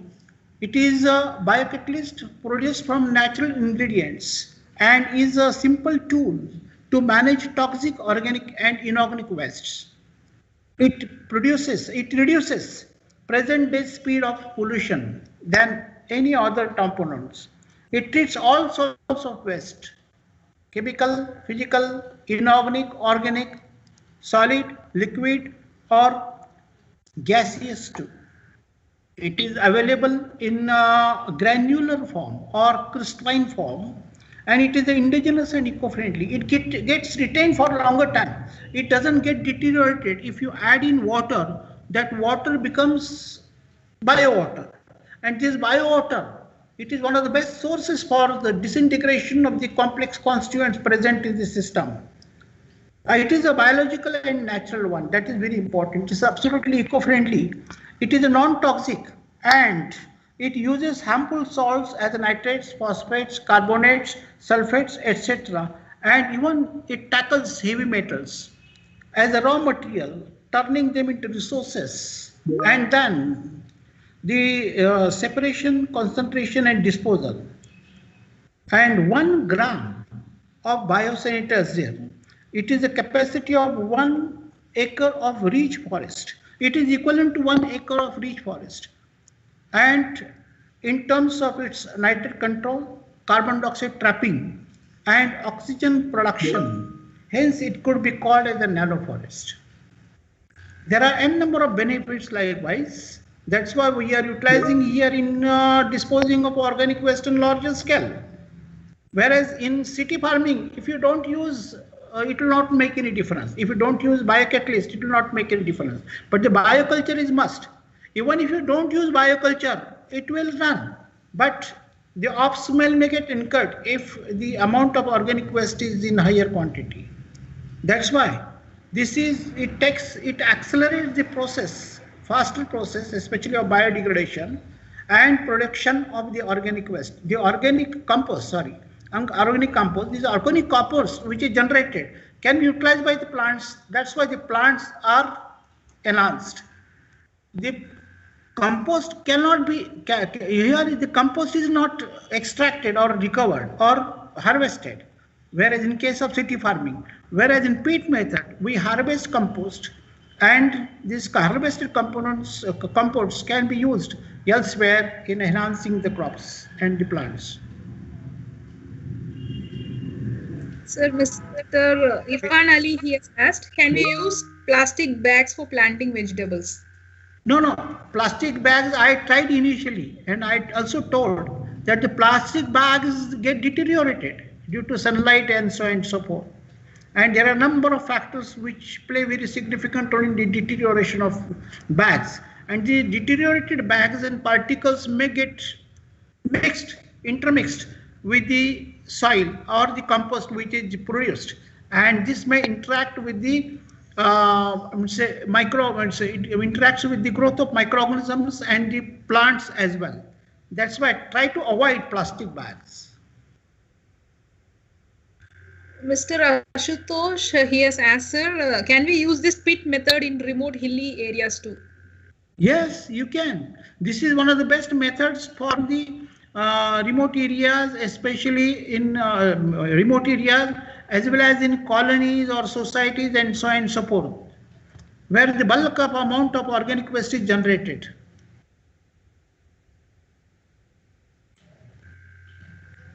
So any more questions from the participant side?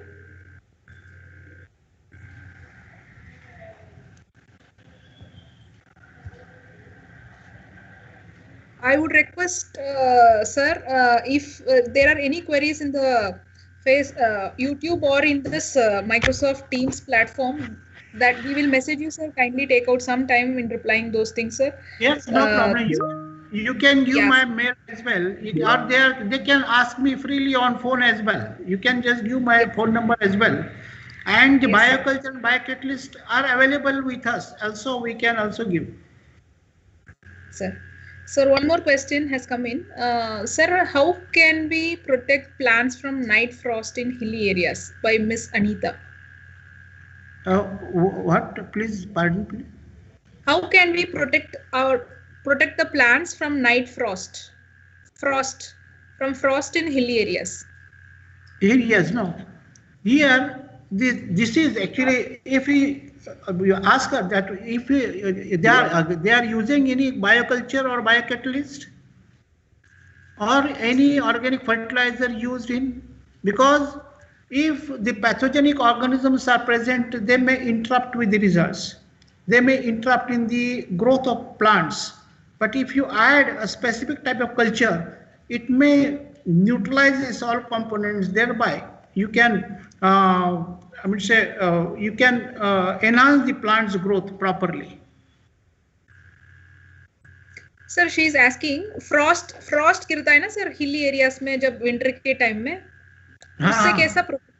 उससे कैसा plants को protect करे, ऐसा पूछ रहे हो? By using net. Yeah. Yes, sir. Thank you. And some other question which I saw was how can we protect plants from grazing? मतलब browsing grazing animals से हम कैसा protect करें? Because schools में जब बच्चे लगाते हैं cages are to be built up. That is only cages. Guards, tree guards. Yes, sir. Sir, one more question by Mr. Nagala. Sir, are you using plastic barrel for planting a plant? Yes, plastic barrel. Plastic barrel use करते हैं क्या sir? ऐसा पूछ रहे हैं? नहीं, plastic barrel no. I told you plastic barrel gets plastic barrels become shapeless after a few days and may it looks very shabby, no? If you use, say, shapeless bags, it doesn't look good. Yes, sir. They can try, but they can try. They will certainly realize after 1.5 years. Sir. Sir, I thank you very much for this valuable session, sir. Thank you. Thank you so much for. Yes, sir. From on behalf of CASFOS and all the participants here, sir, I heartily thank you for your valuable time and for the valuable session too, sir. Thank you, sir. Okay, thank you. Thank you. Thank you so much. So now we have tea break. So we have pasted the link for feedback form day 2 as well as the overall feedback form for the course. Kindly fill this during this tea break and we will join you at 3:30 for the valedictory session and the closing session of this course. Hope I am clear.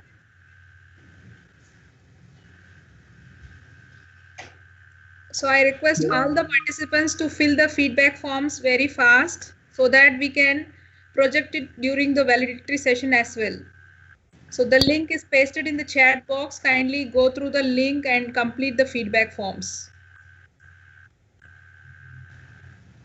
All the materials PPTs will be available in the SharePoint from where you can download and use in the future.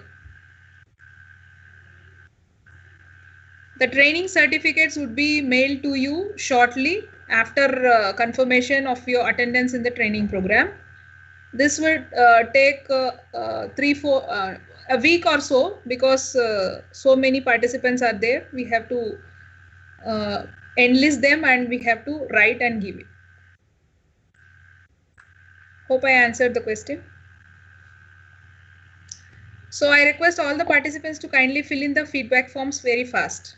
Thank you. Now we will have the tea break.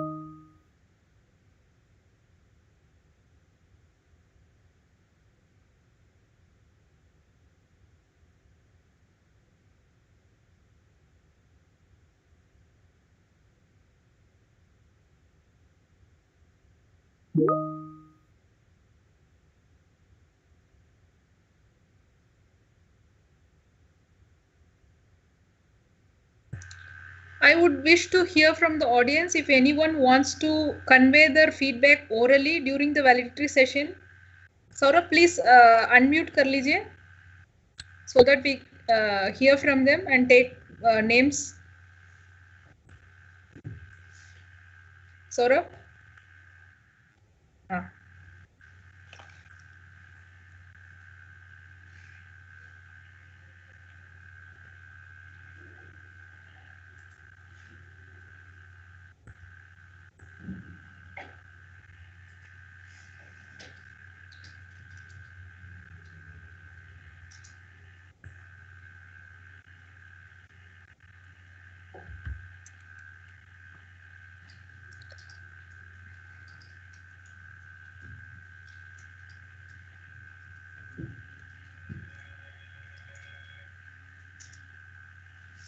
Hello.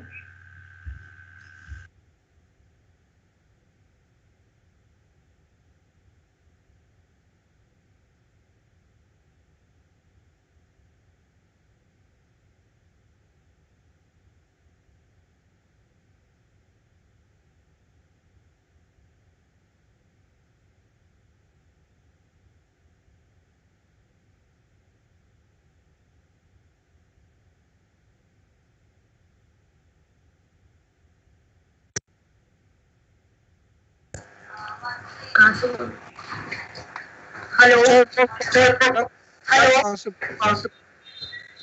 Hello, ma'am. Hello. Hello.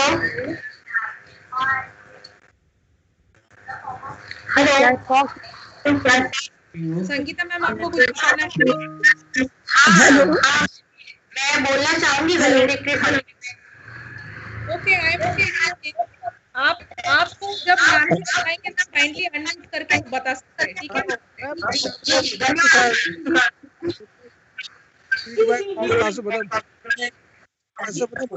Hello, mute कर लीजिए आपका mike. Thank you. Hello, participant who wish to talk verbally। Hello madam, आप नाम बताइए, पता नहीं चलता है। Please tell. Hello ma'am,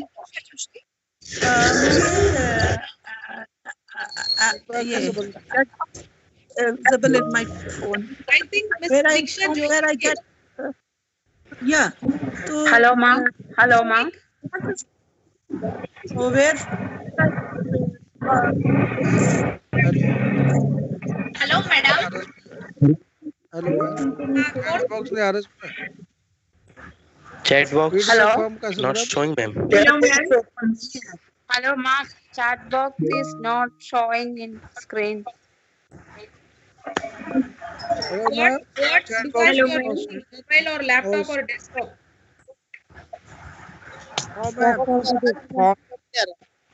What is the device you are using, mobile or laptop or desktop? On mobile. Mobile madam. On mobile. Mobile. On mobile We ma'am. are pasting it in YouTube also. We are pasting it in YouTube also. Kindly check it there. okay. You just ma'am अगर feedback form नहीं fill करे तो certificate मिलेगा?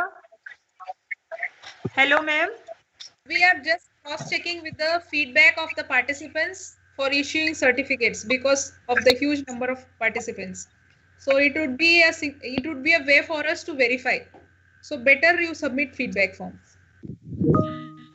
Ma'am form नहीं मिल रहा है। YouTube also आप Google में YouTube CASFOS YouTube डाल के देखेंगे तो you would get CASFOS link। उसके बाद उसमें लाइव प्रोग्राम हमारा ही प्रोग्राम ही चल रहा है, so you can just visit the page and take the link from there also. Ma'am, chat box is not showing. If it is not showing, no problem. You just go to the YouTube where the link is pasted.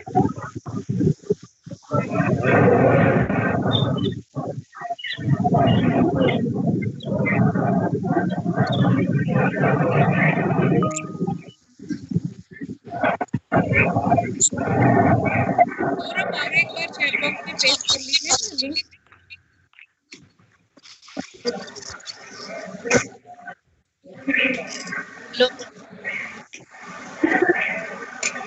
Hello hello madam, बात कर रहे हैं। Hello madam, आप नाम बताइए। सुरेखा जमखंडी। सुरेखा जमखंडी कर्नाटक से। हाँ बताइए। Madam, I will fill all feedback ला, overall feedback. I fill the feedback madam. हाँ ठीक है, ठीक है। So what certificate madam? Certificate will mail to you. अरे शीतल, अपना फोन आ जाए यूट्यूब खोल जरा। Okay madam. So our mail address is link ma'am. Speak during the validity session about the experience in the course. आपको किसी को बात करना चाहेंगे? Hello ma'am. Yes, मैं doctor Pragya Agrawal from government girls college Katni. Doctor Pragya Agrawal wanted to speak? Yes, Dr. Pragya Agrawal from Government Girls College, Katni. Thank you, ma'am. Thank you. I have noted your name. When I call your name, kindly unmute yourself and you can share the valuable verbal feedback of the course. Any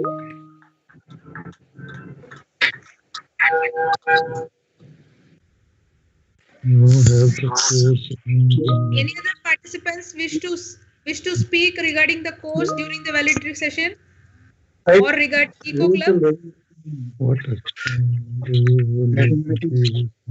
Hello. Yeah, who's that? Hello madam, मैं बोल रहा हूँ अरविंद कुमार गौड़। हाँ जी बताइए। हाँ madam, बहुत अच्छे रहे सेशन, जो ये इको से संबंधित जानकारियां थी। हाँ जी। पर थोड़ा हिंदी भाषा में भी होता तो और अच्छा लाभ मिल पाता। सही बात। तो सही है आपके बात, पर हमारे पार्टिसिपेंट्स ऑल ओवर इंडिया है ना, इसीलिए वो हिंदी ज्यादा यूज नहीं कर पाते, और कुछ टेक्निकल चीज हिंदी में बताना भी बहुत मुश्किल होता है ना, इसीलिए। Otherwise speakers also would have used Hindi. कुछ टेक्निकल चीज इंग्लिश में ही बताना ठीक रहता है, इसीलिए they didn't use. Hello good afternoon ma'am. हाँ जी मैम। हाँ जी नमस्कार। भर पाया। हाँ मैम बोला मैडम गुड आफ्टरनून की आवाज आ रही है? हेलो मैम, चैट बॉक्स में देख लीजिए, यूट्यूब में लिंक पेस्ट किया हुआ है। हेलो मैम, यूट्यूब में कहाँ देखना है? यूट्यूब में भी नहीं मिल रहा है। यूट्यूब चैट मिलेगा मैम, चैट लिंक है ना, उसमें पेस्ट किया हुआ है। चैट बॉक्स का लिंक कहाँ मिलेगा? Hello madam hello. हाँ जी मैडम। चैट बॉक्स हाँ का जी। लिंक कहाँ मिलेगा?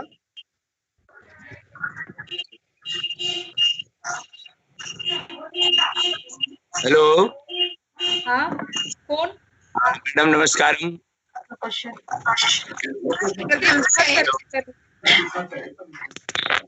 हाँ मैं सुरेश चंद्र भट्ट। हाँ जी बताइए। हेलो। हाँ जी बहुत बढ़िया लगा ये, पर जो अभी भाई साहब ने कहा, अगर ये हिंदी में होता तो बहुत लोगों को इसको लाभ मिलता और बहुत अच्छा लगता। बहुत बढ़िया अच्छी बातें बताई हैं सर। आप ये सब आप वर्बल फीडबैक सेशन में बताएंगे तो वो हम हमारे इसमें नोट कर सकते हैं ना। मेरे को आप पर्सनली बता रहे तो उससे अच्छा है आप वैलिडिटी सेशन में बताइए। आपका नाम लिख रही हूँ मैं, जो भी मेरे आपका नाम सुरेश चंद्र भट्ट। हाँ ठीक है। हाँ जी। मैडम ऐसा आचार्य हम संस्कृत परंपरा से हैं। संस्कृत परंपरा से इंग्लिश हमारे इतना अध्ययन है इंग्लिश का, और बहुत अच्छे पर्यावरण से हम बहुत अच्छा करते हैं। अपने स्कूल में बहुत पेड़ पौधा लगाते हैं। हमारे स्कूल ही बहुत अच्छी जगह पे है, वहाँ चारों तरफ पर्यावरण है, तो बहुत अच्छी बातें हमें बहुत अच्छी मिली जानकारी। फर्क ये है कि थोड़ा हमारे बालक है, उसने थोड़ा मेरी सहायता की इंग्लिश में थोड़ा उसने, हालांकि पर अगर अच्छी बातें अगर हिंदी में बोली जाती तो बहुत अच्छा लगे, क्योंकि हिंदुस्तान है और हिंदी भाषा को यहाँ प्रथम स्थान देना चाहिए, हमारी मान्यता है। आप ये सब बता दीजिए। शास्त्रों में कहा भी गया है कि हिंदू हिंदुस्तान और हिंदी, ये बहुत बड़ी बात है। हमारे यहाँ कहा गया कि अंग्रेजी चलेगी, पर वो जो हमने हिस्ट्री इतिहास में पढ़ा था लॉर्ड मैकेले, परंपरा अभी बरकरार ये नहीं होना चाहिए, थोड़ा हिंदी में ज्यादा होना चाहिए। ठीक है जी। Hello good afternoon ma'am. Hello बहुत धन्यवाद।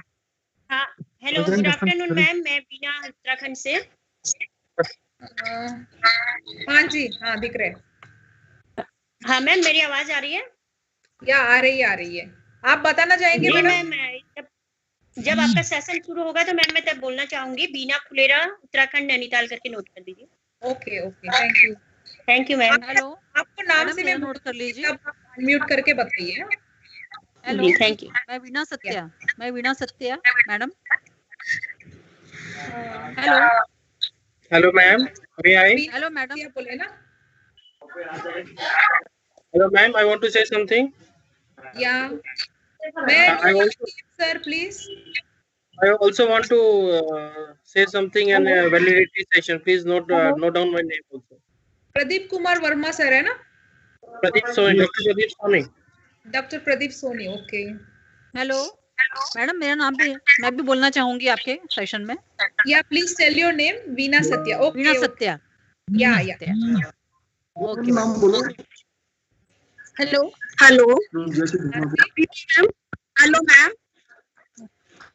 हेलो हाँ सुन रही हूँ. शालू हेलो गौतम बोल रहे हैं. Ma'am Sita Kushwaha Sita Kushwaha Sita. Hello hello ma'am Hello, ma'am. जी Hello. Ma'am Ma'am, kindly send the link for feedback. Hello. Hello Yeah, it will be Hello, sent. ma'am. हम बहुत बार पेस्ट कर चुके And हैं. send the link for feedback, ma'am. Yeah. You see the chat box, it will be pasted there. नहीं हो रहा. कैस्फोस academy की website पर जाइए, वहां पर आपको लिंक इजीली अवेलेबल हो जाएगा.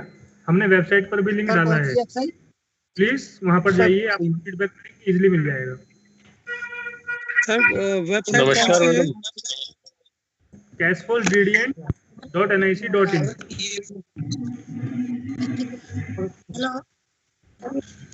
हाँ नमस्कार मैडम. नमस्कार सर, मैं गुजरात से सुरेश बोल रहा हूँ, प्राइमरी स्कूल से. जी सर. पूरे इंडिया का है. Hello madam I am Manjula.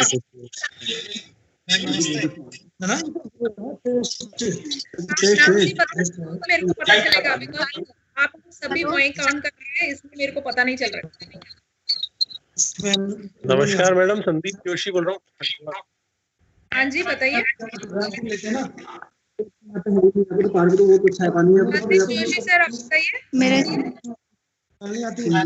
Madam मैं जो फीडबैक सेक्शन होगा उसमें हम ये बोलना चाहेंगे वहां से जब आप करेंगे. हाँ आपका नाम मैंने नोट कर दिया. Okay madam.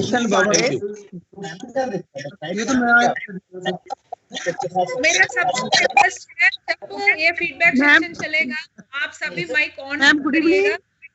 That would disturb. Good evening ma'am. Speaking. या प्लीज टेल योर नेम. अभी तो हार्ड म्यूट कर दिया. Kindly speak one by one. Please unmute yourself one by one. If you all speak, then I could not understand from where the voice is coming. So it's my kind request. आप सबसे ये विनंती है, आप थोड़ा एक एक करके माइक ऑन कर लीजिए. सपोज आपका कलीग कोई माइक ऑन किया है तो उस समय आप बात मत करिए. Okay ma'am. या थैंक यू. Good afternoon. या कौन नाम बताइए. दिनेश चंद्र पांडे. दिनेश चंद्र पांडे. या आप कुछ बताना चाहेंगे सर. यस मैम, जब आपका चैट बॉक्स होगा तब मैं आपको बताऊंगा. आपका जो ये रहा बहुत बढ़िया रहा. जो इकोसिस्टम के बारे में आपने बताया वो बहुत अच्छी राय थी. और जो कम आप वैलिडिटी सेक्शन में आपको नाम से मैं बुलाऊंगी. Okay ma'am. हाँ उस समय आप बता दीजिए. हेलो मैम नमस्ते. हाँ जी गुड आफ्टरनून मैम. हाँ good afternoon ma'am. Jagdish Gujarati excellence number 1 school Barwani से. जगदीश आप बताना चाहेंगे सर. जी मैम, फीडबैक हमने कर दिया है, एंट्री कर दिया है और पूरे सारे सेशन बहुत अच्छे रहे दोनों दिन में और हमारे लिए बहुत उपयोगी है मैम. हाँ जी वैलिडिटी सेक्शन में आप बताना चाहेंगे सेम थिंग. मैम सारी एंट्रीज कर दी है मैम. नहीं आपने एंट्री कर दिया. हमारे वैलिडिटी सेशन में we have a special session for the participants where the participants share their opinion about the course, feedback regarding the course or about the eco clubs. They are free to tell anything and everything. ये जो validity session में हम 45 minute participants के लिए रखते हैं. हमको बता सकते हैं regarding the course, how to improvise the course और रिगार्डिंग द इको क्लब्स में क्या चल रहा है, इसका कुछ इम्प्रूवमेंट होना है ऐसा आपको मन में है तो वो भी बता सकते हैं. सो वो 45 मिनट्स में आप बता दीजिए. मिस्टर जगदीश सर आप. सो जब ये 12 लोग मेरे को अभी नाम दिए हैं, सो I will announce the names kindly here. Hello.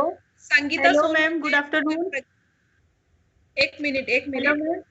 Please let me see. Ms. Sangeeta Sonwani, Dr. Pragya Agarwal, Mr. Arvind Kumar Gaur, Mr. Suresh Chandra Bhatt, Mr. Pradeep Kumar Verma, Ms. Beena Fulera, Dr. Pradeep Soni, Ms. Veena Satya, Ms. Seema, Mr. Sandeep Joshi, Mr. Divendra Pandey, Mr. Jagdish Gujrati. So इन सबको मैं नाम से जब बुलाऊंगी आप kindly आपका mic unmute कर लीजिएगा उस समय, एंड एक एक नाम बताऊंगी तो वो खुद वही आदमी आपका माइक अनम्यूट करके आप बताएंगे. So is this clear? जब आपके कलीग्स आपके सैंपल जैसा हमको इतना बड़ा पॉपुलेशन से आप वो लोग कुछ सुना रहे तो हम सब सुनेंगे. उस समय दूसरा कोई आपका माइक अनम्यूट मत करिए, ये हमारा डिस्टर्बेंस हो जाता है. Madam. Hello madam. Hello. Yes बताइए. मंजुला चेट्टी. हाँ मैडम. हेलो. आपको बताना है क्या? You wanted to speak? Yes, madam. During the validity session? Yes, madam. Okay, okay. Yes, So ma'am. now I take 5 minutes break in getting things ready, and I will join you all at 3:30. Thank you. Hello, ma'am. Hello, ma'am. भाई sir बोलिए sir, mic unmute कीजिए अपना सब. Hello, ma'am. हाँ जी. जी sir नमस्कार. जी sir आप कहना. Ma'am मैं वंदना शर्मा बोल रही हूँ. जी नमस्कार सर. हम नमस्कार. बताइए. जी मैं सुरेश बोल रहा हूँ गुजरात से. बोलिए सर बोलिए. जी जी जी सर, मैं भी लास्ट में मेरी स्कूल की एक्टिविटी के बारे में बता सकता हूँ. ठीक है. मिस्टर नागला सुरेश. नागला सुरेश. नागला सुरेश भाई. यस गुजरात से. और miss Vandana Sharma. Miss, hello. Yeah. Yes, ma'am. Miss Gohil, Deepa Ben. Yes. Am I right? Yes, ma'am. Yes, ma'am. Thank you, thank you. Now we shall break for 5 minutes. I would join you at 3:30 sharp. Thank you.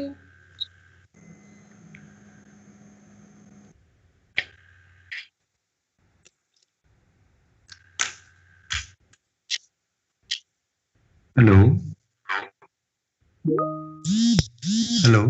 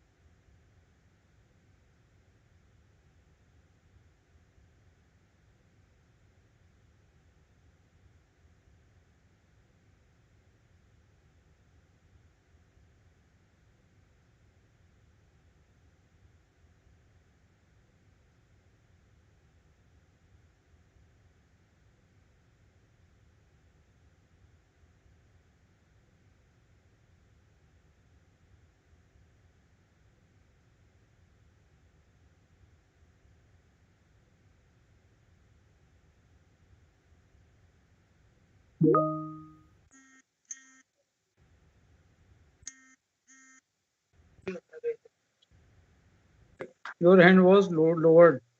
अरे lower hand कर दिया होगा आपने.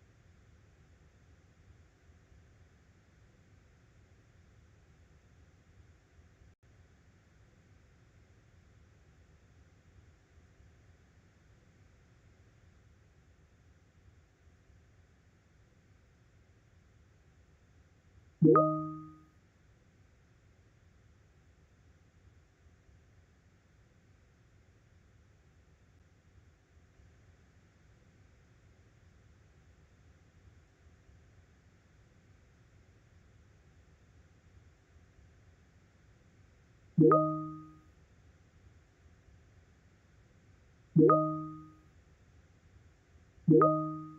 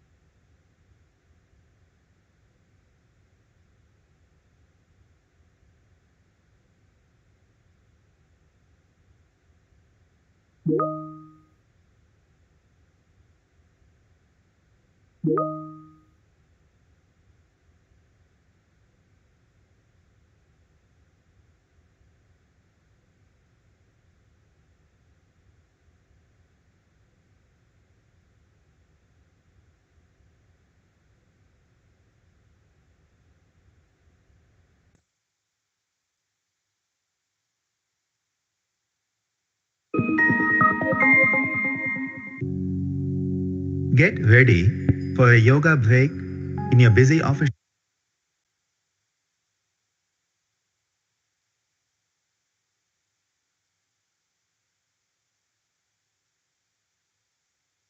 schedule by taking up a straight back sitting position on your chair.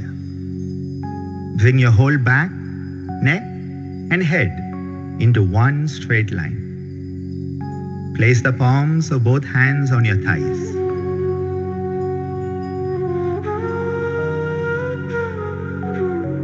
Close your eyes gently and begin to focus on your breathing. Breathe in and out in a calm and regular manner for a few minutes. Make sure you are breathing into all sections of your lungs in a healthy manner. Breathe in to the low, mid, and upper sections of your lungs. And then breathe out from the low, mid, and upper sections.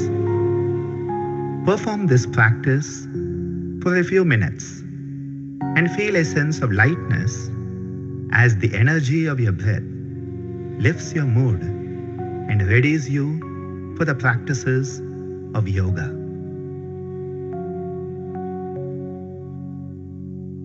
Sit erect with your palms on your thighs. Lift your right hand and start to shake it slowly with awareness of the movements at your wrist joint. Increase the speed of the movement a bit, and then after some time, start to shake your hand as fast as you can. Continue this fast shaking for a few minutes. After a few minutes, stop shaking your hand and bring it back to your thigh. Breathe deeply and enjoy the fresh flow of blood rushing into your hand as the result of this vigorous shaking. Lift your left hand and start to shake it slowly. Be aware of the movements of the wrist joint. Slowly increase the speed of the movement while keeping your hand as lax as possible. After some time, start to shake your hand as fast as you can for a few minutes. When you feel ready, stop shaking your hand and bring it back to your thigh. Enjoy the fresh flow of blood rushing into your hand as the result of this vigorous shaking.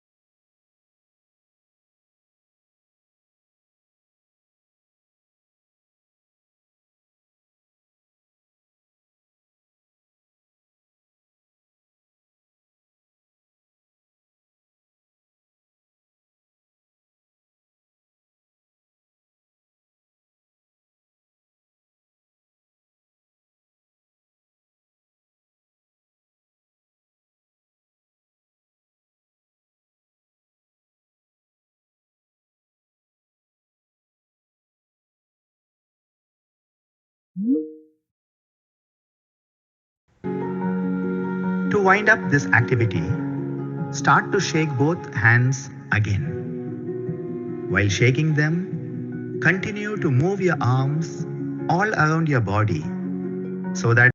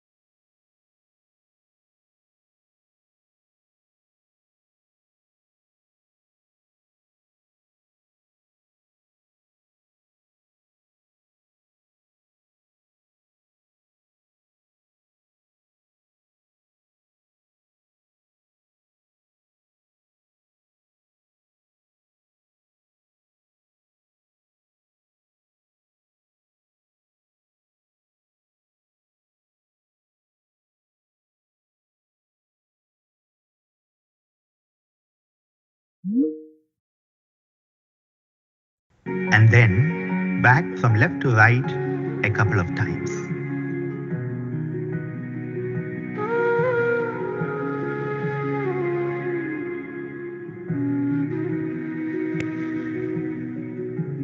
Bring your head to the center and turn it up and down a couple of times.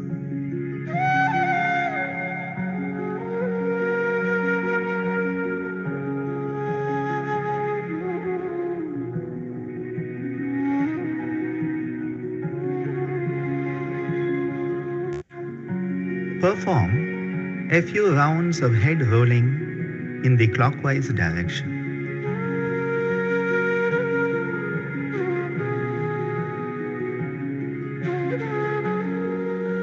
Repeat the head rolling, but now in an anti-clockwise direction. These simple movements relieve the stiffness and tension from the neck and the shoulder region that are a result of excessive time spent in front of the computer. Come back to the resting position and relax with some deep breathing. Stand up from your chair. Stand still and breathe deeply. Gently shift your weight onto the front of your foot so that the entire weight of your body is supported on your toes. Now, slowly shift your weight to the back of your feet so that it is all felt on your heels. Gently and slowly shift your weight back to your toes and then back to your heels for a few times. Relax back in the Samasthiti Asana and breathe deeply. Walk around your office space, kicking your legs one after the other. Make sure this is done consciously and with awareness. This will kick out the tensions from your feet and alleviate sluggish blood circulation in the lower limb. From the standing position, lift your right leg and balance on the left. Swing your right leg forward and backward a few times in a slow manner. Come back to the standing position and then start to swing your left leg forward and backward a few times. Repeat on your right leg again, but this time try swinging your leg from side to side. Perform the same with your left leg in a slow and controlled manner. This simple practice produces a feeling of relaxation in the hip and the lower limbs. Stand with your legs a couple of feet apart. Place your hands on the sides of your hips and move your torso in a grinding action in the clockwise direction.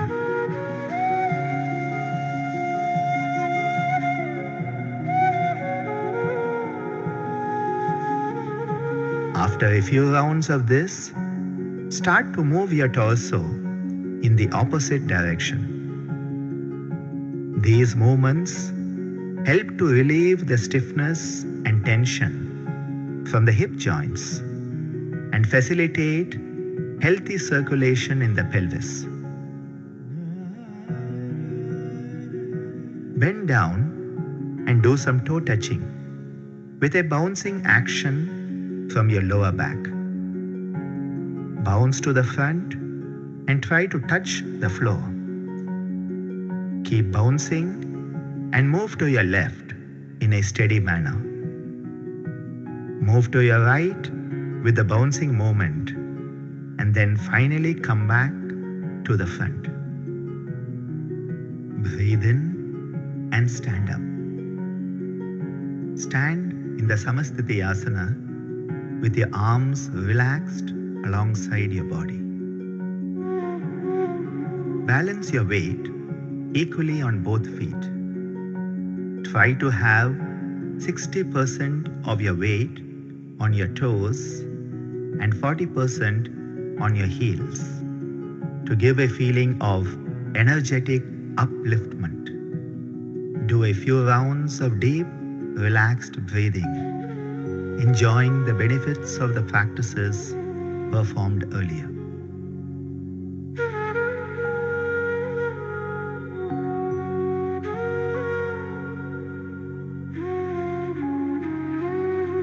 To wind up this section of practices, let's perform Nasarga Mukhabhastrika.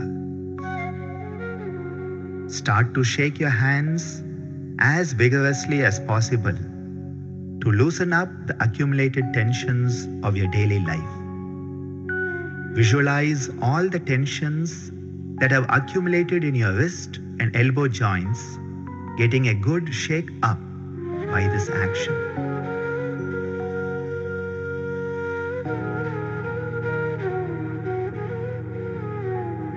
When you have got all the tensions loosened up, take in a deep breath. Clench your fist as if catching hold of all your tensions. Whoosh away all your tensions as forcibly as possible. Relax for a short time in the resting position.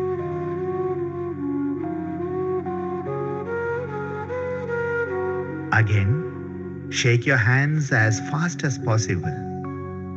Breathe in and catch hold of your tensions in your fists. Throw them all away with a powerful blast. Make sure that you are using your diaphragmatic muscle vigorously while blasting out the breath. After performing 3 to 9 rounds of this practice, relax in a comfortable position with deep breathing. Enjoy the feeling of calm and relief sweeping through your whole body.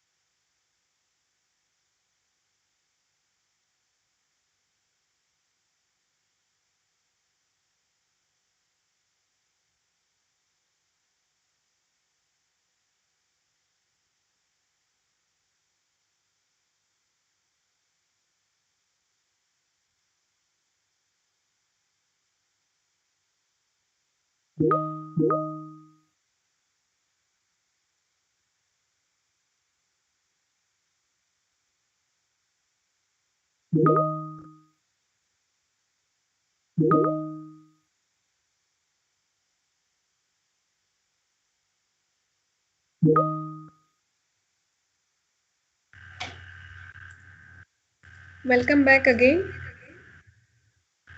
Don't flood the chat box with messages. We will take care of your certificates. We will display the list of participants who have participated in the 2 days training in the website also. So there will not be any problem regarding the certificates.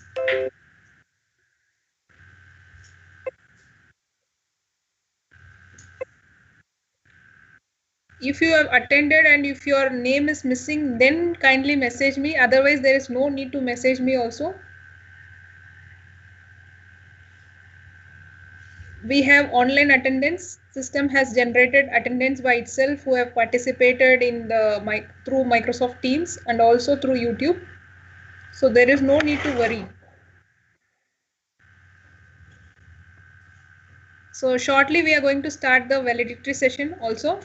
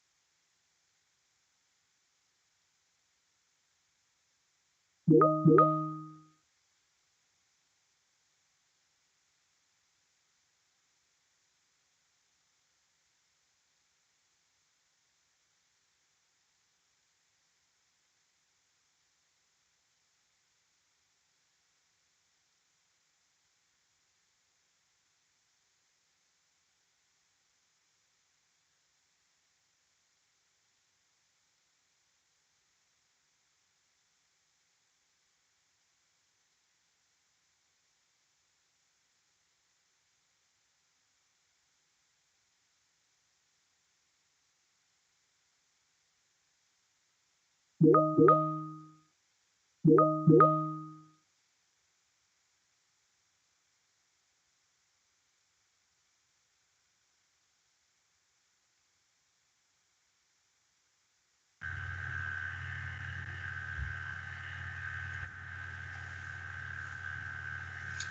my screen is visible. CASFOS IT cell, kindly confirm. Yes, ma'am. Visible, ma'am. Yeah, thank you. So welcome back. We had 2 days training program on conservation education with all with your mighty participation. So now we have come to end of the training program. So this is our valedictory session where we'll have experience sharing from you first. So as I have taken the names who wish to share their verbal feedback, I would request one by one to share their verbal feedback. So let me start with Ms. Sangeeta Sonwane, ma'am. Kindly unmute yourself and you speak regarding the course or the Eco Club, whatever suggestions you have in your mind. Yes, ma'am. Yeah, thank you. My name is Sangeeta Sonwane.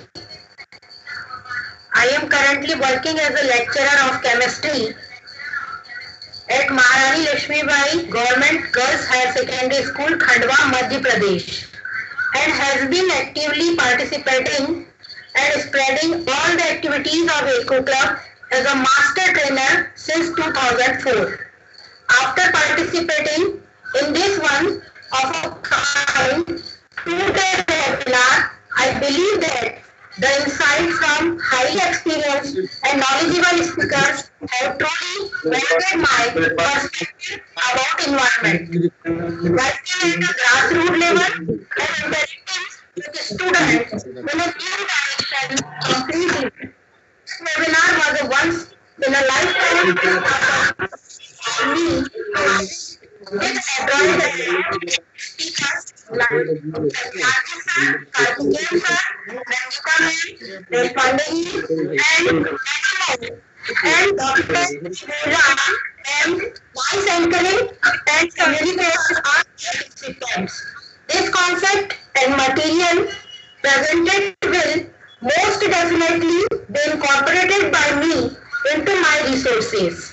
I learned several key pieces of information that will gradually enhance my ability as a master trainer, and I wish I would have been exposed to this material earlier. Thank you, ma'am. Thank you very much, ma'am. Nice to hear from you. Thank you very much. Hello. Hello, madam. Kindly Hello, mute madam. Kindly mute yourself, please. Madam, 1 minute, please. Hello. बताइए. I am Manjunath from Karnataka. बताइए. Hello. Actually, chat box is now open for us for 2 days, madam. We are not getting any chat box on our screen, madam. Yeah. We'll solve your issue after this session. Kindly bear with us. Okay. Okay, madam. Okay. Now, may I request Dr. Pragya Agarwal, ma'am, please share your suggestions. Okay, ma'am. Okay, ma'am. I request Dr. Pragya Agarwal. Please. I request all the participants to mute yourself so that no disturbance in hearing the people who are presenting themselves.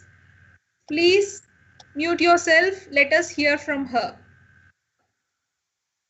नमस्कार, मैं doctor Pragya Agrawal government girls college Katni से मैं आप सभी का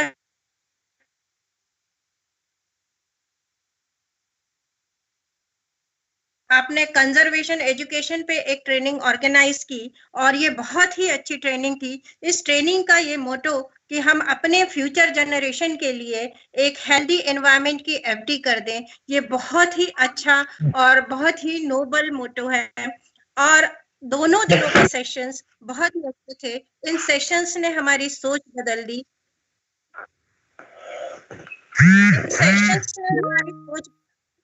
इन sessions ने हमारी सोच बदल दी। एनिमल हमारे क्षेत्र में नहीं, हम उनके क्षेत्र में पहुंचे हैं।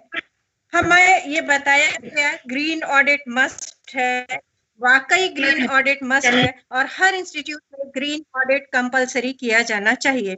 इस तरह की और ट्रेनिंग करनी चाहिए। हमने इको एम्बेसडर का जो कॉन्सेप्ट था, गेल फाउंडेशन से जो मैडम आई थी उन्होंने बताया था, वाकई वो काबिल तारीफ है। इस तरह के मोटिवेशन स्टूडेंट्स को और टीचर्स को समय समय पे मिलते रहना चाहिए। किस तरह से सॉलिड वेस्ट मैनेजमेंट किया जाए, सराउंडिंग्स की डाइवर्सिटी को किस तरह से ऑब्जर्व करना, उनकी जो बेनिफिट्स हैं उसको देखना। वाकई बहुत अच्छा इन 2 दिन के आपने ट्रेनिंग सेशन में दिया और मेरी एक इल्तजा है कि आप हमेशा इस तरह की ट्रेनिंग ऑर्गेनाइज करें और छोटे छोटे ग्रुप्स में करें जिससे सभी आसानी से उसको ज्वाइन कर सकें और ये ना हो कि हम आज सॉफ्ट टीम में हैं, कल यूट्यूब में है, एक प्लेटफॉर्म पे हम लोग उसको ज्वाइन कर सके। Thank you very much. और आप लोगों ने बहुत ही अच्छा ऑर्गेनाइज किया और मैं तहे दिल से आपका शुक्रिया अदा करती हूँ। Thank you. Thank you very much, ma'am. Thank you very much for your words. That encourages us a lot to conduct so many programs like this in future too. We have written your valuable suggestions, so that may be communicated to even to the ministry looking after such programs for the environment conservation. Thank you, ma'am. May I now request Mr. Arvind Kumar Gaur? Sir आप please आपका suggestions और आपका जो भी बात करना है आप बता दीजिएगा। Thank you ma'am. Hello, thank you. Yeah please continue. Hello, may I now request all the participants to mute themselves. Please mute करिए। हेलो, एक्टिवली सुनना चाह रहे हैं उस समय आप डिस्टर्ब मत करिए। This is my humble request for you. Hello hello hello जी अरविंद सर बोलिए सर। आ रही मेरी आवाज आ रही है? जी सर आपकी आवाज आ रही है, बोलिए प्लीज। हाँ, सभी को नमस्कार। मैं अरविंद कुमार गौड़, जीआईसी बनचुरी, विकास खंड यमकेश्वर, डिस्ट्रिक्ट पौड़ी गढ़वाल, उत्तराखंड से हूँ। और ये 2 दिन बहुत ही महत्वपूर्ण है हमारे लिए और नई जानकारी हमने प्राप्त की और किस प्रकार से हम उनको अपने क्षेत्र में प्रयोग कर सकते हैं। बहुत अच्छा ये प्लेटफॉर्म था। तो पूरे आयोजक जो समिति है उनका हार्दिक धन्यवाद मैं ज्ञापित करता हूं।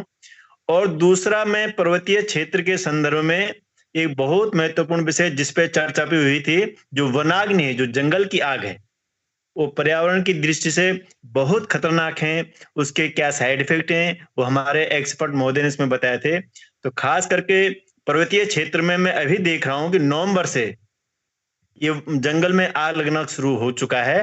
तमाम जागरूकता होने के बावजूद, फॉरेस्ट के भी अपनी तमाम चाक चौबंदी के बावजूद भी उत्तराखंड में खास करके पहाड़ जलने शुरू हो जाते हैं, जंगल जलने शुरू हो जाते हैं। तो इस विषय को हम किस प्रकार से और जन जागरूकता ला सकते हैं और इस वनाग्नि को रोक सकें, एक आम जनमानस के सहयोग से। इस पर में ऐसे कार्यक्रम जो बिल्कुल वनाग्नि पर ही जिसका फोकस हो, ऐसे कार्यक्रम ऑर्गेनाइज हो जिससे हम समाज में और अपने खास करके पर्वतीय क्षेत्र में लोगों को जागरूक कर सकें। इनको इनके जो दुष्परिणाम है हम अपने स्तर पर बताते हैं, बताने के बावजूद भी ये जो वनाग्नि है लगातार हर साल बढ़ती जा रही है। और उसमें जो हमारे एक्सपर्ट थे उन्होंने भी बताया था कि लोगों का एक तो चिंतन रहता है कि नई घास आ जाएगी। दूसरा, आजकल कुछ पर्वतीय क्षेत्र में लालटेना एक झाड़ी है, कंटीली झाड़ी, वो बहुत ज्यादा हो गई है। तो उसके जलाने के पर्वत से भी लोग ये आग लगाते हैं, और लेकिन वो जलती नहीं है, उसके पत्ते उत्ते जल जाते हैं, फिर बरसात होती है फिर उसी स्वरूप में आ जाती है। तो भविष्य में एक ऐसा कोई कार्यक्रम जो बिल्कुल वनाग्नि पर फोकस हो, एक कार्यक्रम ऐसा रखा जाए। बहुत सुंदर कार्यक्रम रहा। एक बार फिर सभी का बहुत बहुत धन्यवाद। Thank you sir. आपसे मेरा विनती ये है कि आपका स्कूल के बच्चे को आप अवेयरनेस क्रिएट करें ताकि वो लोग जाके उनका पापा मम्मी को बताएं ऐसा आग लगना अच्छा नहीं है, बिकॉज हमारे नेचुरल रिसोर्सेस और एनवायरनमेंट उससे खराब हो जाता है।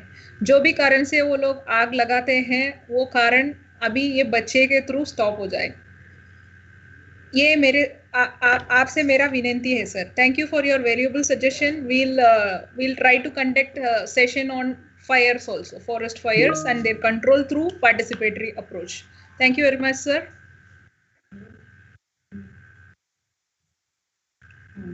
So may I now request Mr. Suresh Chandra Bhatt sir to kindly unmute and throw his valuable suggestions.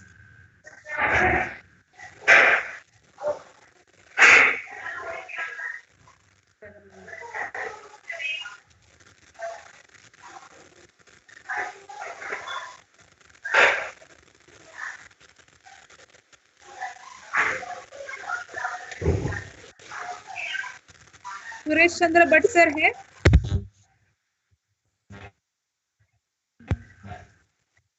Chandra Bhatt sir है?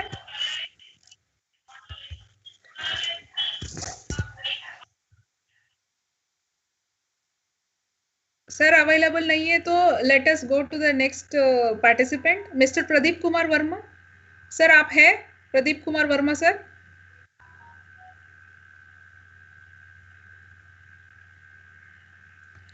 प्रदीप कुमार वर्मा सर है? So I think he is also not here. Miss Beena Pulera, ma'am आप है?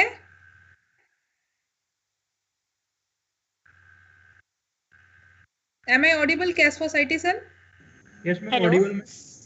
Yeah, Miss Beena Pulera ma'am है? Yes ma'am, Beena Pulera here. Yeah. Kindly ma'am, you can share your suggestions. Okay. Good afternoon everybody. मैं अपनी बात हिंदी में share करना चाहूंगी, उत्तराखंड से हूँ और बीच में कुछ वर्ड यूज करूंगी। तो मैम मैंने 2004 में इको क्लब की ट्रेनिंग ली थी, तब इको क्लब के बारे में जाना था कि क्या इसकी बेसिक नीड्स हैं और क्या इसकी स्थापना का क्या उद्देश्य है। और उसके बाद मैंने स्कूल में इसको कुछ साल चलाया था, जो एक बहुत अच्छी तरह से चल रहा था। लेकिन उसके बाद वहां से चले आने के बाद मेरा स्कूल और वो मेरा जो इको क्लब के मेंबर्स बच्चे बनाए थे, 2 रुपया हम इको क्लब का लेते थे बच्चों से, और उससे हम अपने प्लांटेशन ऑल ऑफ सारा बहुत अच्छा मेंटेनेंस हो गया था। पर इको क्लब और वो सारा छूटने के बाद मेरे साथ इको क्लब का स्कूल तो छूट गया, पर इको क्लब मेरे साथ आ गया इन्वायरमेंट के रूप में।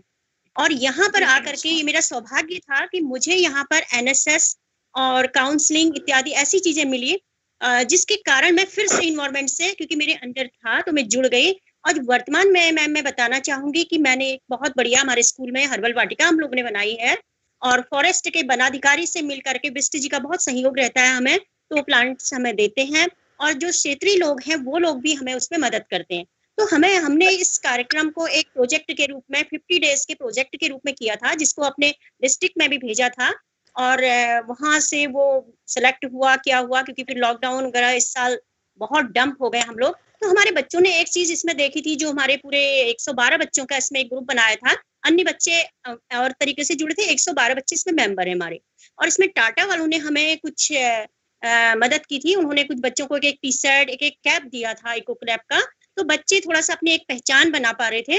और जब हम अपने क्षेत्र में जाते तो वहां पर क्या था, जो एनिमल्स वगैरह गोबर इत्यादि पड़ा रहता है तो वो फैला रहता था, जिससे हम सफाई अभियान के तौर पे गए थे, और उसको हमने जगह जगह कुछ डस्टबिन बना करके उस गोबर को एक कंपोस्ट का रूप दिया था कि अगले 10 दिन में या 15 दिन में हम लोग फिर से आएंगे। तो उसके बहुत अच्छे रिजल्ट हमें मिल रहे थे। उसके अलावा मैम बहुत दुख होता है कि जब यहाँ उत्तराखंड में इतनी सारी घनी पेड़ वगैरह थे, आप देख रहे हैं, तो ये पेड़ों का जो कटान हुआ है, जब उस गाड़ी से हम लोग जाते थे, हम अपनी जगहों पर उन पेड़ों से अपनी पहचान बनाते थे।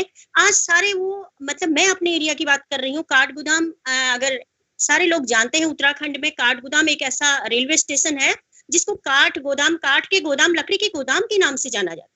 बट आज आपको दूर दूर तक जंगलों की जो स्थिति है बड़ी खराब हो गई है, और गौला नदी अपना प्रकोप, बाढ़ जैसे अभी सर ने बताया कि कटान होने लगा है, तो यहाँ कहीं और हो क्या रहा है, एनिमल्स जो है जंगल के जानवर, उनको कहीं जगह नहीं मिल रही है तो घरों में आक्रमण कर रहे हैं।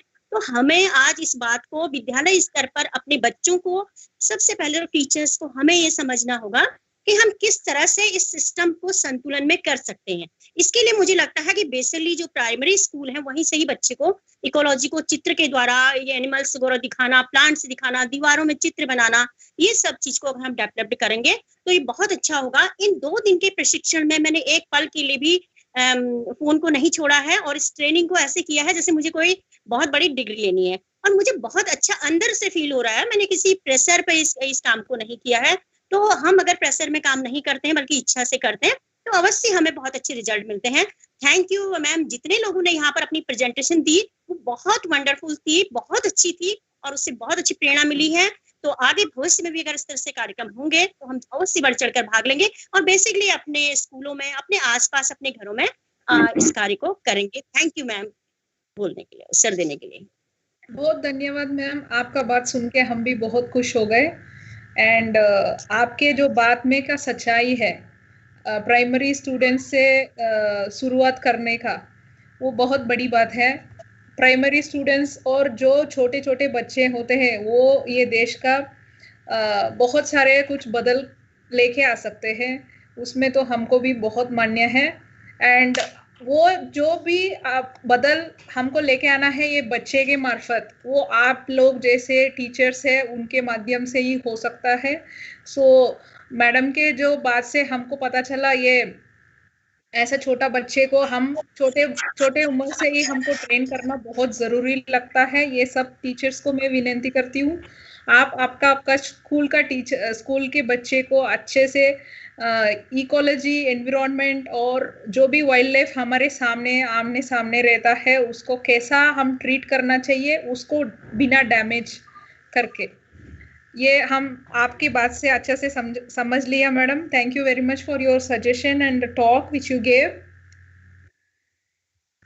मे I know request doctor Pradeep Soni. मैं नो मैडम, हाँ जी, मैं बोलना चाह रहा हूँ Suresh Chandra Bhatt. Hello, I am doctor Pradeep. Pradeep Soni ji sir को बोलने देंगे, उसके बाद आप बताइए। जेपी पानसरिया बताना है तो। Hello, am I audible, ma'am? या प्रदीप सोनी सर स्पीकिंग है ना? Yeah, I am Dr. Pradeep Soni from St. Xavier's College, Jaipur, Rajasthan. First of all, ma'am, I would like to congratulate you for the wonderful sessions and the great training you provided us. Thank you so much for being with us with the last 2 days. Thank you so much, ma'am. And one thing I would like to share, I want to share some feelings with the Eco Club, which I associated from last 3 years.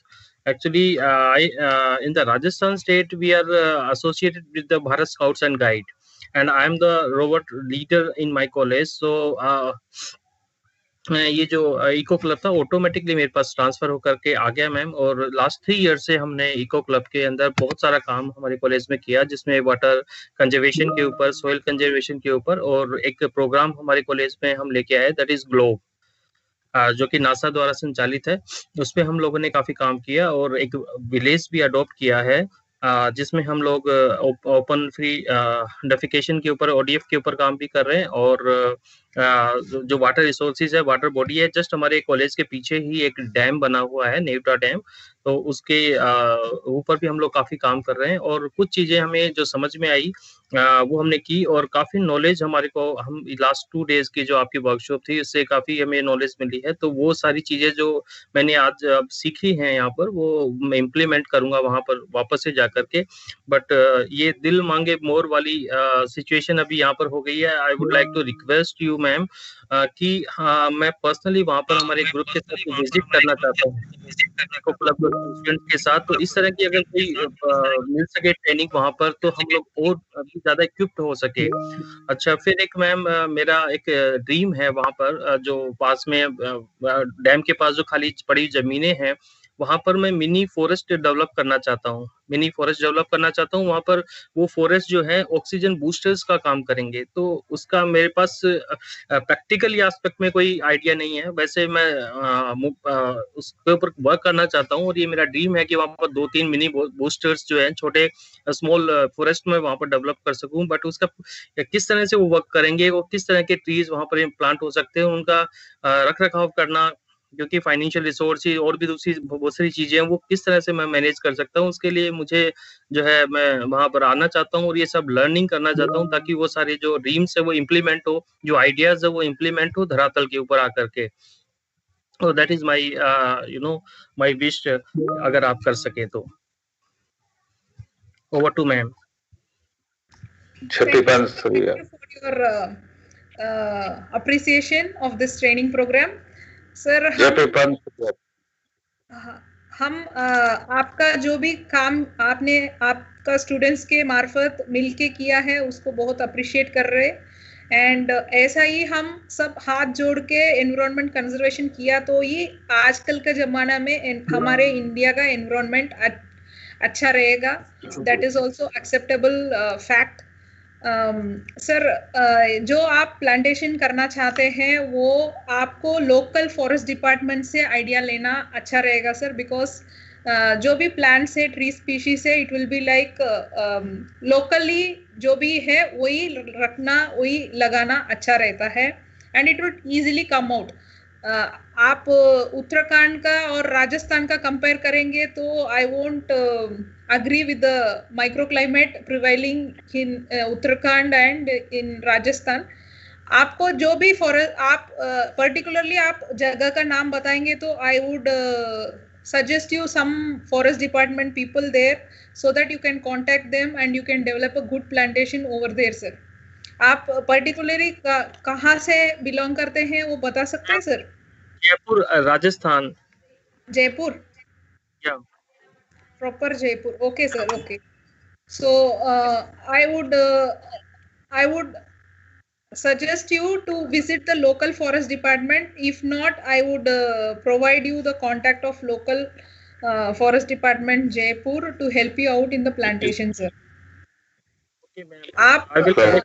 Even though Corona is there, we are blessed to have such an online platform where we can bring some eminent persons like Padma Shris as chief guests or speakers. This would not have happened if it is on offline training, and I could not have accommodated such number of participants. I am now handling about 1,000 participants in this online platform, which is literally impossible in offline platform. So we are blessed in some or other compensating each other. Hello. Thank you very much, sir. Pradeep. Hello. Hello madam. हाँ, मैं बोल रहा हूँ सुरेश चंद्र भट्ट। हाँ, आप बताइए आपका views. हाँ जी, हाँ, सभी को नमस्कार। मैं सुरेश चंद्र भट्ट, राजकीय उच्चतर माध्यमिक विद्यालय लोयल दोगी नरेंद्रनगर टेरी गढ़वाल से बोल रहा हूँ। ये मैडम जो ये 2 दिन की कार्यशाला थी बहुत ही महत्वपूर्ण हमारे लिए थी। ये हम अगर मुख्य बात यही, सभी जो वक्ता थे उन्होंने बहुत अच्छी बात बताई है कि अगर हम पर्यावरण को शुद्ध और संरक्षित रहना चाहते हैं तो हमें ये कार्यक्रम अपने शिशु माने विद्यार्थियों से शुरुआत करनी चाहिए। बहुत अच्छी बात हमने कल तक सुनी। कल जो अभिलाष जी ने जो अच्छी बात बताई है वो कभी उन्होंने हिंदी में बोला, इसलिए हमने हिंदी में बहुत अच्छा सुना। और हमारे बालक ने थोड़ा मेरा सहयोग किया, वो इंग्लिश मीडियम का छात्र है, इसलिए उसने बहुत अच्छी बात बताई कि पिताजी ऐसे बोल रहे हैं। तो बहुत अच्छी बात है। 2 दिन की जो कार्यशाला थी सभी लोगों ने बहुत अच्छा इसमें सहयोग किया। और मैडम मेरी एक प्रार्थना है, एक रिक्वेस्ट है कि एक कार्यशाला जो बहुत महत्वपूर्ण की थी, अगर ये 2 प्रकार से की जाती, जो हमारा ये उत्तर भारत जो है ये हिंदी भाषी राज्य है, अगर यहाँ हिंदी भाषा में इस कार्यशाला का आयोजन किया जाता तो और भी महत्वपूर्ण होता। और जो हमारे दक्षिण भारत के जो राज्य हैं वहाँ अंग्रेजी भाषा में ठीक है, भाषा का ज्ञान सभी को होना चाहिए, परंतु हम थोड़ा संस्कृत परंपरा से रहे, इसलिए हम इस भाषा को अच्छे ढंग से नहीं जान पाए अंग्रेजी को। परंतु मैं सार रूप में ही कहूंगा कि 10 कोप समो वापी ही 10 वापि सम हृदय 10 हृदय समो पुत्र 10 पुत्रो समो हृदय। अर्थात हमारे शास्त्रों में ही कहा गया है कि 10 कुएं के बराबर एक वापी मानी बावड़ी होती है, और 10 बावड़ियों के समान जो महत्व है वो एक सरोवर का है, और 10 सरोवरों का जो महत्व है वो एक पुत्र का है, और 10 पुत्रों के समान जो महत्व है वो एक वृक्ष का है। इसलिए वृक्ष रोपण हमारे जीवन के लिए बहुत ही महत्वपूर्ण अंग है। इसलिए हम उत्तराखंड वासी और विशेषतः हमारा टिहरी जनपद, हमारे जो टिहरी रियासत को दूर करने वाले अमर शहीद श्रीदेव सुमन जी की जो तिथि थी 25 जुलाई को, उसी दिन हम वृक्षारोपण करते हैं, और हमारे सारे विद्यालय में हम वृक्षारोपण करते हुए सारे बच्चों को इसकी शिक्षा देते हैं कि वृक्षों से हमें बहुत कुछ मिलता है, और अगर वृक्ष रहेंगे तो हमारा जीवन नहीं रहेगा। जहां वृक्ष होते हैं, हमारे यहाँ संस्कृत में ही बोलते हैं कि पादवानाम जीवनम रक्षः, पादवा माने पेड़ों से ही जीवन की रक्षा होती। आज भी हमारे जो पेड़ हैं, और सभी लोगों, मैं बहुत बहुत हृदय से सभी लोगों को बहुत बहुत धन्यवाद ज्ञापन करता हूं जो इसके आयोजक रहे, जिन्होंने ये प्रस्तुत किया, और जिन लोगों ने इसका श्रवण किया, बहुत बहुत धन्यवाद।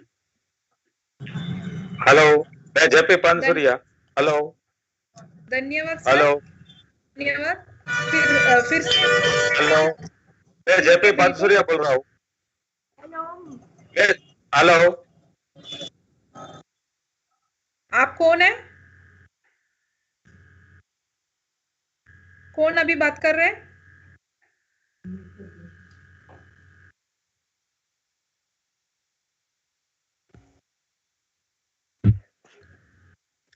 हेलो मैडम, संदीप जोशी खंडवा से बोल रहा हूँ।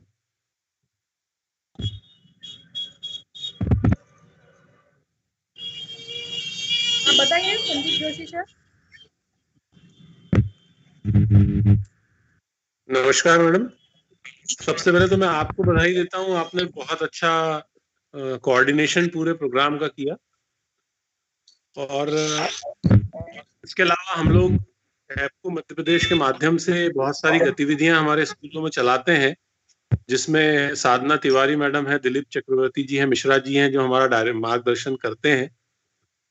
आपको बधाई इसलिए देना चाहता हूं कि आपने बहुत अच्छा 2 दिवसीय जो कार्यशाला थी, उसमें जो विषय विशेषज्ञ थे, उन्होंने बहुत ही व्यवस्थित तरीके से हमें बहुत सारी जानकारियां दी, जो हमारे लिए बहुत सी कुछ जानकारियां नई भी थी, और इतना अच्छा आपका पूरा प्रोग्राम था कि हम उसको एक क्रमबद्धता भी थी, सभी चीजें थी, बहुत आनंद आया उस पूरे प्रोग्राम में।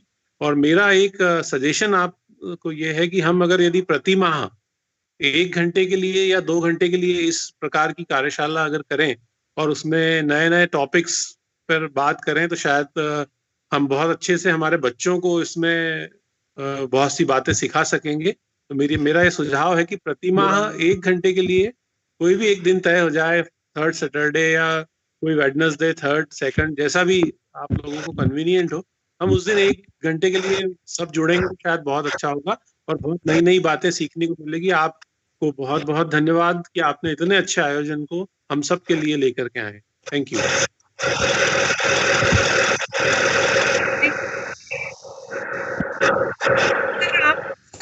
आप सुन लिया, और आपका बच्चे को आप लोग खुद भी सिखा सकते हैं, but we will try in future if we could reach children's school children and college going students too. Thank you very much for the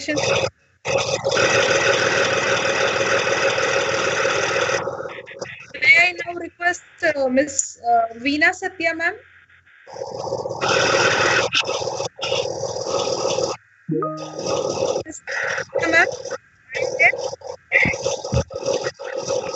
yes madam, मैं डॉक्टर वीना सत्या मैं बॉटनी के प्रोफेसर मैं बॉटनी में प्रोफेसर हूँ और शहीद SBN PG college Barwani में अभी काम कर रही हूँ और पिछले 2 साल से इको क्लब के इंचार्ज के रूप में काम कर रही हूँ। और आपका जो एनवायरनमेंट कंजर्वेशन का 2 दिन के training program, it was very excellent and all the speakers, all the resource persons, all the subject experts were very excellent and their talk and their presentation was very informative, full of information. और इसी conservation based कुछ activities हम colleges में भी कर रहे हैं, जैसे कि कचरे, ऑर्गेनिक और सॉलिड कचरे को जो है अलग अलग सेपरेट कलेक्शन है। वर्मी कंपोस्ट यूनिट कॉलेज में बनी हुई है, सोलर यूनिट्स लगी हुई हैं, सोलर लैंप लगे हुए हैं, वाटर रिचार्ज पिट बनाया हुआ है। उसके बाद कम से कम 20 ऐसे थ्रेटन स्पीशीज हैं जो कि हमारे एरिया में खत्म हो रही हैं, उनका प्लांटेशन किया है कॉलेज में। बच्चे जब तक उसको स्पीशीज को पहचाने के लिए उनको देखेंगे नहीं, तब तक उसके कंजर्वेशन के बारे में नहीं सोच सकते हैं। यही कॉन्सेप्ट को लेके और इस काम में फॉरेस्ट डिपार्टमेंट ने बहुत मदद की है। मैं उनकी नर्सरी से ही ये पौधे लेके आई थी और कॉलेज में लगाए हैं और अभी वो अच्छी तरह से सर्वाइव कर रहे हैं। वैसे ही कम से कम 60 प्लांट्स जो हैं, 60 मेडिसिनल प्लांट्स, वो भी कॉलेज में एक मेडिसिनल प्लांट हर्बल गार्डन लगाया हुआ है ताकि बच्चे उनको देखें, पहचाने और उनके कंजर्वेशन के लिए वो सोच सकें। वैसे ही बच्चों के लिए फिल्म, क्विज, पोस्टर कंपटीशन जो है करवाए हैं कॉलेजेस में। और अभी कोरोना के समय में पहले जो है कॉलेज में जो है सबको अवेयरनेस के लिए मास्क बंटवाए थे, सैनिटाइजर बंटवाए थे और इस तरह की और अदर एक्टिविटीज कॉलेज में करवा रहे हैं। जो जितने कैरेक्टर्स हुए हैं उसमें न केवल थ्योरेटिकल नॉलेज बल्कि प्रैक्टिकल नॉलेज भी हमको मिला है। और प्रैक्टिकल नॉलेज में मैं सोचती हूँ कि ज़्यादा यूजफुल है इको क्लब के लिए, स्कूल के कॉलेजेस के लिए, क्योंकि जो हम कर रहे हैं और हम क्या करवा सकते हैं इसको समझने के लिए जरूरी है कि हम दूसरी स्टेट्स में क्या हो रहा है, कुछ संस्थाएं क्या काम करवा रही हैं और दूसरे स्कूल कॉलेजेस में क्या चल रहा है। इसको हम जानेंगे तो हम अपने उन एक्टिविटीज को हमारे कॉलेज में भी करवा सकते हैं। ट्रेनिंग प्रोग्राम के लिए मैं कुछ सजेशन और देना चाहूंगी कि यदि फॉरेस्ट डिपार्टमेंट और एजुकेशन डिपार्टमेंट, चाहे वो हायर एजुकेशन, स्कूल एजुकेशन हो, यदि कुछ कोलेबोरेशन हो जिसमें कि फॉरेस्ट में जो कंजर्वेशन बेस्ड एक्टिविटीज चलती हैं उसको स्कूल और कॉलेज के इको क्लब के मेंबर्स और इंचार्ज जो हैं समय समय पर विजिट कर सकें और उनको प्रैक्टिकली दिखा सकें स्टूडेंट को, तो ज़्यादा अच्छे से सीख पाएंगे। दूसरा मैं ये कहना चाहूंगी कि आज बहुत ही एक अच्छा लेक्चर हुआ था ग्रीन ऑडिट के ऊपर। ये ग्रीन ऑडिट जो है लेकिन वो स्कूल के लिए था उनका जो है।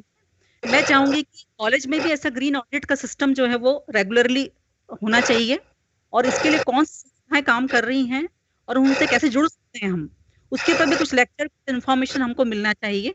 तीसरा मैं बोलूंगी कि हम ये ऑनलाइन जो ट्रेनिंग प्रोग्राम कर रहे हैं इसके लिए सारे हम इलेक्ट्रॉनिक गजेट्स यूज कर रहे हैं, चाहे मोबाइल हो, लैपटॉप्स हो, सारे सिस्टम हम इलेक्ट्रॉनिक यूज कर रहे हैं।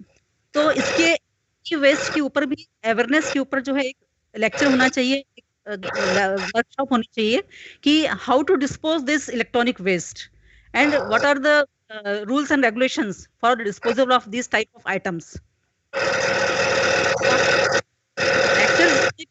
इसमें शामिल कर रहे हैं प्रोग्राम्स में, यदि वो फील्ड बेस्ड एक्टिविटीज के ऊपर बेस्ड होंगे तो वो मैं सोचती हूँ कि बहुत यूजफुल होंगे वो। जैसे कि हमारे जो लेक्चर्स हुए थे देश पांडे जी का था कि बिन और पिट प्लांटेशन था, बहुत ही यूजफुल था वो, कि हम ऑर्गेनिक वेस्ट को कैसे एक मैनेजमेंट कर सकते हैं, उसकी रिसाइकलिंग कर सकते हैं।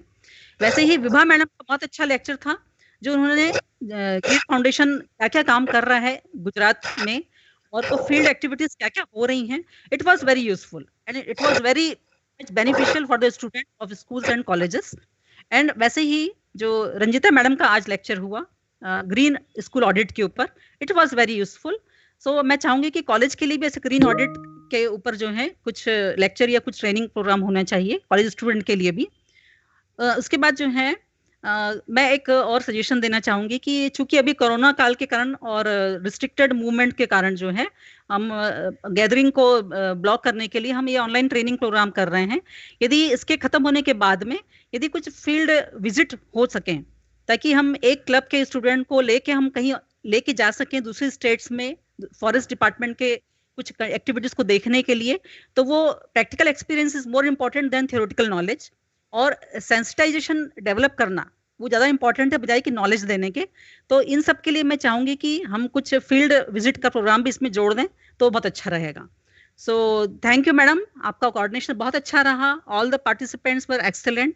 आपके इस ट्रेनिंग प्रोग्राम के सफलता के लिए इसके बहुत बहुत बधाई आपको, बहुत बहुत कॉन्ग्रेचुलेशंस। और हम चाहेंगे कि हर साल में कम से कम एक बार ऐसा वेबिनार जो है जरूर ऑर्गेनाइज किया जाए, ताकि रिफ्रेशर कोर्स जैसा रहे ये, और हमको लेटेस्ट अपडेट मिलते रहें कि हमको क्या क्या चीजें और एक्टिविटीज करवानी है। Thank you madam. Thank you very much, ma'am. Thank you very much for your words, wonderful words which encourages us again and again. Thank you. आपका जो भी suggestions है वो that I have written and kept. I would inquire colleges का क्या programs है, जैसा green schools जैसा green colleges का कुछ program है क्या, that I'll inquire with again. And some other NGOs who are working on environment, and you are following a concept of learning by seeing and doing, which is very well which will be very fruitful. I request all the teachers here to follow the same. जब बच्चे खुद के हाथ से पौधा लगाते हैं, then only they have the feel of planting, और उसका importance ये सब पता चलेगा. So that is really nice to hear from you, ma'am. And you were asking for lectures on e-waste disposal, etc. So that we to bring in, ma'am, soon. Thank you very much for your valuable suggestions. Okay, madam. Thank you. So may I now request Miss Sita Kushwa, ma'am.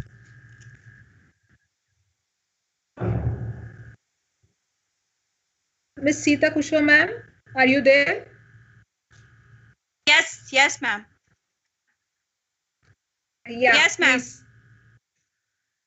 Ma'am, मैं सबसे पहले तो आप सारी team को जिसने भी ये ऑर्गेनाइज किया, आप लोगों को थैंक यू बोलना चाहूंगी कि इतना अच्छा प्रोग्राम और इतने सारे लोगों को लेके साथ चलना बहुत बड़ी बात है।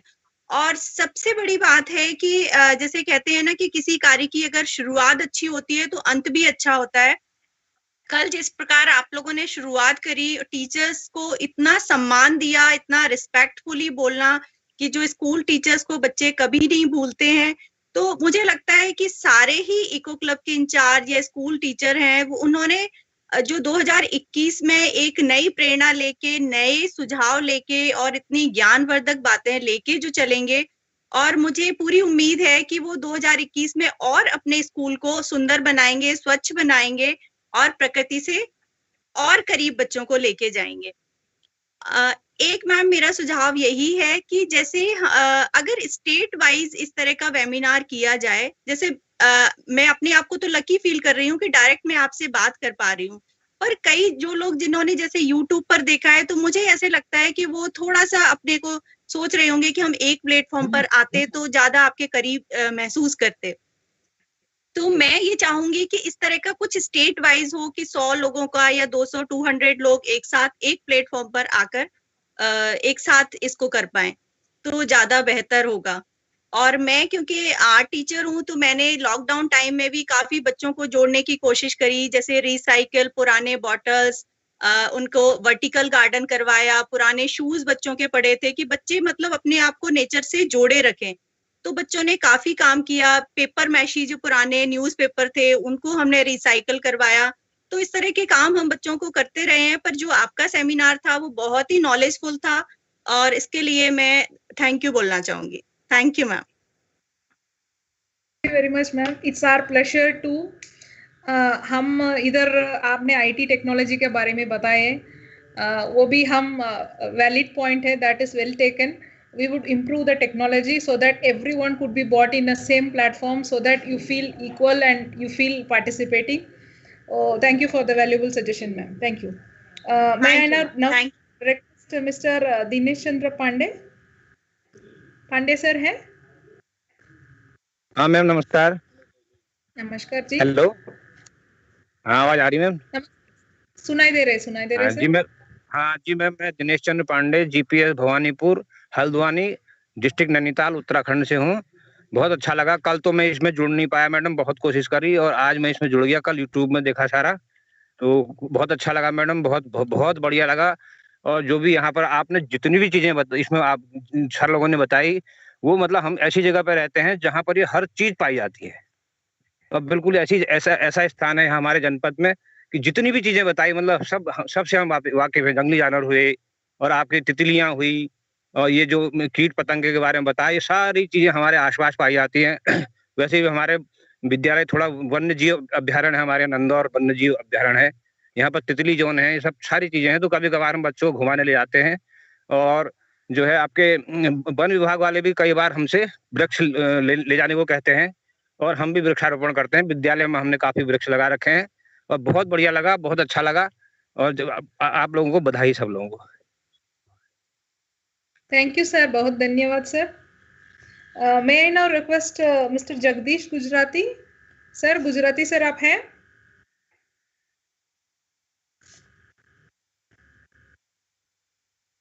गुजराती सर आप हैं? मिस्टर जगदीश सर आप हैं?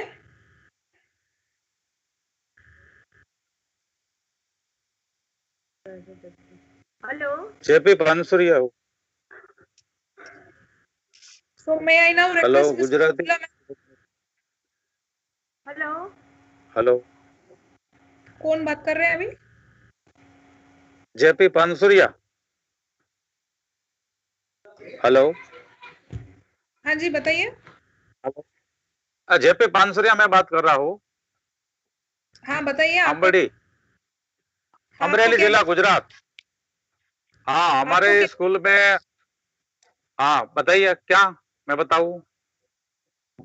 आप हमारे स्कूल में इको क्लब चलता है और इको क्लब में सारे बच्चे अलग अलग पौधे और अलग अलग वृक्ष हमारे स्कूल में है। ठीक है सर। हमें आज तुलसी जो 24 कलाक हमें ऑक्सीजन मिलता है। और दूसरा जो बिल्ली है, तो बिल्ली का ज्यादा पौधा स्कूल में सब बच्चे उगाते हैं, तो हमें अच्छा लगता है।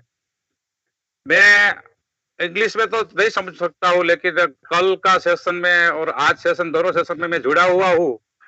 मुझे आज बहुत मजा आई और अलग अलग जो स्पीशीज के बारे में बात की गई वह भी अच्छी लगी। दूसरी जो बटरफ्लाई के बारे में बात की वो भी अच्छी लगी। अलग अलग जंतु के बारे में, जीव के बारे में बात की गई वो भी अच्छी लगी। और मैं सासनगिर में 99 से कैंप करता हूँ। और हमारे जो स्कूल है ना, वहाँ गांव में भी शेर आ जाता है, अलग अलग शेर। और बृहदगिर है, वहाँ बृहदगिर में अलग अलग जो लायन है, एशियाटिक लायन है, वो गांव में भी आ जाते हैं। और वहां भी अग्नि की घटना कभी कभी घटित होती है।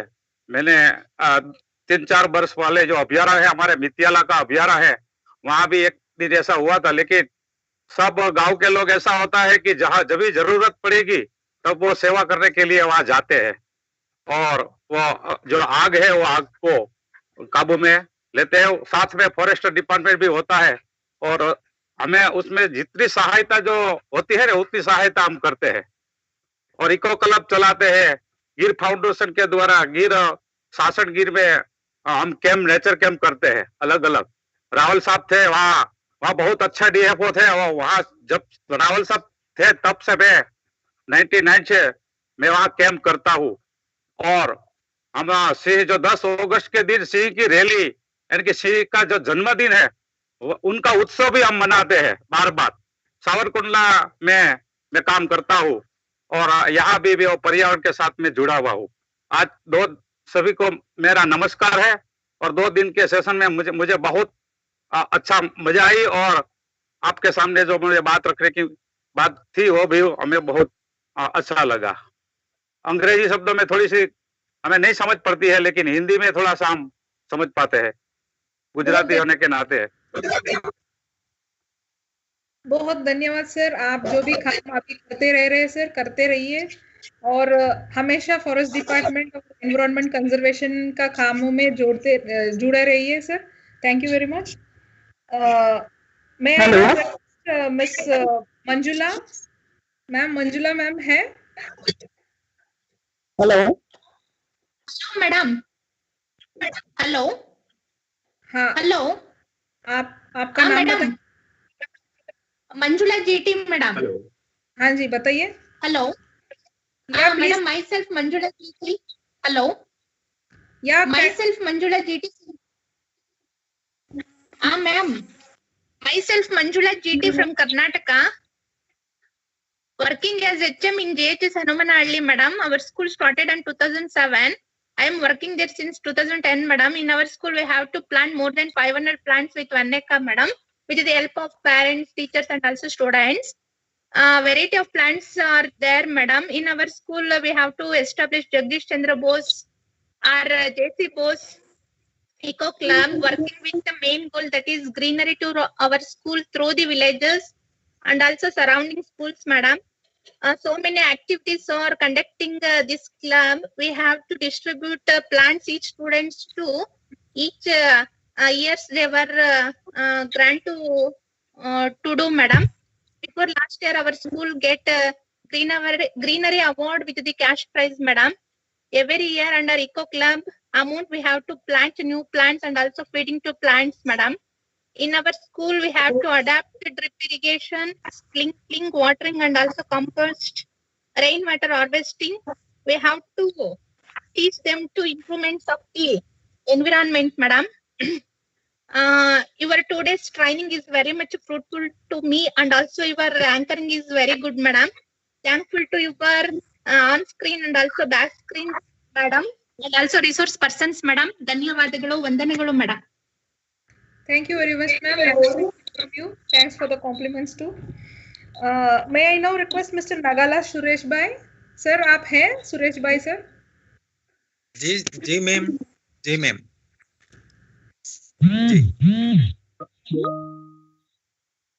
आप बताइए सर। जी जी जी ना, मैं गुजरात अमरेली डिस्ट्रिक्ट से आसोदर प्राइमरी स्कूल से नागला सुरेश बोल रहा हूँ।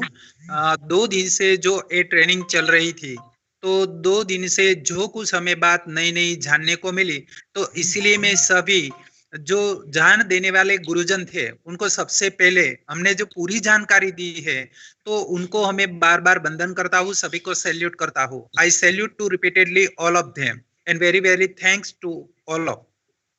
तो प्राइमरी कक्षा में छोटे बच्चों के साथ हम काम कर रहे हैं, तो इनके बारे में यहाँ हमको इतनी ही जानकारी मिली कि हम बच्चे के साथ कैसे काम करें। तो यहाँ जो बात बताई सीड्स बैंक के बारे में, तो आप भी देख सकते हो कि हमारी प्राइमरी स्कूल में हम छोटे बच्चे के साथ ये सीड्स बैंक चला रहे हैं। ये बीज बैंक चलाने के बाद जो पेरेंट्स है उनको हम बार बार स्कूल पर बुलाते हैं। पेरेंट्स को बुलवाने पर सभी को ऐसा लगता है कि यहाँ से देसी बीज मिलता है। पेरेंट्स बार बार स्कूल पर आता है और इनको इस स्कूल के साथ जुड़ाव अच्छे से बढ़ जाता है। और एक प्लास्टिक के बारे में भी बात बताई कि बच्चे को जब छोटे बच्चे हैं उनको अपने ही जीवन से शुरुआत करे कि जो प्लास्टिक है उनका उपयोग थोड़ा कम करे और बिल्कुल नहीं करे। तो इनके बारे में हम लोगों हमारे गांव के जो डोनर है उनका साथ लेकर हम जब 15 अगस्त और 26 जनवरी आती है तब हम सारे गांव वाले को एक इको फ्रेंडली बैग देते हैं। आप देख सकते हो। तो ये इको फ्रेंडली बैग लेकर उनका पेरेंट्स है, वही पेरेंट्स जब बाजार में जाता है, मंडी में जाते हैं, तो सब्जी जैसी चीजें खरीदने के साथ वो प्लास्टिक की बैग का यूज नहीं करता है। आप यहाँ पौध पौधे को देख सकते हो कि कई तरीके से जो फॉरेस्ट डिपार्टमेंट है वो पूरी तरह से हमारे साथ है। हम यहाँ पर डिफरेंट टाइप के जो डस्टबिन है उनका यूज भी बच्चे मिड डे मील के बारे में कर सकता है, तो वो भी आप देख सकते हो। तो कितनी ही जानकारी यहाँ से मिली। तो जो भी जानकारी मिली मैं मेरे बच्चों के साथ हमारी स्कूल में डेफिनेटली उनका यूज करूँ, उनको फॉलोअप करूँ और हमारी आसपास के गांवों में भी ये बातचीत हम फैलाओ और हमारे बच्चों के साथ जुड़कर एनवायरनमेंट के बारे में ज्यादा से ज्यादा गांव वाले लोग हैं इनको हम बताऊं। तो ऐसी जो मीटिंग होती है, ऐसा जो वेबिनार होता है, तो मैं बताऊं कि ये कम से कम हर साल 3-4 बार हो जाए तो बहुत ही उपयोगी होता है और बच्चे को भी ये बहुत उपयोगी लगता है। आप यहाँ जो वाटर हार्वेस्टिंग के बाद बताई, तो हमारा इलाका फ्लोराइड वाला है, तो इसलिए बारिश का जो पानी टेरेस गार्डन से आता है तो उनका भी हम कलेक्शन यहाँ करता है। आप भूगर्भ में टांका है वही भी आप दिख रहे हो, तो जो उनकी लंबाई 15 फीट है, चौड़ाई 12 फीट है और उनकी जो ऊंचाई है, गहराई, वही भी 12 फीट है। तो आप देख सकते हो कि ऐसी प्रवृत्ति होने से जब छोटे बच्चे अपने जीवन में एनवायरनमेंट के साथ जुड़े तो आगे बढ़कर डेफिनेटली वही सक्सेस होता है। और सबसे इम्पोर्टेंट जो क्वेश्चन है तो वही एनवायरनमेंट का है। तो यहाँ 2 दिनों में जो कोई हमें जानकारी मिली, तो ये जानकारी के बारे में मैं सभी गुरुजनों को बार बार सैल्यूट करता हूँ। और एक कंपोस्ट के बारे में भी दिखाया, तो आप देख सकते हो कि यहाँ जो पेड़ पौधे हैं उनका जो पत्ते होते हैं तो उनको भी हम कलेक्शन करते हैं, उनमें से ही कंपोस्ट खाद हम बनाते हैं। बच्चों के साथ मिलकर एक एक्टिविटी हम करते हैं और उनका यूज है वही हम किचन गार्डन में करता है। आप यहाँ भी देख सकते हो। तो ऐसी जानकारी हम लोगों को मिली, तो इसीलिए मैं बार बार सभी को वंदन करता हूँ। अस्तु।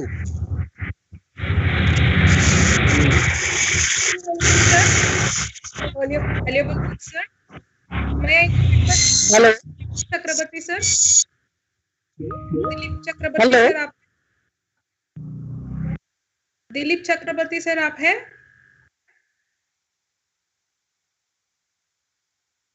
May I now request Mr. Dilip Chakrabarti sir?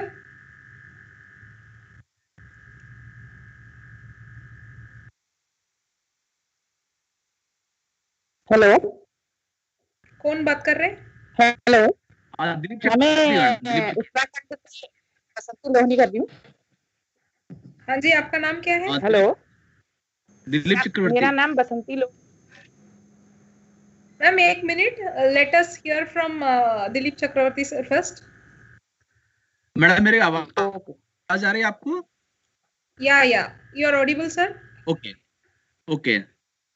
सभी को नमस्कार। मैं दिलीप चक्रवर्ती, पर्यावरण शिक्षा अधिकारी एप्को भोपाल में हूँ, मध्य बात कर रहा हूँ। और सबसे पहले कास्फॉस को बहुत बहुत बधाइयाँ इस तरह के कार्यक्रम को आयोजन करने के लिए, और पूरी कास्फॉस की पूरी टीम को, आईटी सेल को भी, जो इस तरीके से इतने सारे इको क्लब प्रभारी शिक्षकों के लिए, कॉलेज के प्रोफेसर्स के लिए ये कार्यक्रम आप लोग लेके आए। शायद मुझे लगता है कि ये फर्स्ट टाइम होगा जो इको क्लबों के लिए ये कार्यक्रम रखा गया है, और ये निश्चित ही बहुत ही इंकरेजिंग था। और आने वाले वर्षों में भी मैं रिक्वेस्ट करूंगा कि हम इस तरह का कार्यक्रम कम से कम साल में एक बार, और जो ये 2 दिन का जो समय लिया था आपने ट्रेनिंग के लिए और जो सेशंस का टाइम था बहुत ही अप्रोप्रिएट था, और इससे हमारे शिक्षकों को बहुत ज्यादा ज्ञानवर्धन मिला और वो आने वाले समय में इंकरेज होके इस काम को और बेहतर से करेंगे।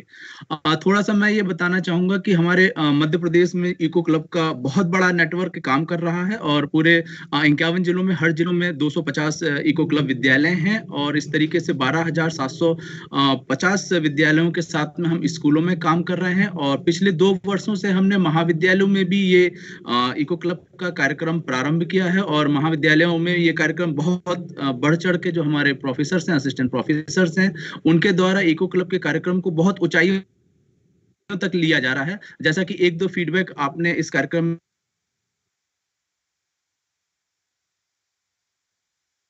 में मध्य प्रदेश से सुने होंगे, और लगातार ये मंत्रालय की नोडल एजेंसी है मध्य प्रदेश में जो इको के विद्यालयों के साथ में हम कर रहे हैं। और हमारा प्रयास रहता है कि हम नए-नए कार्यक्रम जो भी संस्थाओं से, गवर्नमेंट डिपार्टमेंट से, एनजीओ से, डिफरेंट इंस्टीट्यूशंस के जो भी कार्यक्रम चल रहे हैं हम उसको प्रदेश में लेके आए और इको क्लबों तक हम लेके जा सके। और मैं बहुत अपने आप को सौभाग्यशाली महसूस कर रहा हूँ इस कार्यक्रम से जुड़कर आपके माध्यम से, क्योंकि कास्फोस में उस इंस्टीट्यूट में रहा हूं, और मैंने अपना मैनेजमेंट का कोर्स एनवायरनमेंट में एफआरआई से ही किया हुआ है, और सी में भी मैंने 6 साल काम किया हुआ। तो जितना सारे स्पीकर्स थे, उनसे कहीं ना कहीं हम सीआई है, इनमें हमने लगातार इनके जो प्रोग्राम्स हैं उनको हम मध्य प्रदेश में भी लेके आए हैं और मध्य प्रदेश में हम इको क्लबों के माध्यम से ये सारा कार्यक्रम हम कर रहे हैं। आपको इस कार्यक्रम इको क्लब के कार्यक्रम को बहुत ही पॉजिटिवली हर स्कूल तक हम लेके जाते हैं और ये 2 दिन के जो सेशंस थे इसमें निश्चित सॉलिड वेस्ट का जो मैनेजमेंट है या जो ग्रीन स्कूल ऑडिटिंग है वो अगर हम कॉलेजेस में भी ले जा पाए तो ये हमारे लिए एक अच्छी उपलब्धि होगी। और सारे सेशंस बहुत बढ़िया थे। आपका मैडम कोऑर्डिनेशन इस 2 दिनों में बहुत बढ़िया रहा और सभी लोगों की यही इच्छा है कि ये कार्यक्रम अब आगे चलना चाहिए और हम एज ए नोडल एजेंसी हम स्टेट में भी इस तरह के प्रोग्राम्स करेंगे और अपने इको क्लबों के लिए लगातार हम करते भी रहते हैं। इस कोविड काल में हमने ट्रेनिंग्स नहीं की है, अदरवाइज हम साल में हम ट्रेनिंग इको क्लब इंचार्जेस की, प्रोफेसर्स की हम भोपाल में इनको इनवाइट करके हम करते रहते हैं। तो मैं बस इतना ही कहना चाहूंगा क्योंकि समय काफी कम है। सारे स्पीकर्स को बहुत बहुत बधाइयां, कास्फोस के प्रिंसिपल सर कुणाल सर को, पूरी टीम को बहुत ढेर सारी बधाइयां, मंत्रालय को बधाइयां कि मंत्रालय ने कास्फोस के साथ में मिलके इको क्लब इंचार्जेस के लिए ये कार्यक्रम ट्रेनिंग सेशन जो रखा था ये निश्चित ही सभी के लिए बहुत ही सुखद रहा और सभी ने आईटी सेल का बहुत धन्यवाद। तो सब जुड़ के आपने इतने सारे लोगों को जोड़ा और जो लोग यूट्यूब पे भी जुड़ पाए हैं उनको भी मैं कोशिश करूंगा मध्य प्रदेश से कि वो सारा जो रेफरेंस मटेरियल है मैं आपको व्हाट्सएप के माध्यम से भेज दूं। Thank you once again madam, आपका बहुत बहुत धन्यवाद। Thank you sir, thank you very much for your sir. मैं now request mister Ashutosh Shah sir, आप हैं आशुतोष?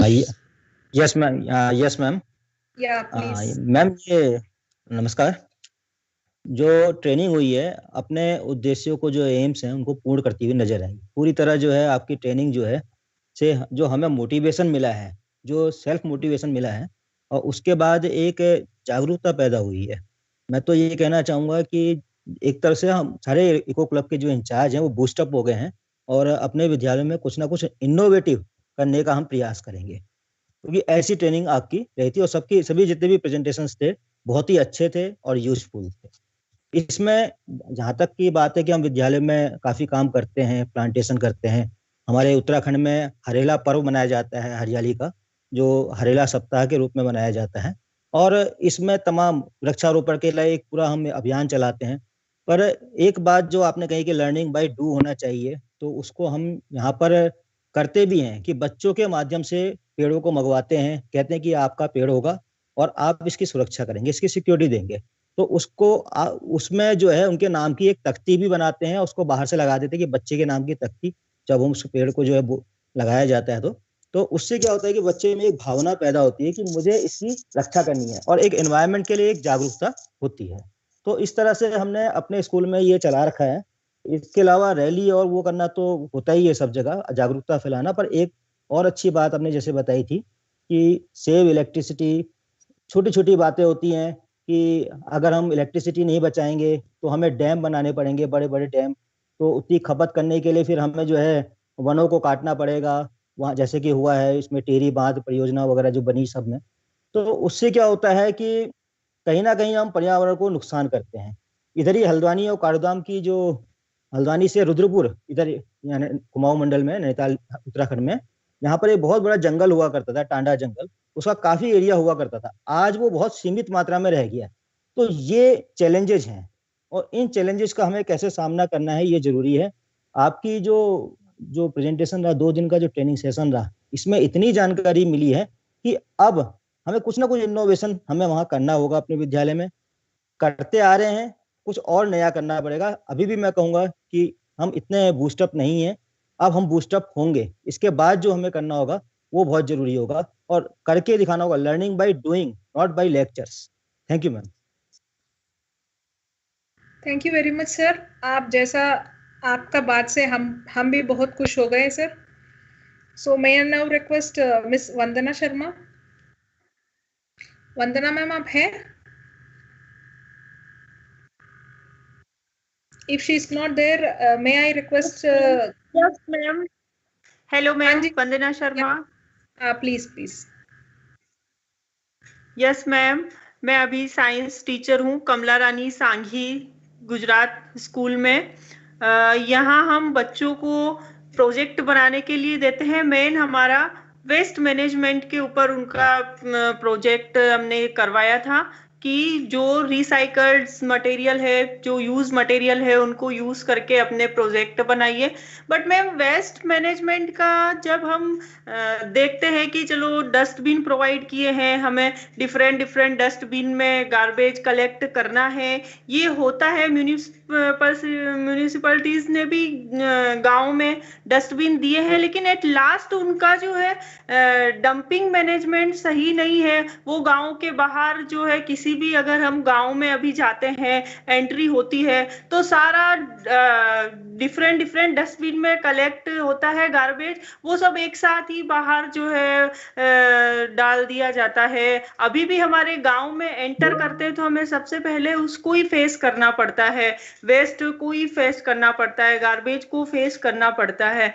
तो उसकी अभी मैम कोई वो नहीं है, बच्चों को अवेयर करना है वेस्ट मैनेजमेंट के ऊपर, लेकिन अभी सारा एक्शन में वेस्ट मैनेजमेंट का काम जो है हमें नहीं दिखता है।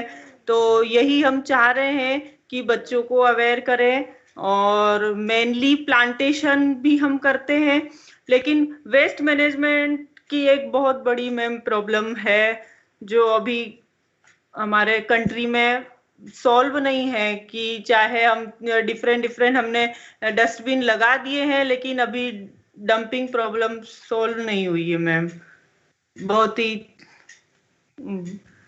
मैं इसमें और बाकी session waste management, waste generation ही हम कम करना चाहिए। जैसा बहुत सारे रिसोर्स पर्सन ने हमें बताया है, बहुत सारा वेस्ट हम जनरेट करते हैं, उसको पहले कम करेंगे, उसके बाद जो रिसाइकलेबल वेस्ट है उसको अलग करेंगे, उसके बाद जो रिसाइकलेबल वेस्ट है उससे क्या फ्रूटफुली बना सकते हैं वो बच्चे को सिखाएं, उस जो नॉन रिसाइकलेबल है उसको हम कैसा डिस्पोज करें वो हम सिखाएं। पर हम एक पर्टिकुलर डिपार्टमेंट के हाथ में ये काम नहीं छोड़ सकते हैं। हम हर एक सिटीजन, हर एक बच्चे इसमें कूद के काम करने से ही ये जो भी हमारे ऑब्जेक्टिव्स है, आप जैसा आप बहुत दुखी से बता रहे हैं, वो दुखी का सिचुएशन बदल सकते हैं। Thank you ma'am, thank you very much for your जो भी है आपका, जो भी टॉक है, हम सुन के हम भी सेंसिटाइज हो गए। मैं आई now request miss Gohil Deepaben ma'am. Yes ma'am. Am I audible? Yeah, audible ma'am. Thank you.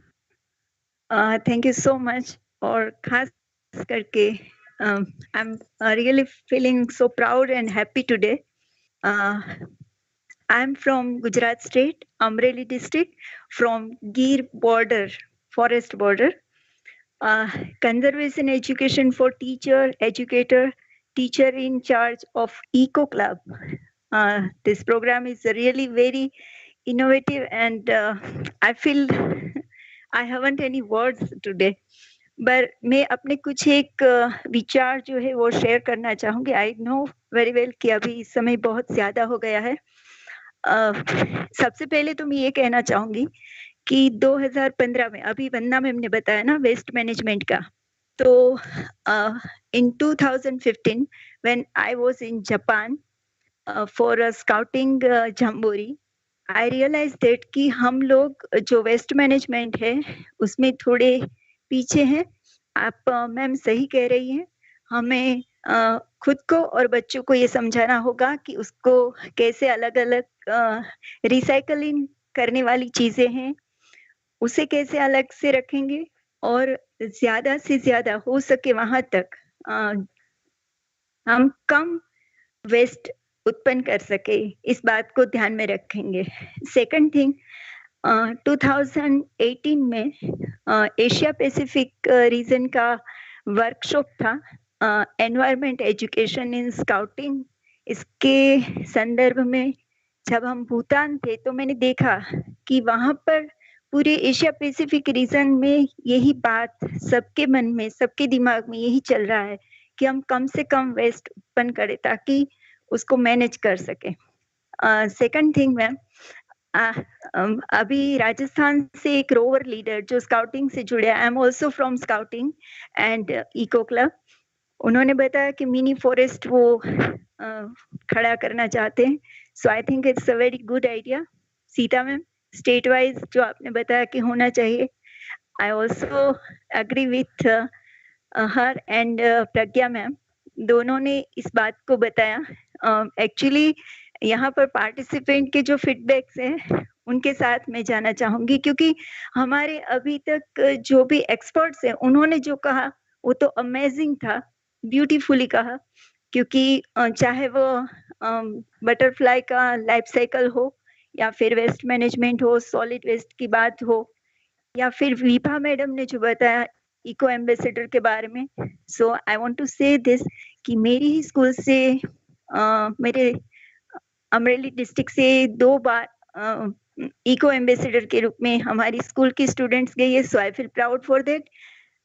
दूसरी मेनली बात में अजीत सिंह गोहिल एंड आलाप पंडित हमारे यहाँ से, उनका भी धन्यवाद करती हूँ, और खासकर आप सबका. And I really feel proud for this. And आपको बहुत सारी शुभकामनाएं, क्योंकि ये प्रोग्राम जो है अनबिलीवेबल रहा. And next time I want to join it, क्योंकि बार बार दिल मांगे मोर अभी सर ने बताया था. सो नथिंग टू से today because I feel so unbelievable. Thank you so much, ma'am. Thank you so much, ma'am, for your kind words. That motivates us very much. Now, let us proceed into the valedictory session and the presentation by me. Kindly bear with me.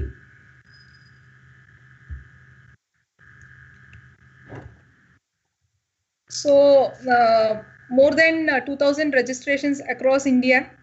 So this is also unbelievable that we didn't expect this many participants that they will register for this training program. 350 participants, they have participated through Teams platform, and 500 plus they have joined through YouTube with us.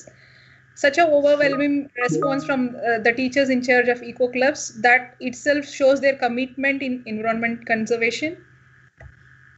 So this was the schedule which we followed for the 2 days. We started with the inaugural session. We followed with the first session by Mr. Kunal Satyarthi, Environment Issues in India and Overview. The second session was on Conservation Issues and Challenges in India by Abhilash Damodharan sir. The third session was Nature Education, a case study of Gujarat by Ms. Vibha N. Goswami. The second day we had again 3 sessions. First session was by Mr. S. Karthikeyan on wildlife amidst humans. The second session was domestic solid waste management by R.R. Deshpande, and the third session was Green Schools Program Green Auditing by Ms. Ranjita Menon ma'am. And this is the last session which we are just going through. So out of your feedback, I am presenting the feedback which you gave for the various speakers we had on the 2 days program. So I have to say that more than 450 feedback responses from you all, and that gave the score of 4.3 out of 5 for Mr. Kunal Satyarthi on environmental issues in India and overview. This is the feedback which Shri Abhilash Damodharan has got for his talk on conservation issues and challenges in India. This is the feedback which you gave for Ms. Vibha N. Goswami on nature education, a case study of Gujarat. And this was the feedback given to Mr. S. Karthikeyan, who talked on wildlife amidst humans. Ms. Ranjita Menon, she got a feedback of 4.30 out of 5 by 450 participants. This was the feedback given to Mr. R.R. Deshpande, who talked on domestic solid waste management. So coming to the overall feedback of the course, as such, I received 431 responses within a short span of 15 minutes time. So we could all visualize that how have the course aims been met. So the maximum participants, 292 participants, they have, it is more appropriate. So the course aims have been met very well. They have answered like that. What extent do you evaluate the increase of your knowledge and skills regarding the course contents topics by taking the course? Here also the majority of the participants fall in moderate extent and great extent level. What extent do you evaluate the relevance of content vis-a-vis a course title? Here also majority of them have answered for greatly relevant and moderately relevant. What extent do you evaluate the level of satisfaction in reading material of the course? Of course, we would provide, but the reading material is in the form of PPTs. So I understand that the participants, they have answered based on that. So the majority of the participants have high level of satisfaction in the reading material or the PPTs presented to them. What do you think about the duration of the course? Most of the participants, they have answered appropriate. What do you find the level of course as a whole? So this appropriate is the answer given by majority of you. How useful this training will be to you immediately in your job? For this, greatly useful was the answer given by majority of the participants. How useful this training likely to be for the future jobs you may handle? Here also most of you have answered greatly useful and moderately useful.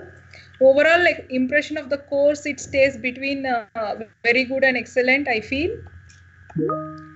So this is the certificate which we would be giving you all through online. This is a sample certificate. As I could not manage to read the list because I have number of participants more than 800.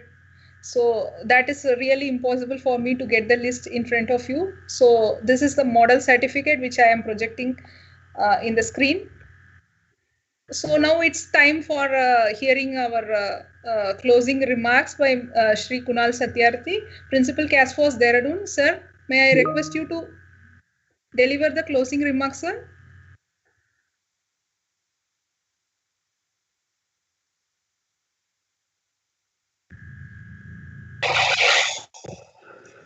Okay, Dr. Beulah, the course director of this 2 days online training course. I think I should also, I was listening to some of the feedbacks coming from the participants quite closely, and I would be failing if I don't congratulate you in completing this arduous task of taking 800 more teachers together for 2 days. And the feedback is reflecting that commitment and the thought that we had in designing this training course. So I also thank all my faculty colleagues for joining in and pitching their bit for running this training program. And also the chief guest of the inaugural function, director of the Center for Environment Education, Ahmedabad. And last but not the least, I always say that the more than 350 participants on the Microsoft team and around 500 participants on the YouTube channel, all of you, I think you all taken out time of 2 days and have tried to gather the great amount of flash flood of knowledge that was flowing. That is what happens in a short course. And I was looking at the topics again, and this is too much, a lot of information that has been shared with you. And I think the foundation stone was laid by the director of the Center for Environment Education, who is a great environment educator for many, many years, followed by highlight on some of the issues that I raised on the environmental issues. Then my colleague Abhilash did a lot of good work on handling the issue of forestry and wildlife predominantly, and he's a great botanist and shared a lot of information about plants and unique habitats and ecosystems with you. Then there was a session which is a realistic session as to what Gear Foundation is doing, and I was listening. Some of you have appreciated the work done by Gear Foundation and Vipa's presentation. And today morning, I was not able to attend to a lot of sessions, but I attended the session of my dear friend Karthikeyan, who is very close to, who's the best naturalist currently in the country. I have walked the forest with a lot of people. बहुत लोगों के साथ जंगल में घूमा, वरिष्ठ अधिकारियों के साथ, बॉटनिस्ट के साथ, BSI के लोगों के साथ, सारे संस्थाओं के लोगों के साथ जंगल में जाने का मौका मिलता है हमको, but Karthikeyan is one person who can attract attention. He can talk about white ant for hours. I know him, and I have had experience of personally walking in forest with him. So Karthikeyan's presentation was very good. Bilkul, how do you wildlife amidst humans was the topic, very apt topic. I could hear that presentation. A lot of interesting information he was giving about the butterflies and birds, and I started from the basics of flora and moved on to, and that is what he does. He can talk for a whole day on particular species. So great talk, and that is what nature interpretation is all about. Then I think there was a change in the topic, and then another good friend Ranjita Menon talked about from Center for Science Environment, talked about the green audit program that they are running, and it's a very commendable program. We tried doing that in the state of Himachal Pradesh when I was holding this charge, but that is a very important program, and that is such a good thing to do yourself and try to find out green auditing of your own schools about energy utilization or water utilization. I've seen that program happening, and I have seen a lot of people, a lot of schools participating and being rated quite highly. Thereafter, Deshpande Saab, I missed that session, but he must have talked quite elaborately about how you can actually start doing waste management. Waste management is a problem, everybody knows, but uska karna kya hai aur kaise karna hai. So that is a good city farming ka concept hai unka. We in our academy also have adopted that, and I'll request a lot of Eco Club in charges who are present today in this variety session to adopt some of these. So I think experience sharing has been quite elaborate, and I had to go somewhere because I'm on leave today, but I could catch on, and I'm still in the experience sharing mode, and that gives us a lot of encouragement because हमारे लिए भी आपके लिए पहला course है, आप सभी participants के लिए हमारे लिए भी पहला कोर्स है. So let me admit it, as new the course is for you all, the same it is for us, same applies to us, because normally we are very comfortable, we are very happy training forest officers of whatever dimensions. So we love training forest officers, increasing their knowledge and skill on forestry and wildlife and environment. But to go outside comfort zone was a difficult thing. And I told you that last week में हमने training program किया था 2 दिन का media personals के लिए. And this is a week of great importance to us when we are training the great teachers of this country. I can see more than 800 teachers, and the requirement was that सबको जोड़ना चाहिए था या school wise किया करें. I was listening to all the suggestions, and it is great to have all of you here, and it has proceeded fine. And I hope that if you take back information, particularly about understanding nature. मैं पहले दिन अपने slide में बोल रहा था कि nature से सीखने को बहुत कुछ है, और नेचर के बिना ह्यूमंस का सुपीरियरिटी कुछ भी नहीं है. And that is very important. And I ended my presentation with a slide saying you should understand that ecological limits है इस अर्थ का और इस इकोसिस्टम का लिमिट्स है, और उस लिमिट्स को रेस्पेक्ट करना जरूरी है ह्यूमन बीइंग्स के लिए. और अगर आपने ये सीखा इस कोर्स में तो अच्छी बात है.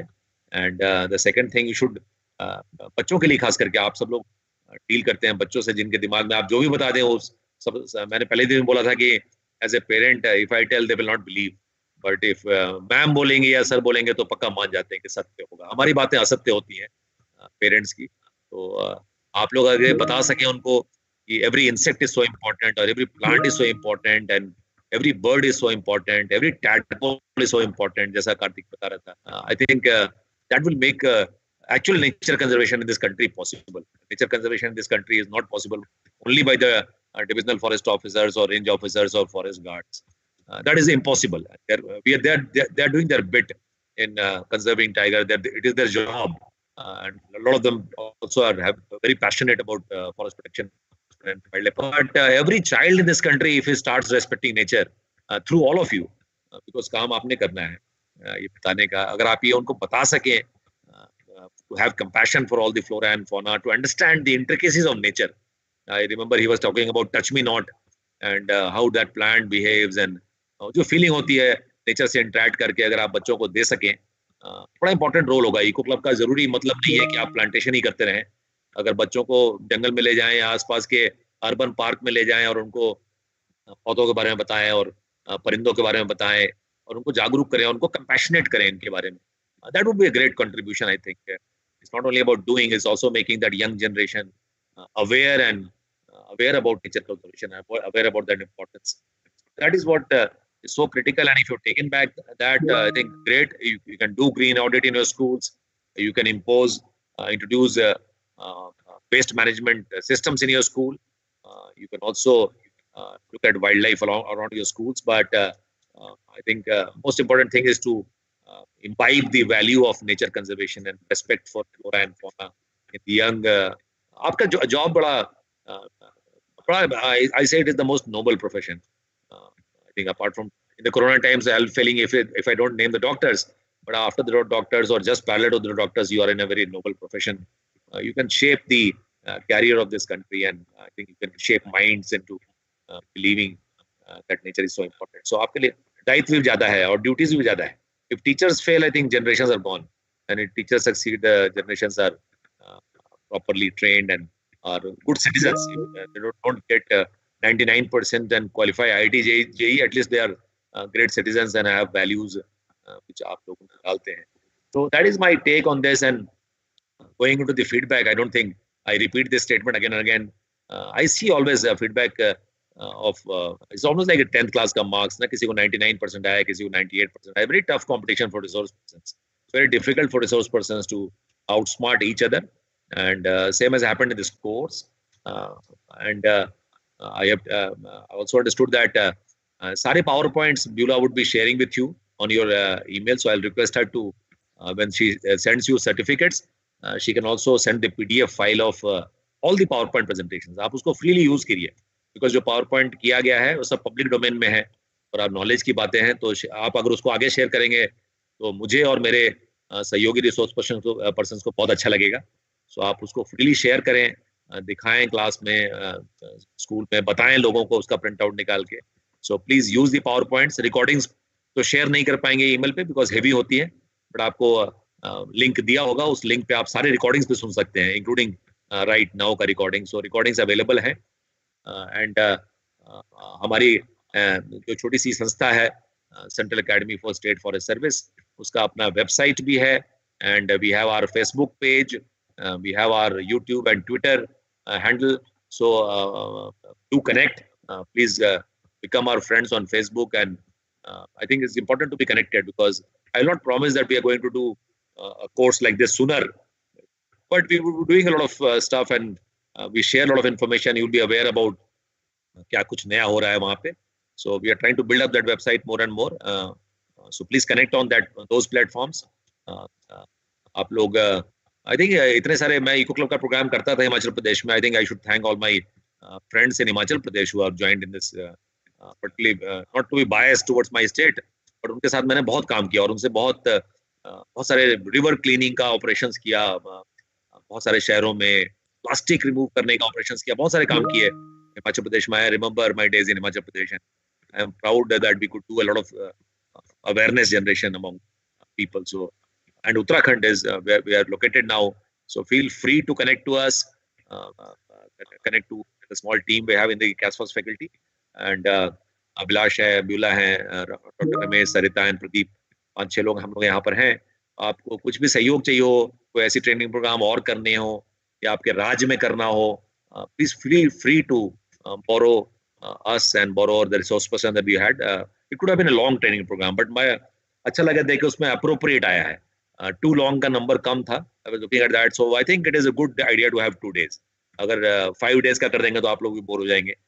So 2 दिन का program is good, and I think please stay connected with the CASFOS team and with your course director Beulah, and encourage her to launch more programs of this kind. And we would be happy to contribute to whatever efforts we can do to enrich the eco club movement in this country. मेरा बड़ा firm belief है कि अगर environment conservation करना है तो मैंने पहले भी बोला, रेंज ऑफिसर और DFO नहीं कर पाएंगे अकेले, गार्ड भी नहीं कर पाएगा. आप सब लोग अगर करेंगे, जो 250 इको क्लब होते हैं हर डिस्ट्रिक्ट में, I see a lot of potential in this, and we are training now. But I personally feel that there's a lot of potential. अगर ये सारे इको क्लब के इंचार्ज को एक प्लेटफॉर्म पे लाया जा सके, स्टेट वाइज एंड फिर nation wise, it would be a great drive towards actually having environment awareness in this country. So with that, with these words, I will not reiterate. आप सब लोग बहुत अच्छा काम कर रहे हैं. बहुत सारे इको क्लब के स्कूल में मैं खुद गया हूँ हिमाचल प्रदेश में. उत्तराखंड में तो मौका नहीं मिला, बट कभी हम आएंगे after corona, will come on trips, will like to see your schools. आपके स्कूल बहुत एक कोई फीडबैक में अपना स्कूल दिखाने की कोशिश करेगा. That is your passion, that is so passionate कि मेरा आप काम देखिए. That is what drives human beings passionate about this. So ऐसी passion I'll expect from all the eco club in charges from forever and ever. And we have all shared our mobile numbers and email addresses and WhatsApp and Facebook. Please stay connected, and I think you'll get your certificates on the email, I think, in a day or two. So congratulations all of you for surviving these 2 days of onslaught of information by all the resource persons.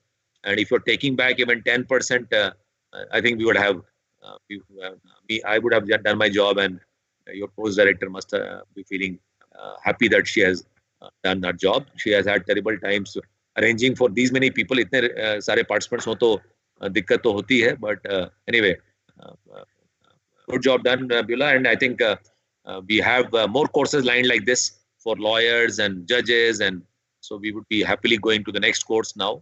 But we would remember all of you, all 800 of you. We don't even know your name, and we don't have not seen many of you. So I think it was great having you here on the online platform with the warmth that teachers always radiate and the positivity that they radiate. I only wish you that stay safe and stay home, but do venture out in nature. Nature would not be problem. So please go for walks. Please appreciate birds and animals and insects more from tomorrow onwards. Today evening onwards, अब तो अंधेरा हो गया. कल से आप ज़्यादा appreciate करेंगे तो हमें अच्छा लगेगा. Thank you so much, and wishing you good health and positivity of a good teacher. Thank you so much. Thank you very much, sir, for your valuable words as usual. So I would be failing in my duty if I don't propose formal vote of thanks. I would heartily thank Mr. Karthikeya Sarabhai, who agreed to appear and grace our inaugural session as chief guest. He has set the foundation stone very strongly so that this 2 days program has come to an end with a great success. I thank you very much, sir. I thank all the resource persons, starting from Mr. Kunal Satyarthi, Mr. Abhilash Damodaran, Ms. Vibha N. Goswami, Mr. Karthikeyan, Mr. R.R. Deshpande, Ms. Ranjita Menon, for taking out their valuable time and presenting the information to all the participants. I thank all the participants here who cooperated very nicely, without which we could not have conducted this program with a great success. I sincerely apologize if I would not have picked your call or replied your messages. The messages and the call numbers were so great, so sometimes I would not have picked up your call. Sorry for that, but still the cooperation offered by you all is very great. I thank you for that. I thank my principal, Mr. Kunal Satyarthi, for giving me the opportunity to conduct this 2 days training program. I thank all the faculty members for their timely support and guidance to me. I thank the IT team which is behind this great show. Without them, it would be like impossible for me to conduct this program smoothly. Lastly but not the least, I thank my Almighty for giving us good health and good knowledge to conduct this program very efficiently and effectively. I thank you one and all. Thank you very much.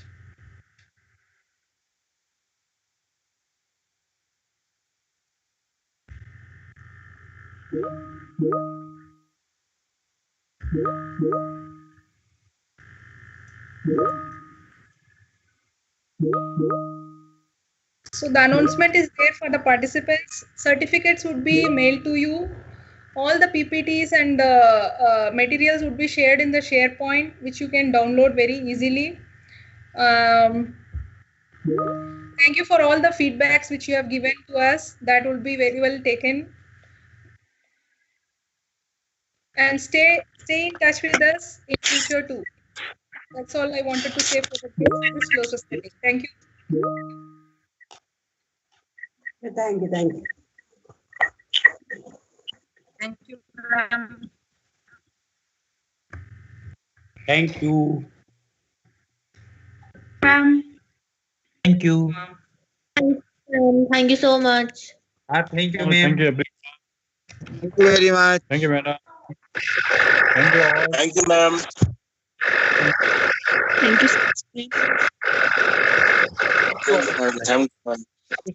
Thank you, ma'am.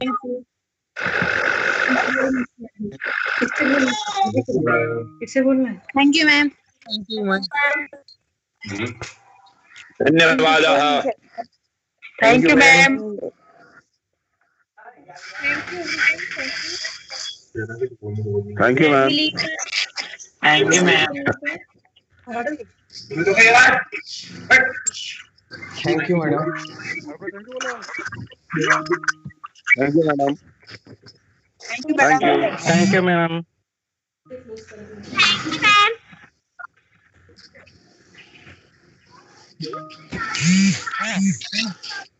Thank you, madam. Happy New Year. Okay, everybody, goodbye. Thank you, ma'am. बहुत धन्यवाद. Time पे भी अच्छा कर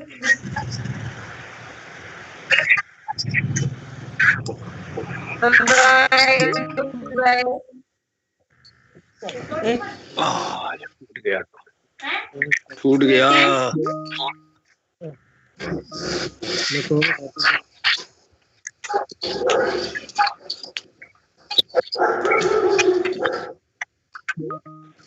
सभी प्रतिभागियों को प्रणाम और नव वर्ष की शुभकामनाएं.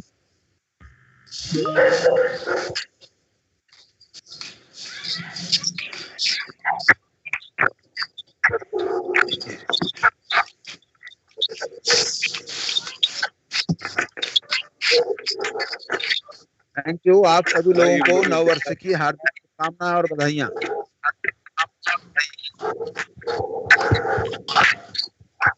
Tutorial through Academy. You can चलाने देना. Bold. Thank you, madam. Thank you very much.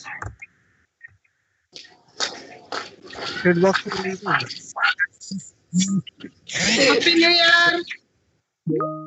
अब तो चलने लगी हुई.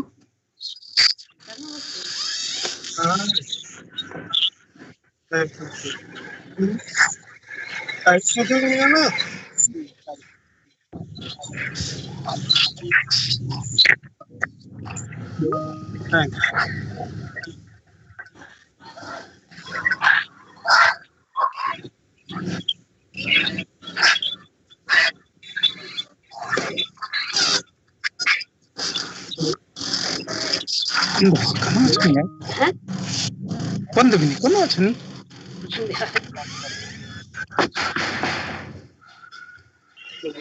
हो गया भाई आपका.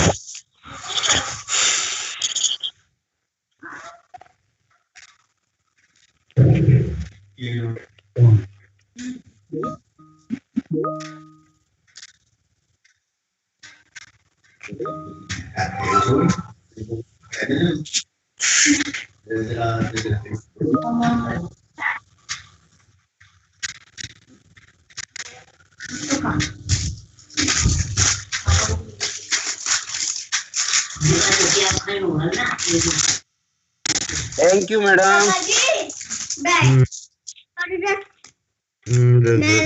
रख दे दो। अकेले दो दो रख दे। सिर्फ दो ही हाँ नहीं आपकी अभी तक क्लास चल रही है निकालिए तो छू रहा है इसको टूटे हुए